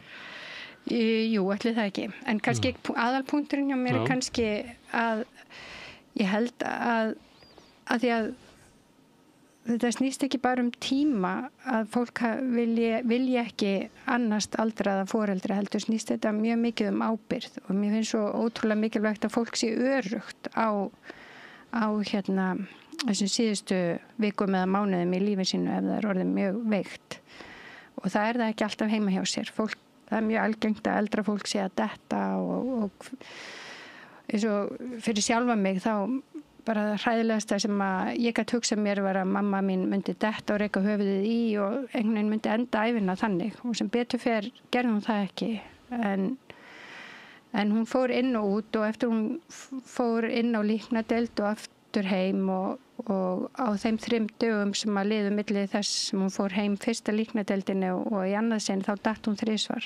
Þannig að það munað svo litlu.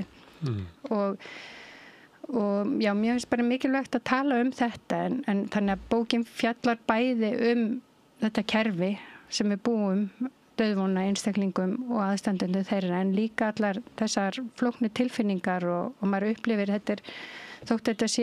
maður upplifir gífurlega sorg og ótta og hræðslu og þá upplifir maður líka marga góða tilfinningar við þessar aðstæður eins og komst inn á áðan að snúa svolítið hlutverkin við maður fær kannski að sýna foreldri umhyggju sem á annan hátt en áður. Þessi, þannig ótta, þetta er fólk sem komið á svona síðustu ár og framundan dauðinn sem fullt tilefni held ég til þess að óttast. Við höfum ekki tæki til þess að gera annað en að óttast. Nei. Því að þú talar svona hægt og friðsælt andlát að það getur líka sveiflast á milli á leiðinni þar sem annars vegar slíkar tilfinningar. Já. En séu líka bara skelfing fram yfir döðanum. Jú, þetta auðvitað já, það enginn sem getur æft sig heldur fyrir það að vera allt í einu komin í þessi spor að standa andspænis dauðanum og marga tilfinningar sem takast á innra meðunum dauðvona og við sögum alla æfina undirbókur undir döðan. Já, við vitum að hann þarna en auðvitað þegar mann dauðin nálgast þá fer mann líka þykja mjög vænt lífið og kunna meta það og Sama hversu lítið og veikt það Já, einmitt.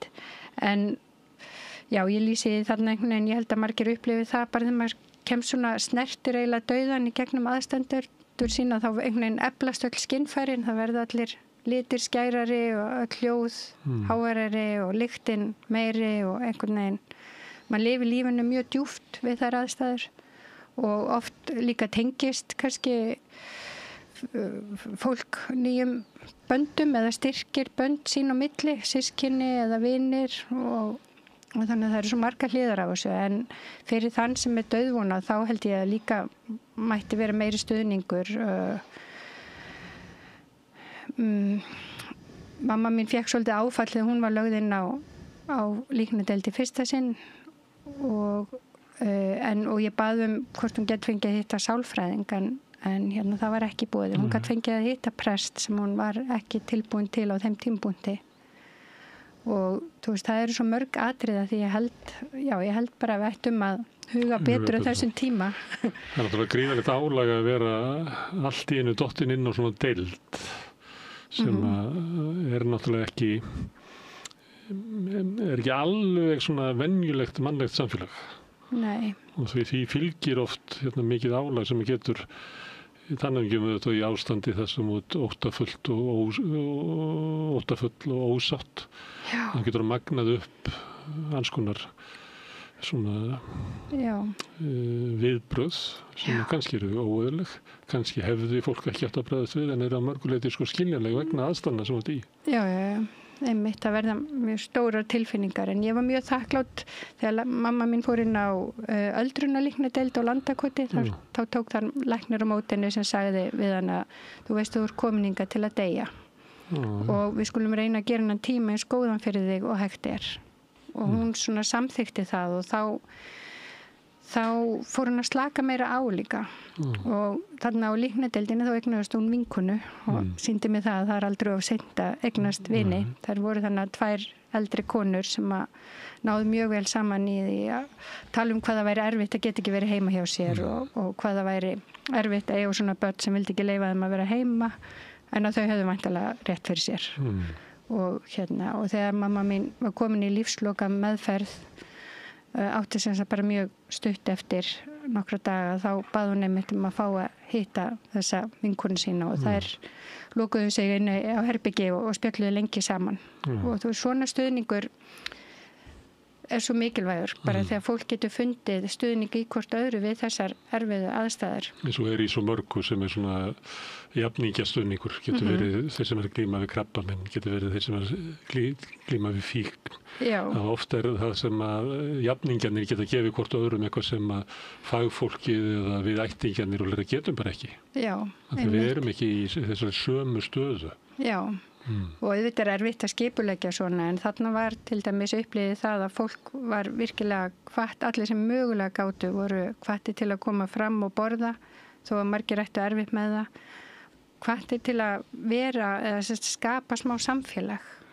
og það fannst mér ótrúlega gott, gerði mömmu minni til dæmis mjög gott að finna að það voru fleiri í sömu sporum og hún. Já, mömmu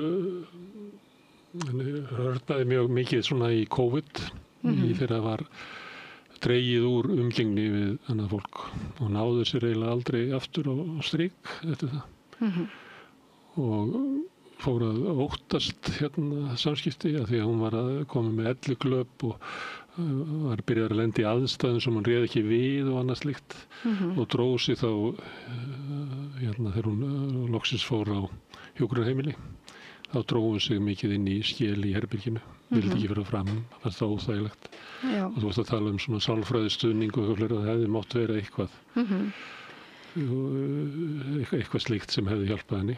Þannig að þá kemur það er svo erfitt fyrir okkur að segja eitthvað þú ættir að vera frammi mamma þá var maður með svona boðvald og eitthvað svona sem ég veit ekki að ég náði aldrei að láta virka ég gæti aldrei sagt þetta til ég gæti verið að leggja til en ég gæti aldrei einhvern veginn fundið þessa leið Já, ég held að allir svona andlegu stuðningur við bæði þá sem eru deyjandi og líka kannski við aðstandendur af því að með því að styðja við aðstandendur þá hafa þeir kannski meiri orku til að sinna og meira sjálfstraust til að sinna hinnum deyjandi.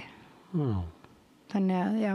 Það sé eitthvað svona markmið hvað við erum að gera. Já, og það er nú eitt en svo er þetta líka stundum svolítið förum við ákveðin svona hlutverk út frá því hvort við erum konur eða karl eða önnur kyn og það mér finnst sérstaklega ég upplifða mjög að það var svona lögð annars konar ábyrgð á mig sem konu heldur en á bróður minn og einsunni þegar mamma var að fara heima bráðamóttökunni þá var hún spurð hvort hún ætti ekki dóttur því að hún var svona pínu hikandi aldrei þessu vant við að fara heim og jú, hún átti dóttur, þannig að þá var bara málið leyst þannig.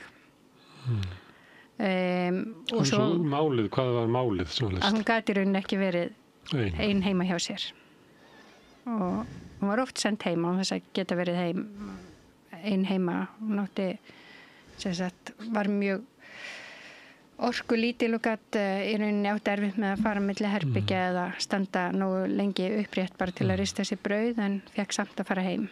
Það sem hún vildi vera þannig að hún þurfti í rauninni sólarhringsumönnun sem að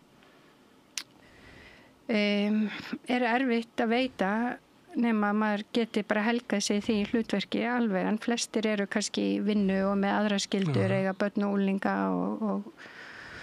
og annað sem þarf að sinna líka þannig að þetta er svona ég hef búið töluvert í Danmörku á síðustu árum og veit að þar til dæmis getur fólk fengið veikindaleyfi til að annars dauðvona ástvin líkt og maður fær ef barnið manns veikist hér á landi en ég held að þetta sé alveg ótrúlega fínt fyrirkomulag og þá getur til dæmis fólk líka skipst á tekið 2 og 2 vikur eða eitthvað slíkt að því ég held að ef að eins og þú sagðir þegar fólk stendur frammi fyrir dauðunum þá verður það óttaslegið og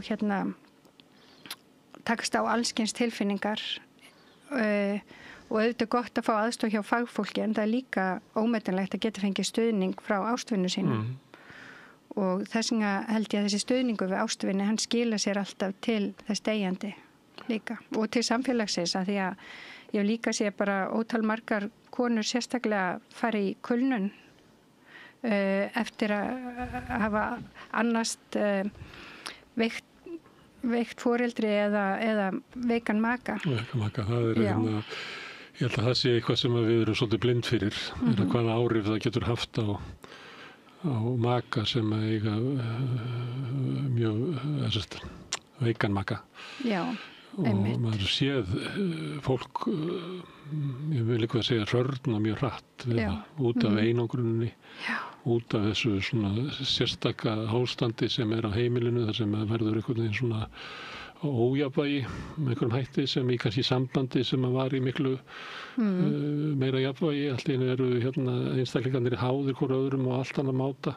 Já. Og maður séð fólk sko, ég held að við ættum að skoða hvernig við getum stutt fólk. Þannig að maður sér bara, þú þekkir það, þegar maður sér bara fólk hrörna, það bara öðruvís á litin og maður upplifir á lífslogin sem í þeim bara miklu minni og þannig að þetta er mikið álag. Já, einmitt. Allt þetta sem hún nefnir og líka bara einmitt álag yfir því að þurfa að vera að taka ábyrgð á mjög veikum einstaklingi í langan tíma. Sem er mikil. Já, að það er, já, við fer bara með heilsuna hjá mörgum sko og ég upplýði það einmitt með foreldra mína. Mamma byrjaði að veikjast árið eftir að pappi dó og ég veit að hún er ekki ein. Það eru svo marga konur í slíkri stöðu. Og það lifa lengur konurnar? Já, það gera það víst yfirleitt. Það eru fleiri ekkjur en eklar. Já, sem eru einar og oft eru þær með lítil fjárráð og fleira, þannig að sumuleyti eru eldri konur í sérstakri stöðu. Marða, ég just að sé ennþá þannig. Það var hérna fyrir einhverjum áratugum, það voru svona kannanir á þessu og þetta var kannski fátækasta fólkið í landinu. Já. Fátækir ekkir. Já, ég held að við getum gert sem samfélagi getum við gert miklu betur í þessum málum. Og svo nefnir vinnumarkaðinn, að vinnumarkaðurinn gerir ráð fyrir því að vinnuaflið eigi aldrað foreldra sem að þurfa á umönnun að halda, eins og börn. Já. Við gerum ekki ráð fyrir því. Nei, einmitt. En það held ég bara, já, ég held að það myndi skilja sig miklu betur að reyna að hugsa þetta kerfi aðeins betur. Ég man þegar svona síðust ára pappa, hann var veikur og eiginlega bundinn hjólastól og þegar var eitthvað að hjá honum, þá var eiginlega eina leiðin var að fara á bráðamóttökuna. Já. Sem að mér fannst alltaf svo, og ég fór líka með mömmu okkar. Já. Og þetta er eiginlega, eins og einhverju segja, sko, þetta meikar eiginlega enga sens, sko. Það er að fara með svona háaldra fólk í bráðamóttökuna sem er eiginlega gert til þess að taka á móti fólki sem lendir í slísum eða einhverju svona bráðaveikjendum. Einmitt. En þetta fólk er ekki þar, sko. Nei, já, einmitt, ég þekki það og já, að sitja á biðstofunni tímanu saman með aldraðan einstakling sem er svo máttvarinn að hún bara erfitt með að sitja uppréttur. Það er bara alveg skelfileg reynsla. Og svo kannski vera þarna í 12 tíma og svo pappa var hann lagður inn kvöldi og búin að vera allan tíma og ég spurði einhvern tíma hvernig stendur á þessu? Akkur er hann ekki bara skráður inn strax? Og þá var eitthvað sem sagði mig það að það er öðruvísi gjaldtaka á rannsóknum á bráðavaktinni heldur þegar þú ert innskrifaður, það má ekki rukka því sem innskrifaðan sjúkling. Já, mitt. Ég veit ekki hvað þetta er satt, en mér fannst þetta trúlegt þegar maður sagt þetta, því að við vorum margir dagar sem veitum þarna. Mitt, já. Því að svo hann gæti ekki farið heim, það var ósjálfbjarga og endaði náttúrulega að hann var innskráður á sjúkrahúsið. Já.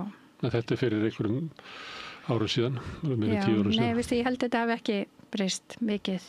Eins og þegar mamma mín vildi fara heima af hjartadeild áður nú var í rauninni tilbúin til þess og gerði það og svo þetta kom að því að hún gat ekki verið heima og var komið með mjög alvarlega verki og þurfti að fara á bráðamóttöku en þú veist það er ekki hægt að hringja aftur á hjartadeildinu og segja kona sem var útskrifuð frá okkur fyrir 2 dögum getur ekki verið heima hjá sér.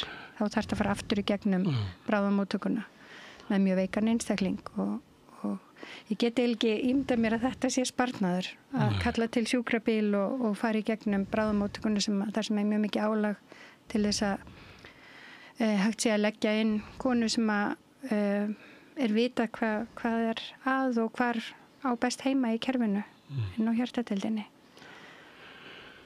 Það var ég tók viðtal við öldrunarlækni sem er nú komin aldur sjálfur. Hann var svona að fara yfir stöðuna og hann var að segja að við þurfum eiginlega að enduruppstokka allt heilbrigðiskerfið því að, hvað við kalla kunnahópurinn, hann allt öðruvísi heldur en þegar þetta kerfi sem við erum með núna var byggt upp. Til dæmis bráðavaktin. Hún var miðuð við þá sem að lenti ykkur vinnuslysum eða bílslysum eða einhverju slíku. Eitthvað sem að verður fyrir einhverju skyndilega fær heila blóðfall út á götu eða eitthvað. En þeir sem að þurfa á hjálp að halda núna að stóruleyti aldrað fólk sem þarf eiginlega allt aðra móttöku og eiginlega allt annað kerfi. Þannig að kerfið okkar smíðað í kringum allt annan kunnahóp heldur en að kerfið að sinna. Já, einmitt. Ég held að þetta sé hljóta að vera bara spurning pólitíska vilja því að ég held að mín upplifun allavega svo að heilbrigðisstarfsfólk sjálf vil gera allt til að bæta kerfið en það hefur náttúrulega bara ekki fjárráð eða mannafla til þess. Og kerfið orðið svo fjársvöld lengi, það hefur ekki svona sköpunarmáttin í sér til þess að gera einhverja stóra breytingar. Þú færði eiginlega aldrei stuðning við það. Við ætlum að breyta hér öllu kerfinu, við erum ekki að spara pening, það ekki hlustað á því sko. Þú bara hlustað á því að spara pening. Einmitt. Herðu, fyrsta setningin sem að þú nefndir að mamma mín dó, vildi ekki fara frá henni. Hvað merkir það? Sko, já, þegar fólk deyr þá breytist líkaminn mjög hratt og hann byrjar að breytast klukkutíman áður en svo þegar hann byrjar að kólna þá eins og manneskjan sé alveg farin. Og mér fannst einhvern veginn á meðan ég fann ylinn frá líkama móður minnar, ég var með höndina á öxlina á henni, menn ég fann líkaminn var ennþá heitur, þá fannst mér hún ennþá vera smávegis hjá mér og ég svona vísi í það, ég einhvern veginn vildi bara sitja hjá henni sem lengst þangað til ég fyndi einhvern veginn að hún væri farin. Og þú fannst það að hún væri farin? Já, bæði og, en sko ég hef upplifað, ég var 23 ára þegar ég upplifaði andlát í fyrsta sinn, þá var ég ein hjá ömmu minni sem að dó á spítala og það var bara mér leið eins og það var eitt augnablik, bara sem skildi á milli lífs og dauða.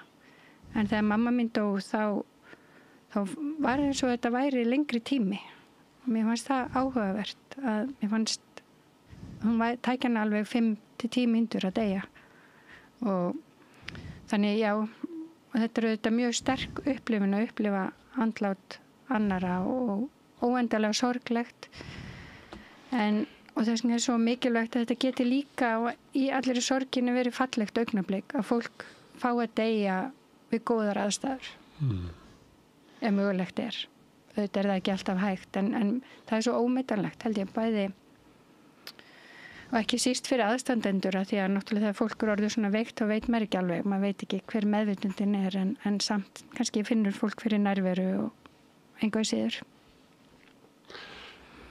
Það fátt átakalega en að fylgjast með einhverjum kveðja sem ósattur og óttastöðan.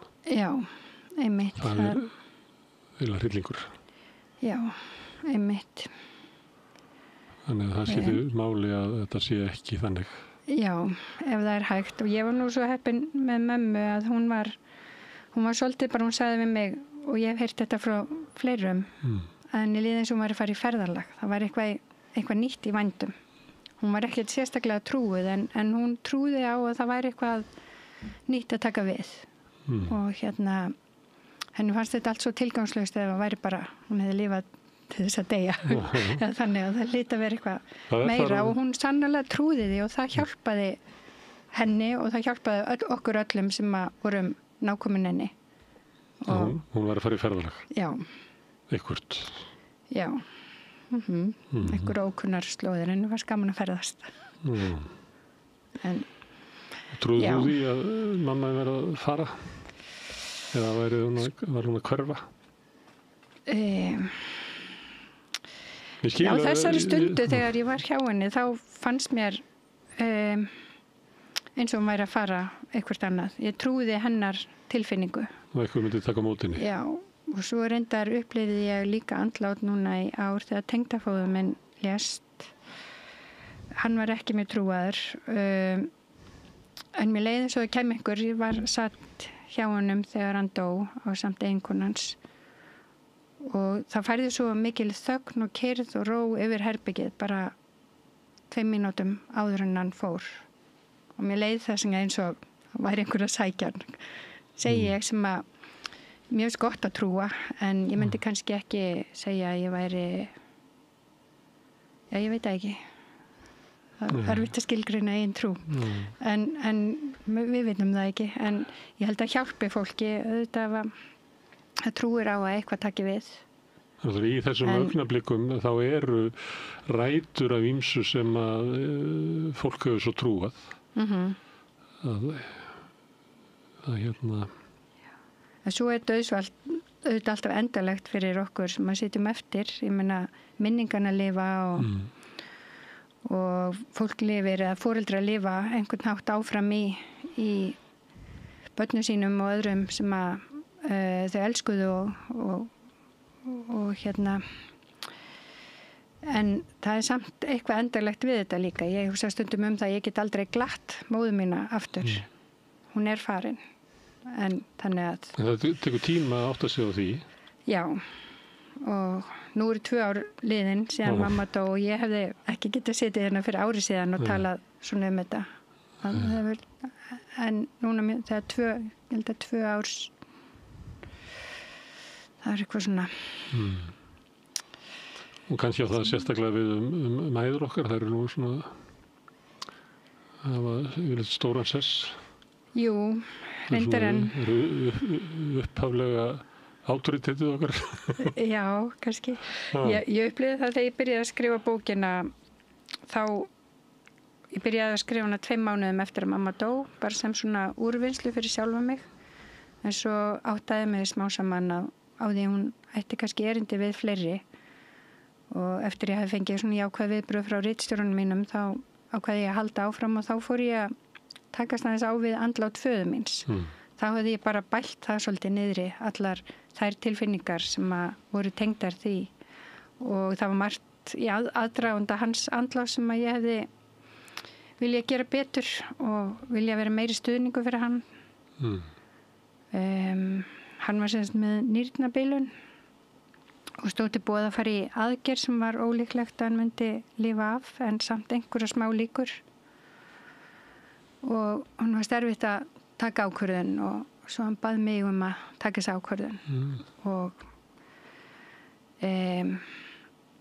sem ég gerði og auðvitað það er margt sem ég hefði viljað gera öðruvísi þar og lifði hann ekki aðgerðina af? Hann fór ekki aðgerðina fór ekki? Nei já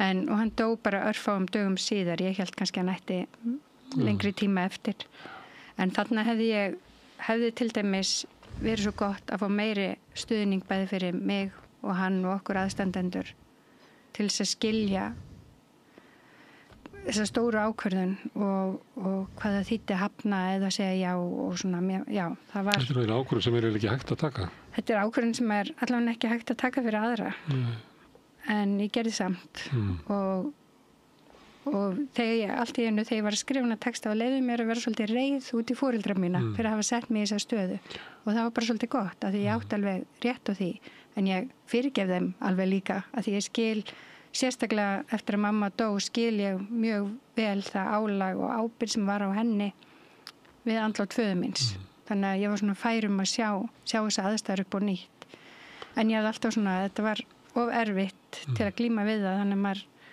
það svona reyndi að halda þig niður en þetta leita svona hlutir alltaf á mann og það var mjög gott að skrifa þetta og hérna já, ég hefði viljað eftir að hyggja því að ég skynjaði þegar ég var búin að segja að mér finnst hann ætti ekki að fara í þess aðgerð að hann hefði viljað fara það innst inni hann vildi bara heyra mig segja það og hérna já, þú veist, ég nefni þetta og segi kannski frá þessu að því ég held að þetta sé ekkit einstæmi, ég held að þetta sé svo rosalega margar flóknar og erfiðar ákvarðanir sem að fólk stendur frammi fyrir. Sem að veldur því að fólk bælir svolítið niður svona tilfinningunum gagnvart andlátinu. Já. Í staðin fyrir að kannski að leyfa sér að lifa í gegnum þér. Við getum sagt að bara gæti verið eins og ástasorg, það er betra að lifa hana heldur en að hafna þess að láta eins og sé ekki hana. Þannig að eins og andlát og svona er eitthvað svona tími sem við verðum eiginlega að leyfa okkur að að lifa þótt að í því getur verið dökkar tilfinningar og kannski tilfinningar sem við þekkjum ekki og erum ókunnar okkur. Já, einmitt. Þetta svona sársökafullt tímabil en mikilvægt og mikilvægt held ég að fólk geti svona öðlast einhverja sátt við sjálft sig, hvernig það og aðra í því. Ég var að segja að við varum illa undirbúin undir þetta. Kannski það þannig. Kannski það vegna þess að sem að ofta talað að dauðinn sé orðinn okkur svona fjarlægur og við viljum ekki hafa hann, við viljum eiginlega fela hann. Já, einmitt. Þannig að við sitjum öll ein með hann einhvern veginn, þannig að hann ekki svona samfélagslegt fyrirbrigði lengur.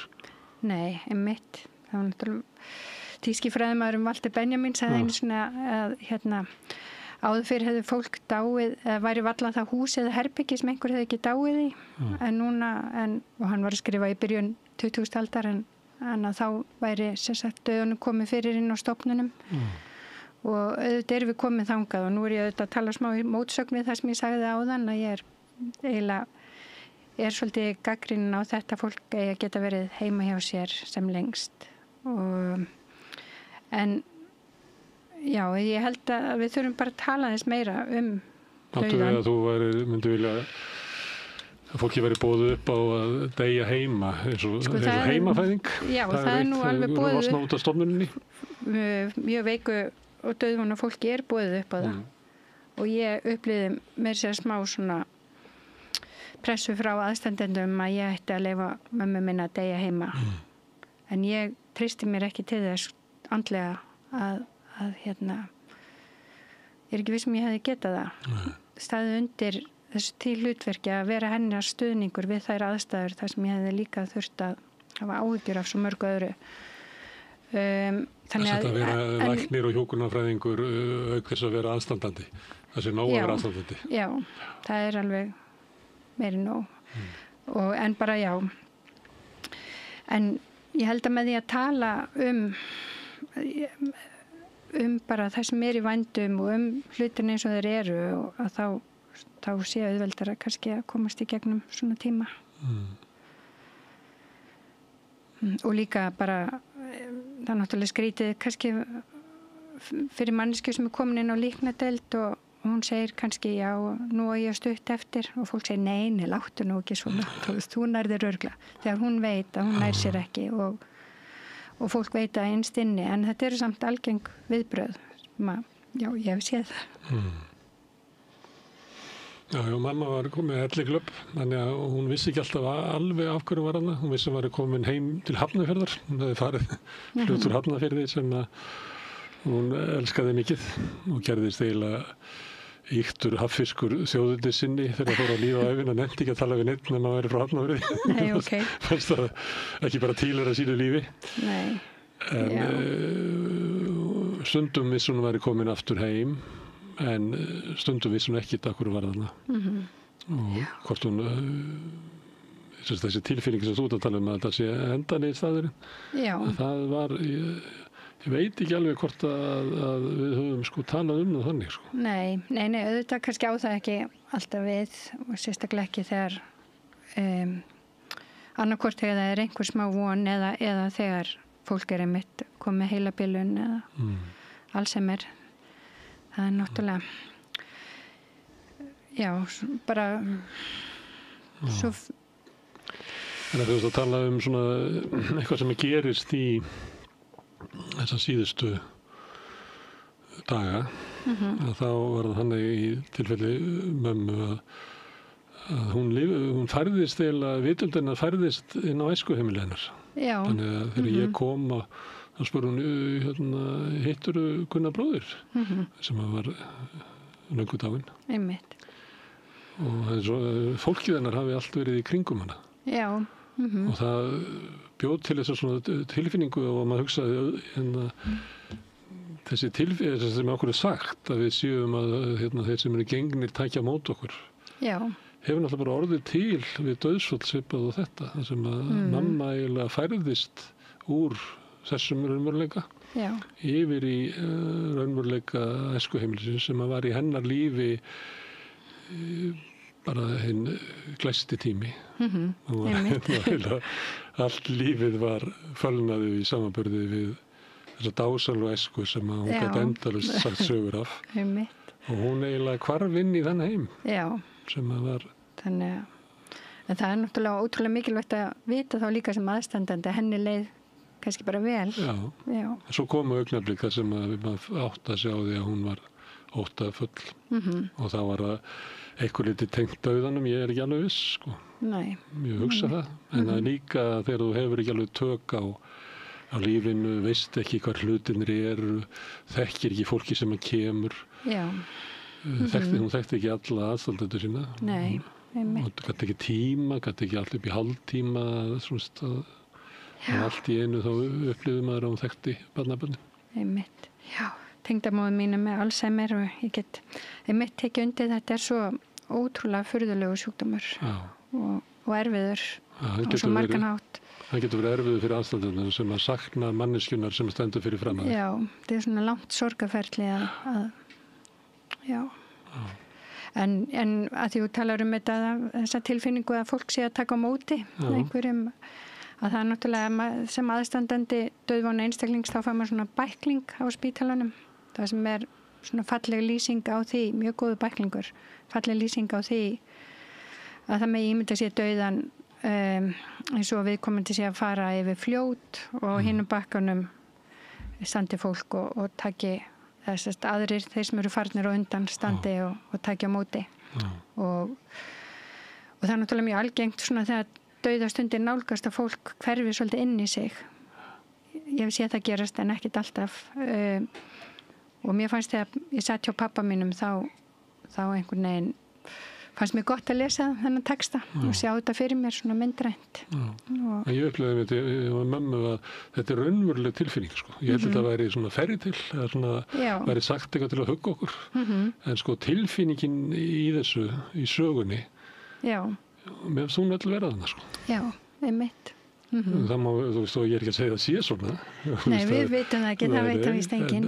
Svona hvarf, vitund mömmu. Þú sagðir hérna með mömmuðina, herðis mér, að því að sömulegt eru við sko sjálfstæðar veraldir og við allt sem að við upplifum, öll heimsmyndi sem við göngum með er inn í hausnum á okkur. Þannig að þegar við förum að þá eiginlega hverfur heimur, ykkur sem er einstakur og verður aldrei endurtekinn. Nei, einmitt. Þetta er stór stund í hvert skipti. Ef við trúum því að hvert líf sé heilagt og hver einstaklegur heilagur, þá er þetta náttúrulega ótrúlega stór stund þegar einhver kveður. Já, bæði þegar einhver kveður og þegar einhver fæðist. Það er stórkostlegt. Já, og þetta er nefnilega á einhvern hátt svolítið svona sambærileg tímabil og jafn djúp reynsla að vera viðstættu fæðingu og andlát. Já. Og fólk þekkir það sem að er í fjölskyldum, það sem að missir eitthvað og svo kannski 10 dagar seinna fæðist eitthvað sem að getur gert fjölskyldur svo dásamlegar að þeir eru það kemur alltaf eitthvað nýr til þess að verða ástokkin af. Já, við þurfum kannski bara einmitt að sætta okkur við að við erum öll döðleg og þurfum að reyna að lifa lífinu sem best og sem fallegastan hátt. Herðu, Sigrún Alba, takk fyrir að skrifa þessa bók sem að ég nú eiginlega, eins og ég var að segja áðan, hefur búin að vera að tala að vanti. Já. Fyrir þá sem að gangi í genum það sem að flest okkur gera. Já. Að fylgja foreldrum okkar til grafar. Já. Það er eiginlega þannig sem að lífið ætti að vera. Já, einmitt. Það er óendanlega sárt þegar foreldrar fylgja börnum sín til grafar. Já, það er náttúrulega sorg sem er kannski á einhverju öðru leveli ef svo má orðið komast, en þetta er líka, og allt í lagi ávarpa það líka að þetta er auðvitað ekki mesta sorg sem hægt er að upplifa, en þetta er samt mikil sorg að missa einhvern sem maður hefur þekkt alla sína ævi og þekkir mann kannski betur en nokkur annar. Eitt sem að fólk talar að þegar þú er búin að missa báða foreldra þá ert þú efst. Já, einmitt. Það getur verið marg svona tilfinning. Þú er næst. Já, ég var 50 þegar ég var komin í þessa stöðu að eiga ekkert foreldri á lífi og sumuleyti fannst mér það mjög ungt að því að stundum nær fólk 70-aldri án þess að eða hátti það að kemst í þá stöðu en auðvitað er þetta ekkert sambaralegt við það samt að missa foreldri sína þegar maður er barn eða 20 eða 30-aldri. En þessi tilfinning að vera nú getur þú ekki hallar upp að neinum? Nei, ég var bara að leita til mannsins míns og barna og vinna. En það er einmitt, já, ég skrifa svolítið líka dætur mínar í þessari bók af því að þetta er svolítið eins og komst inn á áðan, þetta er tímabil þar sem að fólk er svona farin í ný hlutverk og kynslóðir að taka við nýjum hlutverkum. Þannig að þegar að mamma þín fer að þá fæðist nýtt hlutverk á þér?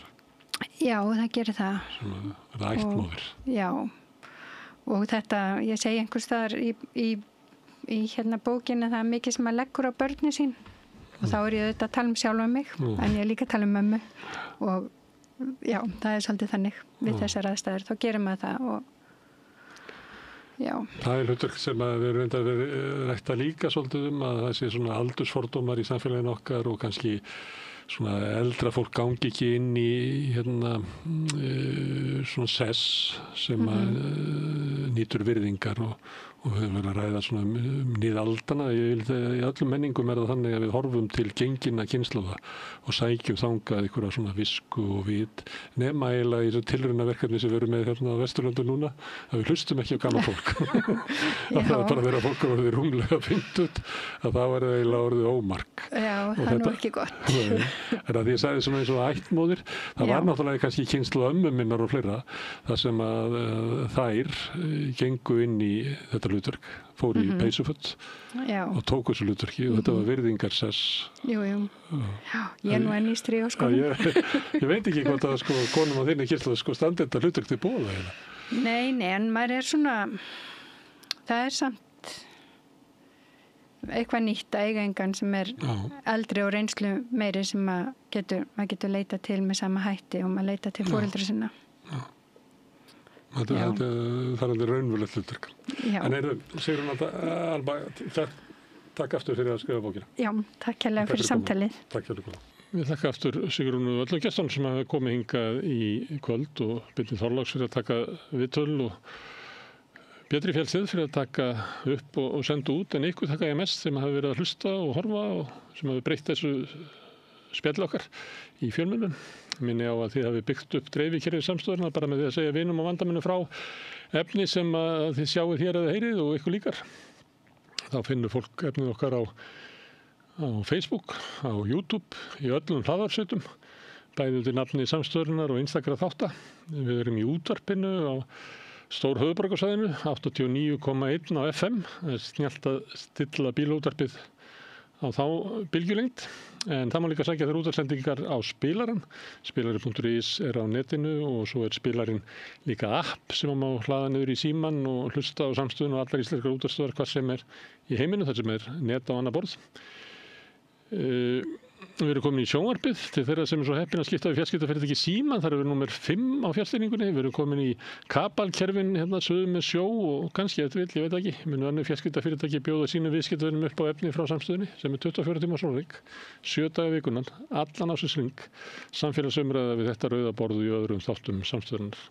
Það sem að knýr samstöðun áfram er sá hluti áhorfenda og áheyrenda sem hafa gert áskrifundur. Það er fólk sem telur að samstöðun sé mikilvægt fyrirbrigði í íslensku samfélagi. Það er nauðsynlegt fyrir okkur að halda uppi öflugri og djúpri samfélagsumræðu með þetta rauða borð. Ef þú ert sama sinnis þá hvet ég þig til þess að fara inn á samstöðun.is. Það er hnappi sem ástendur áskrift. Það getur skráði fyrir áskrift. Grunnáskriftinn er 2.750 krónur. Þú mátt borga meira og vilt og því sem kjósi getur átti áskriftin að renna sem félagsgjöld inn í Alþýðufélagið. En það er einmitt Alþýðufélagið sem á og rekur samstöðuna. Þetta er orðið gott hjá okkur í bili. Ég segi góða nótt. Svo sjáumst við aftur hérna á morgun klukkan 8. Þá verða það fréttir á samstöðunni. Segðu það á samstöðunni. Samstöðin er í eigu hlustenda, áhorfenda og lesenda. Sláist í hópinn og gerist áskrifendur.